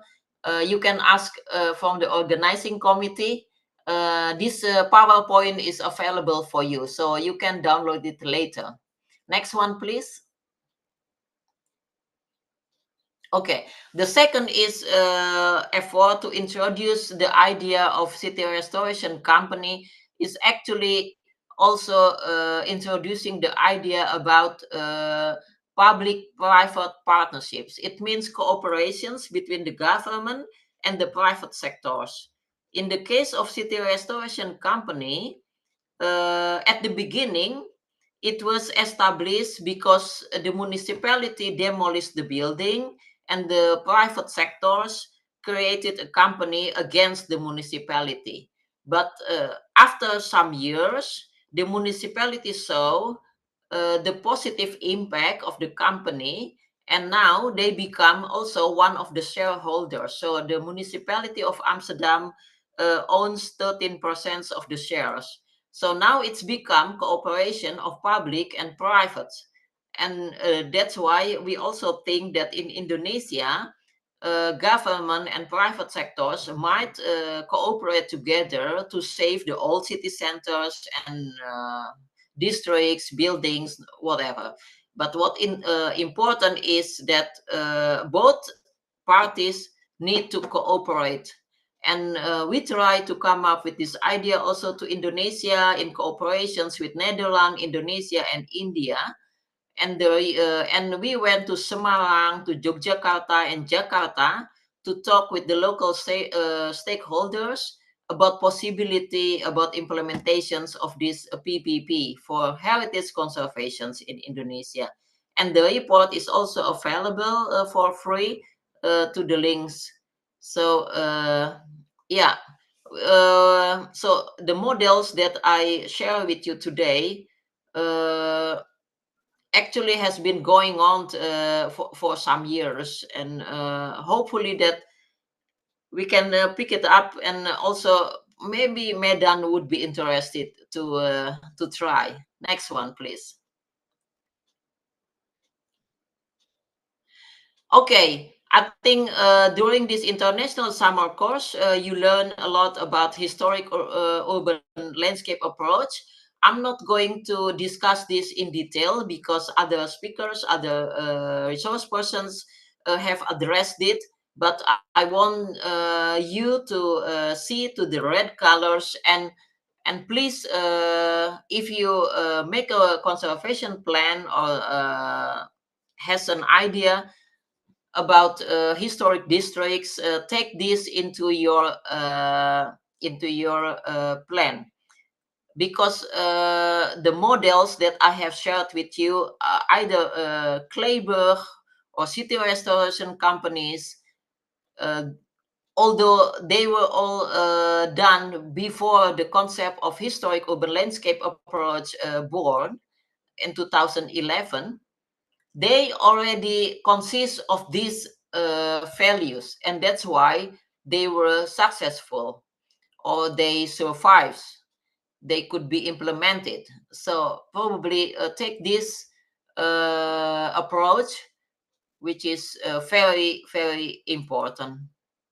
I hope that you are going to take a look at my PowerPoint later when you go to the field.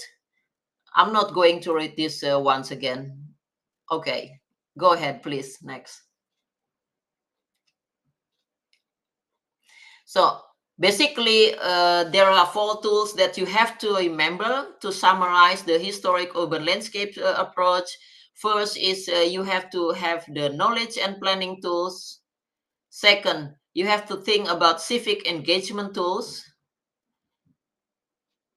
The third is financial tools. You can have a big dreams, but if you don't have financial tools, it's very difficult. And of course, regulatory system is very important to consider.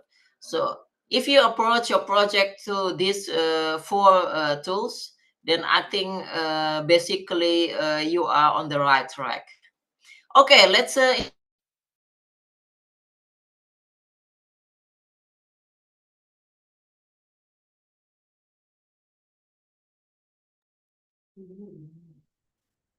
Ibu Hasti, are you there?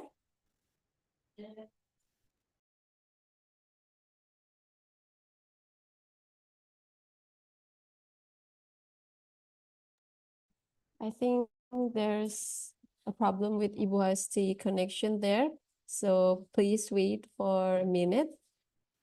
And if you have a question, you can write it on the chat box, or perhaps you can raise your hand and we'll be discussed with Ibu Hasti later. Yeah, sorry, Fira. Okay, Ibu Asti. My computer all of a sudden was out, and the Windows would like to update the Windows. It's Oh, stupid Windows, but anyway, I continue now with my mobile because I still have one slides which is very important. Do you mind to show it, please? Okay, now I understand that you have historical district Kesawan as your case study, and I would like to stimulate your thought about this based on the models that I have shared with you. What are ideas for historical district Kesawans? Because Kesawan has the values, has the potentials as any other historical district in the world. It is not less.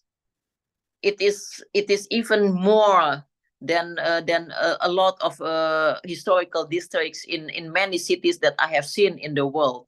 So I would like to challenge you. What are your ideas for historical district Kesawans? Is it potentials as museum districts? Because now there are some museums already there, plantation museums, Chong Afi museums, Lonsum. Lonsum is not a museum, but it is potentially for architecture labs, because in Lonsum it's the first and the oldest lift in Medan, I think. And the city hall and Warren House, so there Kesawan is very potential as an architecture labs, not only on Indonesian level actually, but even in the world. And the second is, or it can be commercial districts. It can be commercial districts because the commercial activities around Kesawans, I'm talking not only the main street of Kesawan, but also the second, the third, the fourth lines, and in the bigger areas of commercial districts around Kesawans, yeah, with the textiles, with the food and drinks, and with different kind of local products and local activities. That's amazing. Believe me, I've been to many countries and see that potentials Kesawan as a culturally commercial districts. That's very interesting. And are you going to make it as a pedestrian districts to improve the selling points? Because I think pedestrians and cars, they cannot compete each others. I think cars is a big problem in Indonesia and also in Medan. You can start with parts of the day, but ideally it could be permanent the whole day. And also, okay, don't forget about the non-architectural elements of conservations. For examples like public relations, identity and branding of this, marketing, and also management. Who is going to manage the historical district Kesawan post conservations? You cannot work only with designs. And unfortunately in Indonesia, many conservation projects are done by architects, and after that left out, and post conservation management is empty. So think about this. I don't know how you are going to manage this, because all of you are architects, I think. But that is my challenge. I think this is my last slides, and also the time is up for presentations. Now let's move to the questions and answers or feedback. You don't only have questions. If you want to give a feedback to me, or then you are welcome. Thank you. Okay, thank you, Bu Hasti, for sharing valuable insight from the management side and presenting us with those engaging case studies. So if I can conclude, the first one is your project with the municipality of Amsterdam, Kleiburg, if I'm not wrong to pronounce. That's really unique, like a honeycomb, but the social problem occurred, then there were lifestyle changes, so the buildings were demolished, dilapidated. Protests happened, the owner was under pressure, and they made a DIY housing, which All I know DIY is for jewelry, furniture, but now it's for building. Oh my God, they're so cool. And the second model, I don't know how to pronounce it. That's from the company, and it's also demolished by the city to make a new highway, canal, subways in America. Okay, is Ibu Asi still there?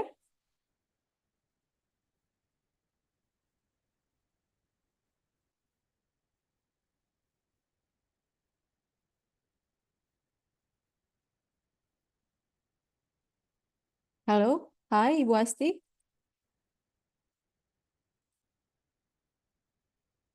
Oh, okay.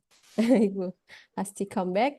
And then I remember from Jane Jacob book, The Death and Life of Great American Cities, that if I'm not wrong, American want to make a modern city, but it end up like the GTA game that's really different from what they want to achieve, like no identity at all.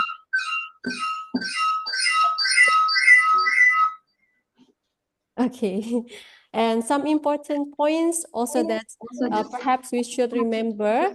The first one is the collaboration with the marketing team, which usually we only collaborate as an architect with the engineering. So we have to think about it later. And then from the social aspect, the apartment users use the ground floor as a meeting point for social cohesion, or I think here we can call it like community center, right, Ibu Hasti?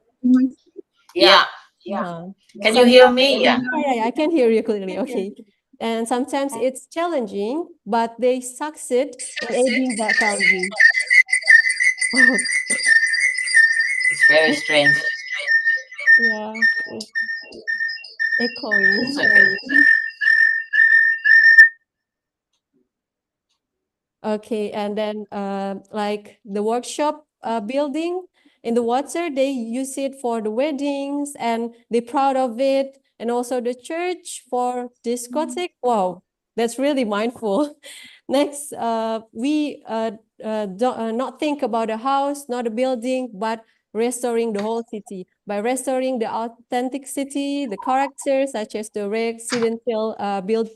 residential character, and then, but we can also use the modern things like heater in the building also.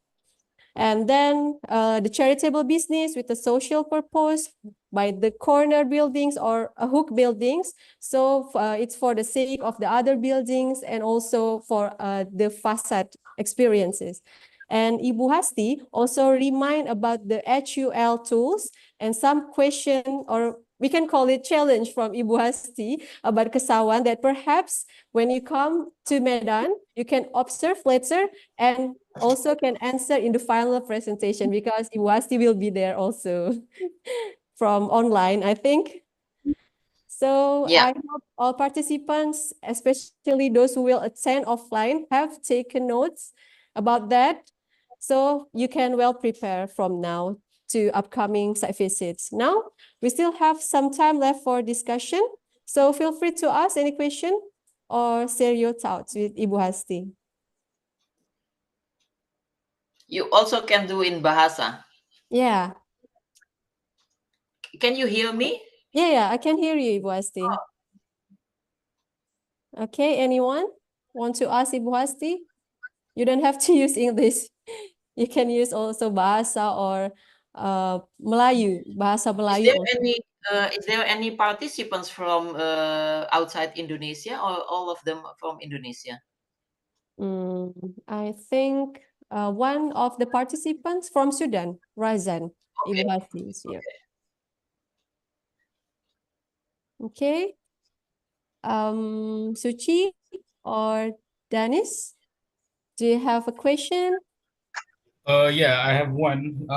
There was one point where it said Amsterdam was going through demolition in 1956. What happened during that time? Was it war or just maybe something else?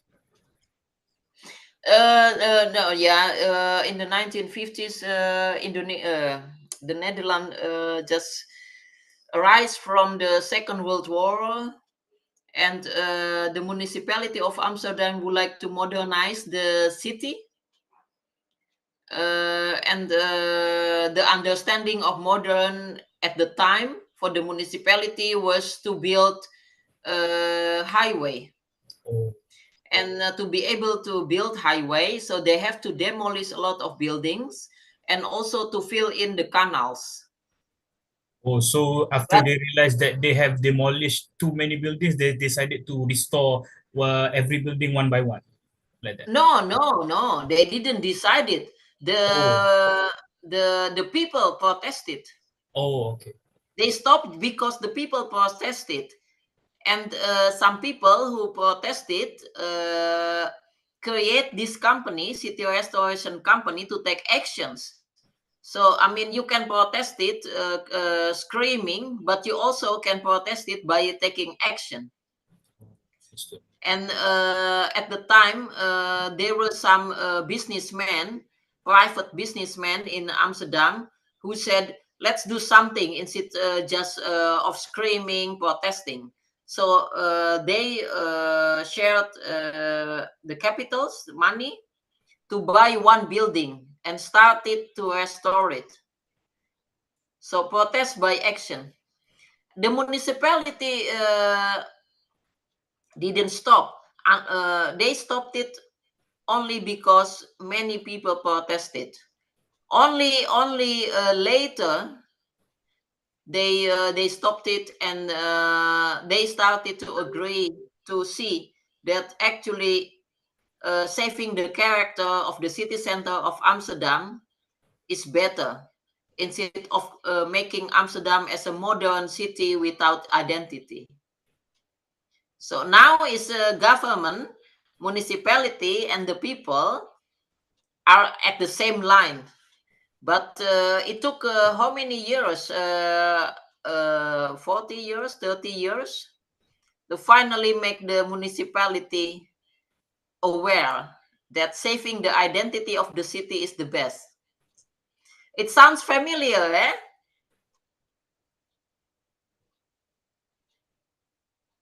Sounds familiar for the case of Indonesia? Yes, I think it was Steve. Well, yeah. Okay, Dennis, is it clear for you? Yeah, it was clear. Thank you. Okay, thank you, Dennis. Another question? Okay, Suchi, please. Thank you for Mrs. Hasti. I want to ask some question, just one. Can you explain the process to make the investor interest to invest there? I mean, Kesawan, perhaps from shop houses. Okay, I think if you talk to investors, you have to ensure that the project is profitable. If it's not profitable, don't do it, and they are not going to participate either. So you have to have a business plan which is clear, where the capital come from, how you are going to use it, and how you generate the revenue income, and how many percents you are going to distribute it to the investors, to the shareholders. So business plan, I think, the weakest point in Indonesia. Many conservation projects become cost center instead of profit center. So if you create a project which is a profit center, don't feel guilty. Making a profit for good reasons is good. Nothing wrong with it. But we are in Indonesia sometimes thinking if we make money, trying to make profit is bad. Don't do it, because if the money doesn't coming back, doesn't create a profit, how you manage to move on, to continue? So make sure that you have a good business plan, show to the investors that their investment will be profitable. then they will invest and try to prove it. Not only talking and corruptions and mismanagement and the money disappeared. No, you have to make it real. So you know what you sell is not your design as an architect, it's not your academic title, it's your integrity. Integrity means you do what you say, you do what you promise. So if you say it is profitable, you have to make it profitable and you have to prove it. Is Okay, it okay, Suchi? Thank you, Miss. Thank you. I okay. feel sorry that all of you are young students and you have to think big because the case study is big, historical district of Kesawan. Okay, Bu Hasti, we have next question from Isbila. Thank you for the presentation, Bu Hasti. I have a question. What do you think we can add for the Kesawan management? Perhaps a new community center, public spaces? Okay, Bu Hasti. Well, before you come to the physical idea about community center of offices, you have to think about management formula. What kind of managerial body that you are going to have for Kesawan? What fits to Kesawan? First of all, who are the stakeholders that must involve in the management of Kesawan? First is you have to think about this, the management body, and then you can start with the idea of having community center, exhibition centers, tourist information center. It's easy. What is challenging is actually to think about the management body. Actually, the recipe for management body consists of stakeholders who have the properties, the buildings, stakeholders who have power to decide in terms of policy. So it means municipality probably, the owners of the buildings and properties, the people who rent the properties, and then the existing groups, either communities or businessmen or you cannot neglect them, and potential investors and daily business and daily base managerial. So if you can create a management body consists of this and it's clear about the job description. So first of all, create a management body and then make job descriptions, task for everyone, every sectors, and then you can start to think about community center. So community must and should involve in that because they are the owners of the area, and you create historical district Kesawans for the people. So it's about the people, not the buildings. So if you keep this in your mind, then community centers must come to Kesawan.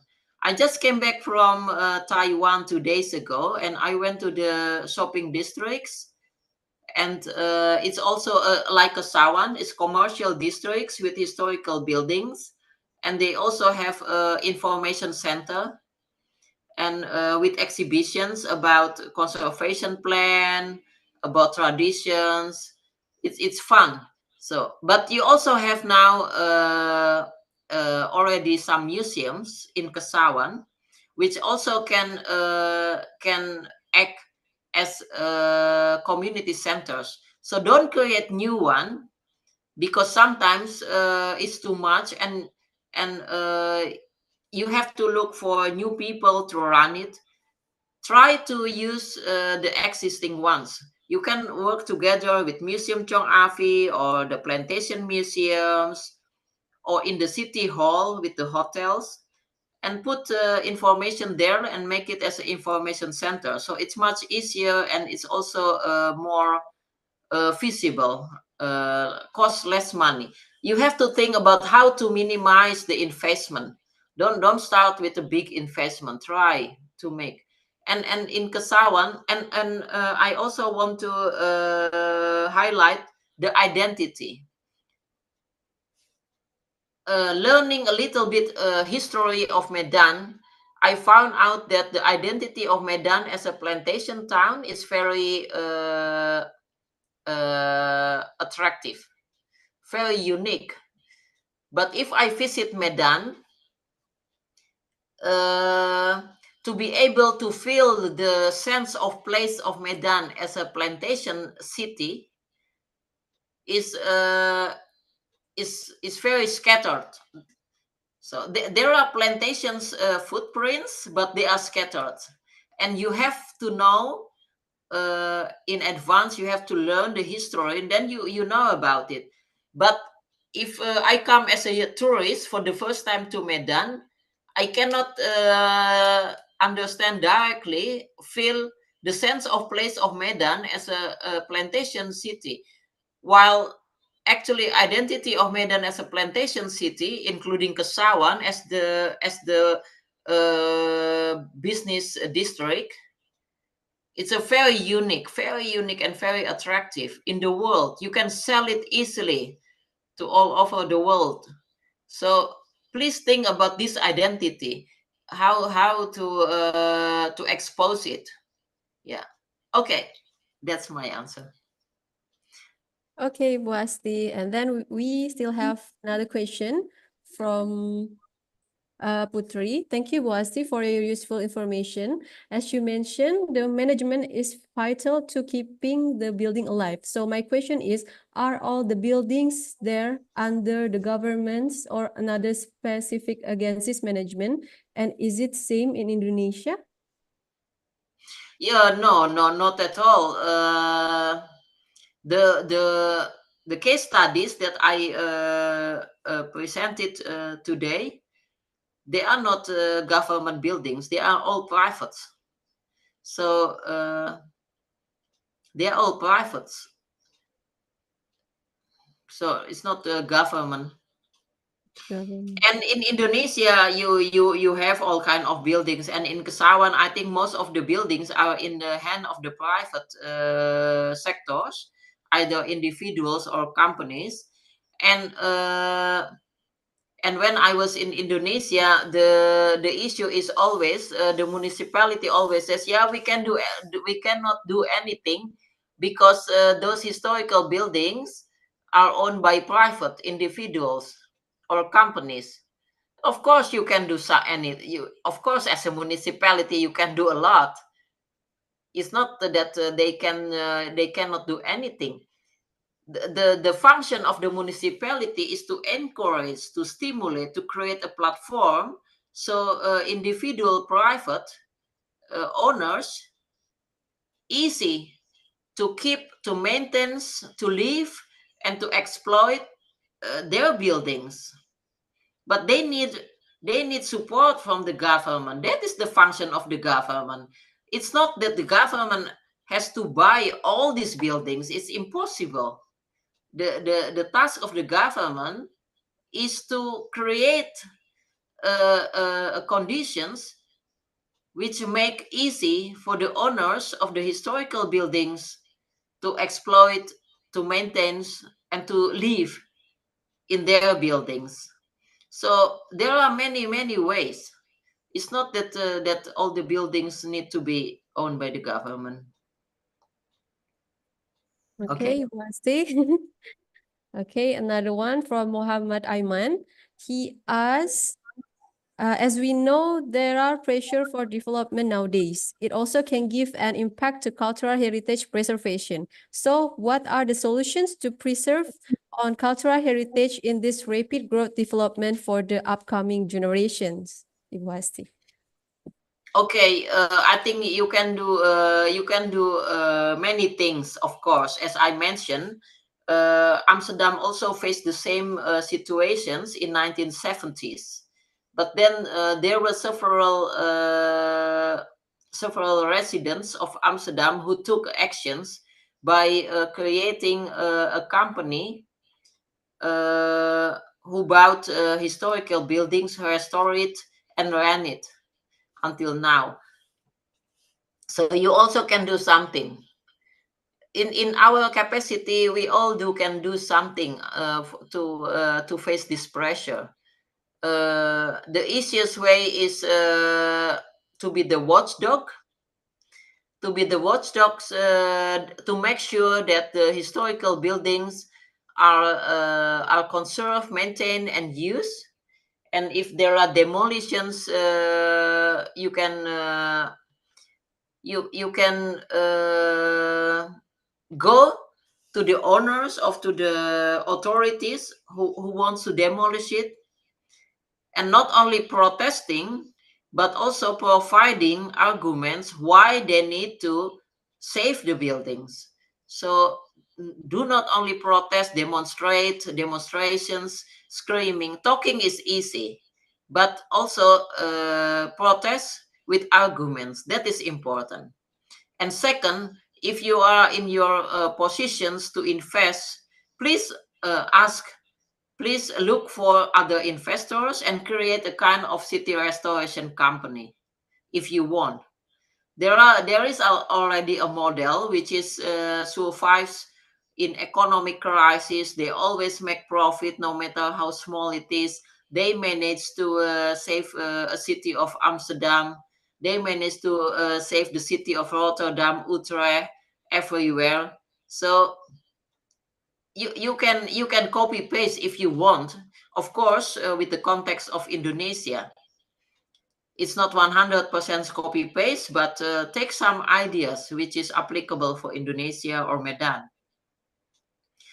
Or what I do to help the conservations of Indonesia under the pressures is to spread the ideas like this, and to join the force in educating human resources, being close, sharing experience with the younger generations, organizing trainings, human resources development. You can do many things in your capacity. And you can choose whether you want to go to the field as practitioners, or you want to go to the research as researchers, or you want to go to the policy by being government officers probably, or on the ministerial level, municipality. There are many ways. Or being investors, if you have a lot of money, try to save historical buildings one by one, rent them out, and you get profit also. So it's the answers is unlimited. The sky is the limit. I hope that you can do something. You can be part of the movement. Thank you. Okay, Bu Asti. So, this international summer course also one of the step to make our young generation know about the conservation, right, Bu Asti? It is very important. That's why I spent 2 hours with you, because I think it's important. Yeah. Yeah. Okay, I think that's the last question. Okay, Bu Okay. Asti, thank you Thank you so much and good luck. And I'm looking forward to see the results of your case study. for your time and in appreciation. So here our we would like to give something for the operator, please.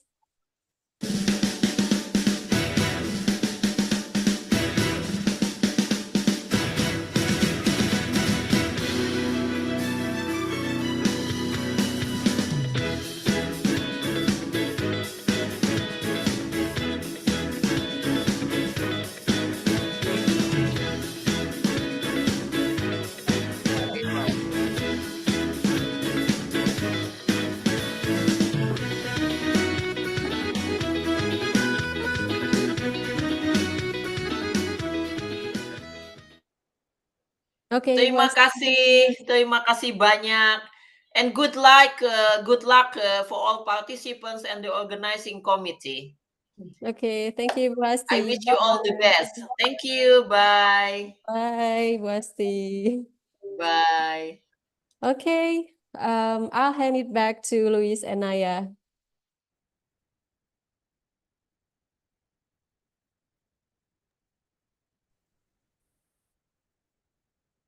As a token of appreciation to Ms. Asrilia Shafira Lubis for being the moderator for the third session. The International Summer Course Architecture 2024 Committee presented a certificate of appreciation to Ms. Asrila Sharifa Lubis as ours. Thank you, Ms. Mira.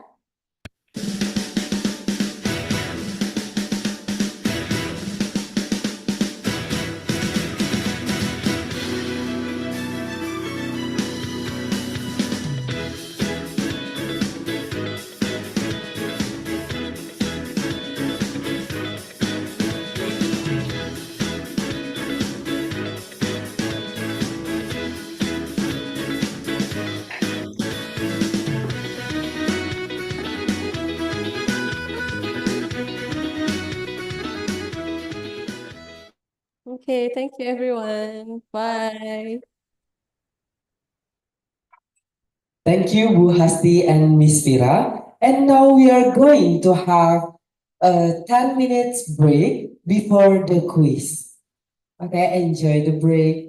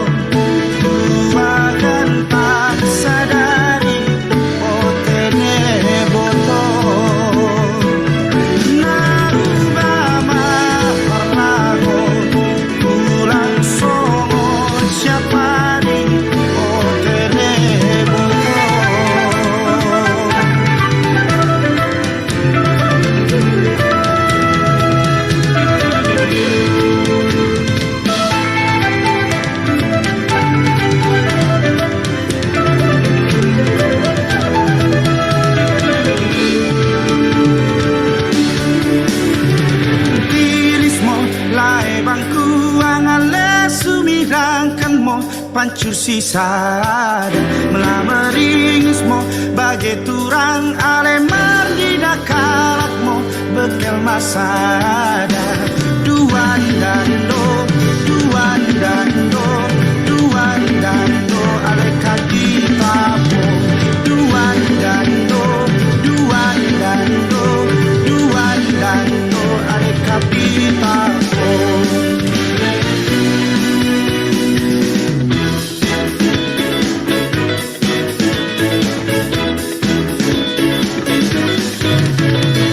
Ketemu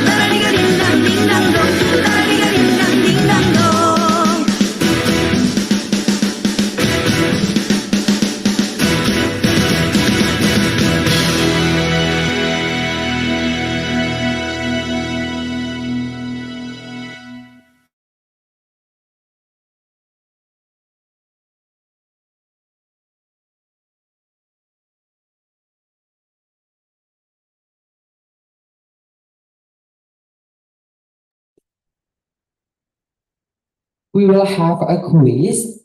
There are the instructions for the join the quiz. First one, join the quiz using this link that in column commentar column or chat box. There is a link to quizzes. And then rename yourself using this format: ID underscore name underscore university, or guest underscore name underscore institution. And the third, ensure your device and internet connection are stable. You only have 3 chances to try. For the next,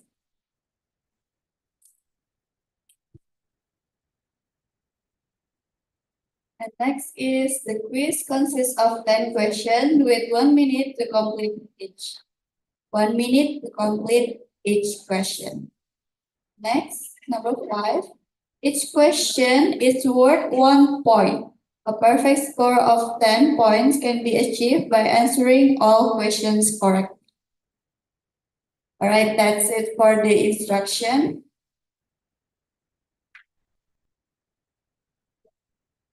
Make sure that everyone is already joined inside the quizzes.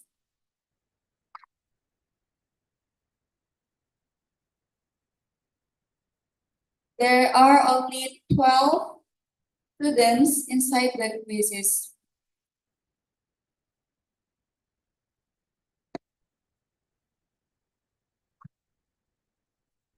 You can check the chat box.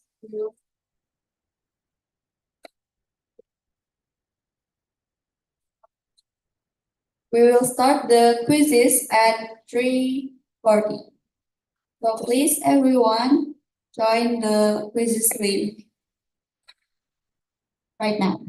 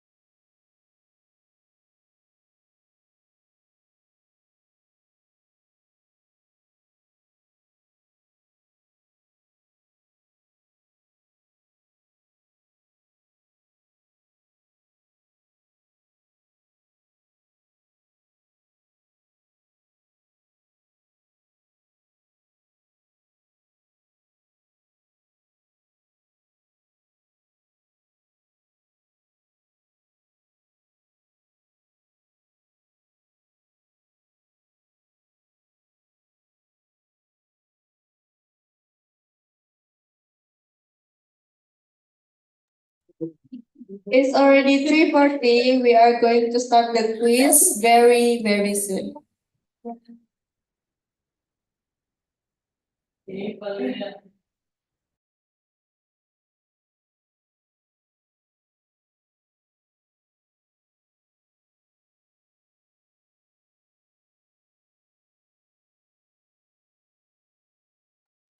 Okay, ready? We're gonna start right now. In 3, 2, 1.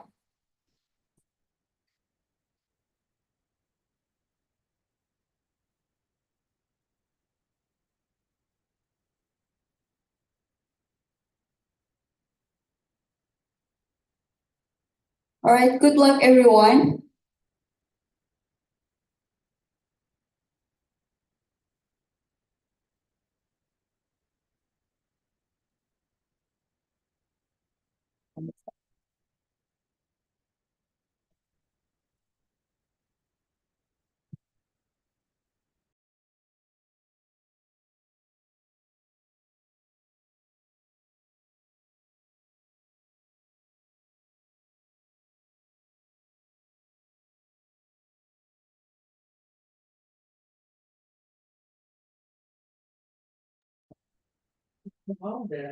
Wow, seems like Danish is leading.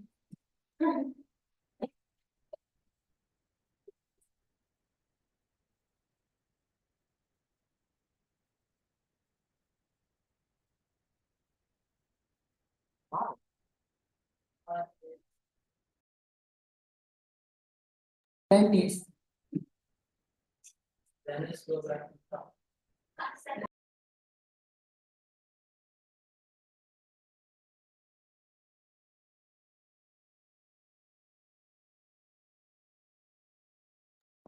And Danish seems to going back to the first place.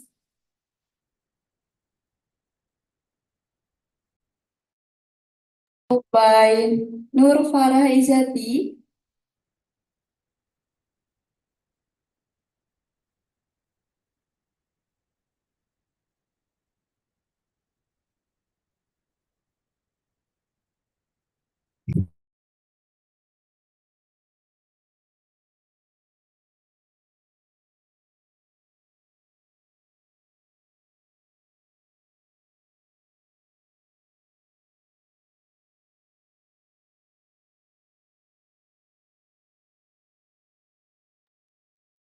Wow, Akmal Faiz is leading.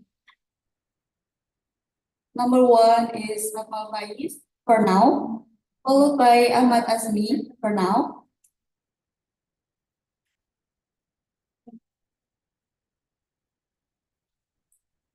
Ahmad Faiz is replaced by Laura Angelica for the second time.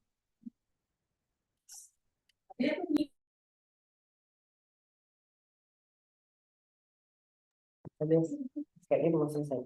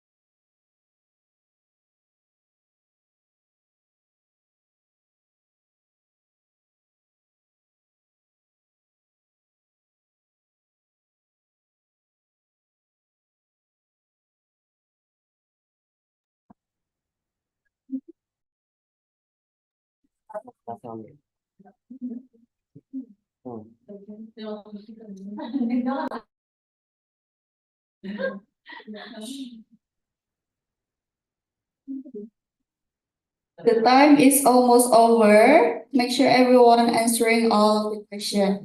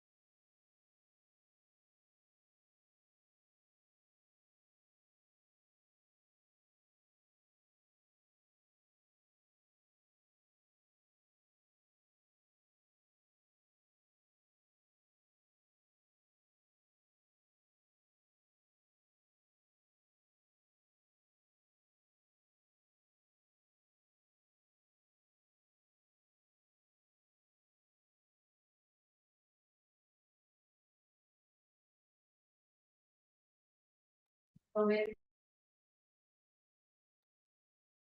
right, time is up, and we will have a 5-minute break for us to evaluate your result. Thank you. Have a nice break.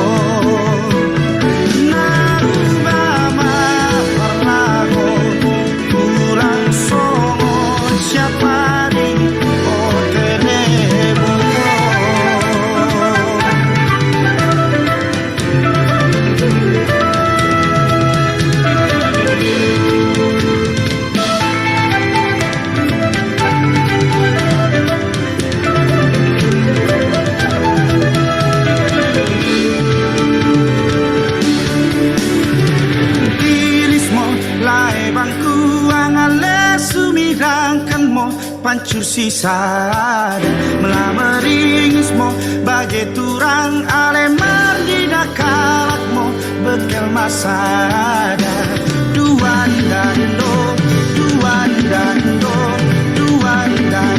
ale kaki papo duan dando ale kaki papo.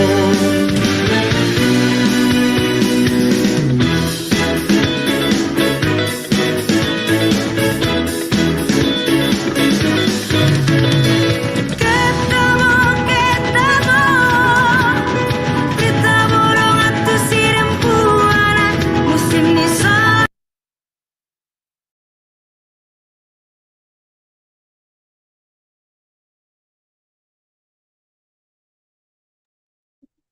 Okay, we have got the result of this quiz. We will announce the winner of this quiz. That's on the first attempt. We look about the total time taken and the start at. Okay, the highest point is achieved by Ishibila Anjani. He got 7,000 point, and then Yatsani as the second or the runner-up of this quiz. And the third place is Akmal Faiz with 7,480 scores.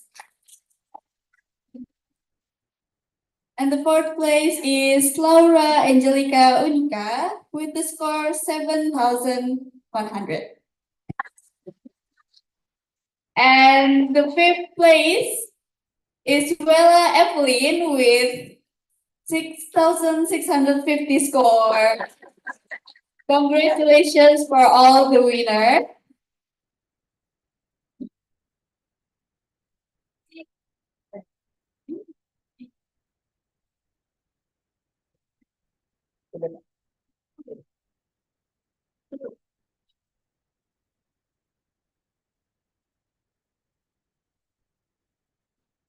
All right, and just like that, we have come to the end of our fantastic international summer course 2000 Architecture 2024. Time flies when you're having fun and learning new things. Today has been awesome. Even though we are ramping up, we're still excited because the material is really cool and the presenters have been amazing. It's been a great experience.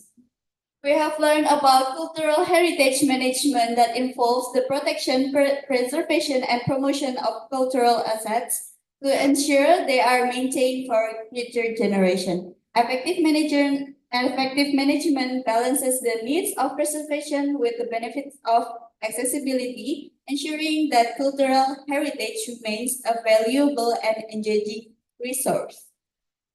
Don't forget to fill up the present list and see you at the next meeting, which is tomorrow with the schedule that has been determined. It is expected for all participants to be present on time according to the schedule so that we can start the class on time too. And if you have a problem or if you are confused about ISTA, you can send an email or chat to the contact from the link tree. And before we end today's meeting, we are going to take some documentaries for all participants. So please turn on your camera.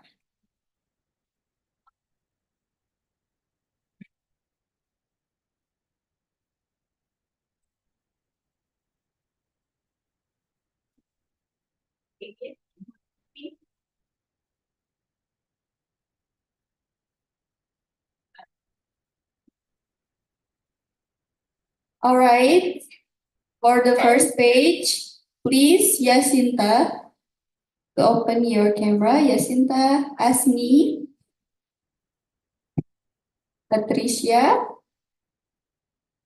Mushifa, Nurfara,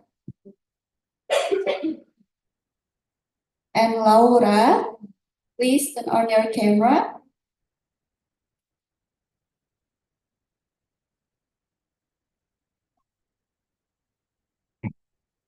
Okay, we will take a picture in 3, 2, 1, cheese.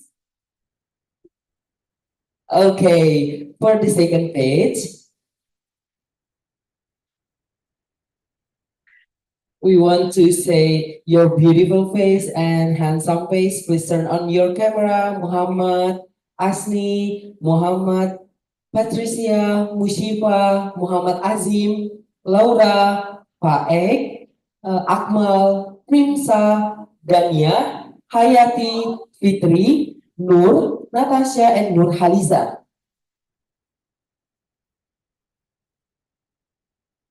Okay, we will take a picture in 3, 2, 1, cheese. Okay. On behalf of the entire team, we want to say a massive thank you to everyone who joined us. Your energy and enthusiasm made this program unforgettable. Until next time, stay motivated, stay inspired, and keep the passion alive. Thanks to all and see you later. Goodbye and take care, everyone. You may feel our presently right now.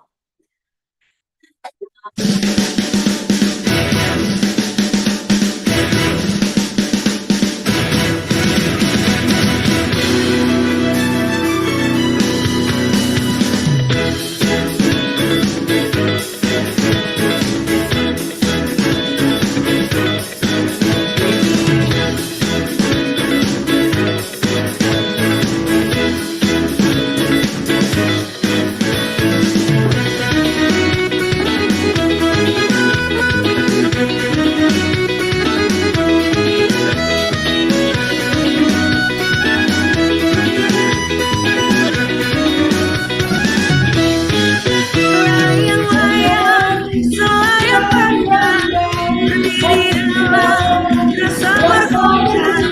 Jangan ragu dan jangan bimbang. Ini lagu selayar pandang. Lama sudah tidak keladang. Tinggi rumput dari lalang. Lama tak ku pandang. Hatiku bimbang. Lama tak ku pandang. Hatiku bimbang.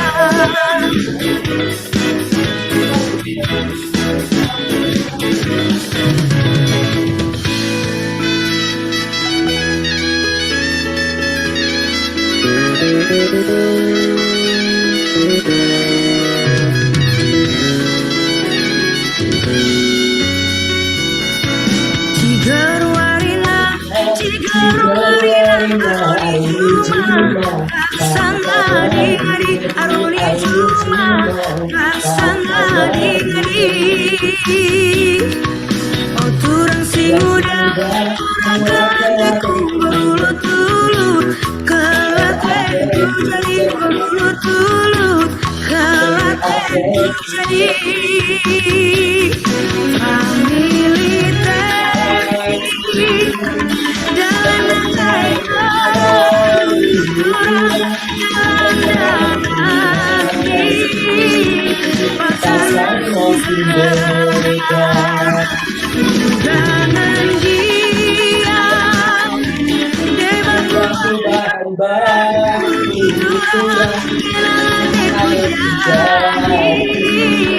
jadilah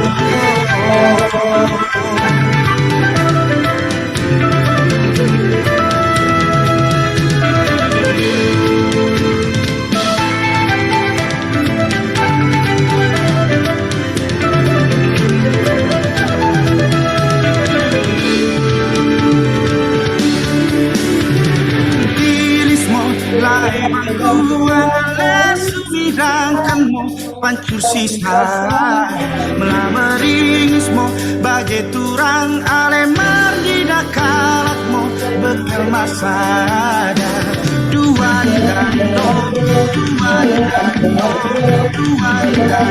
akan kita duan dano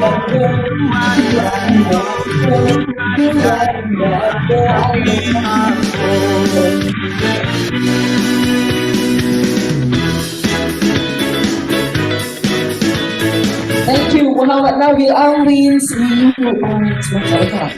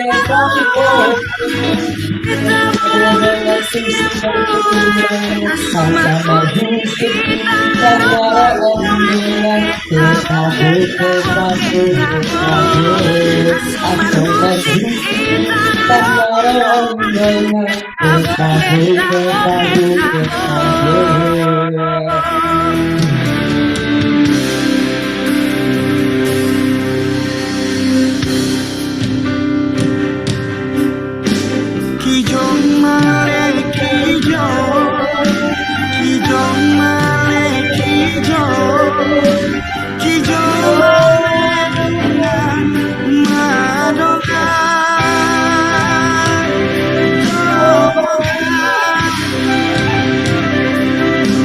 kijong male kijong male kijong male kijong madoka.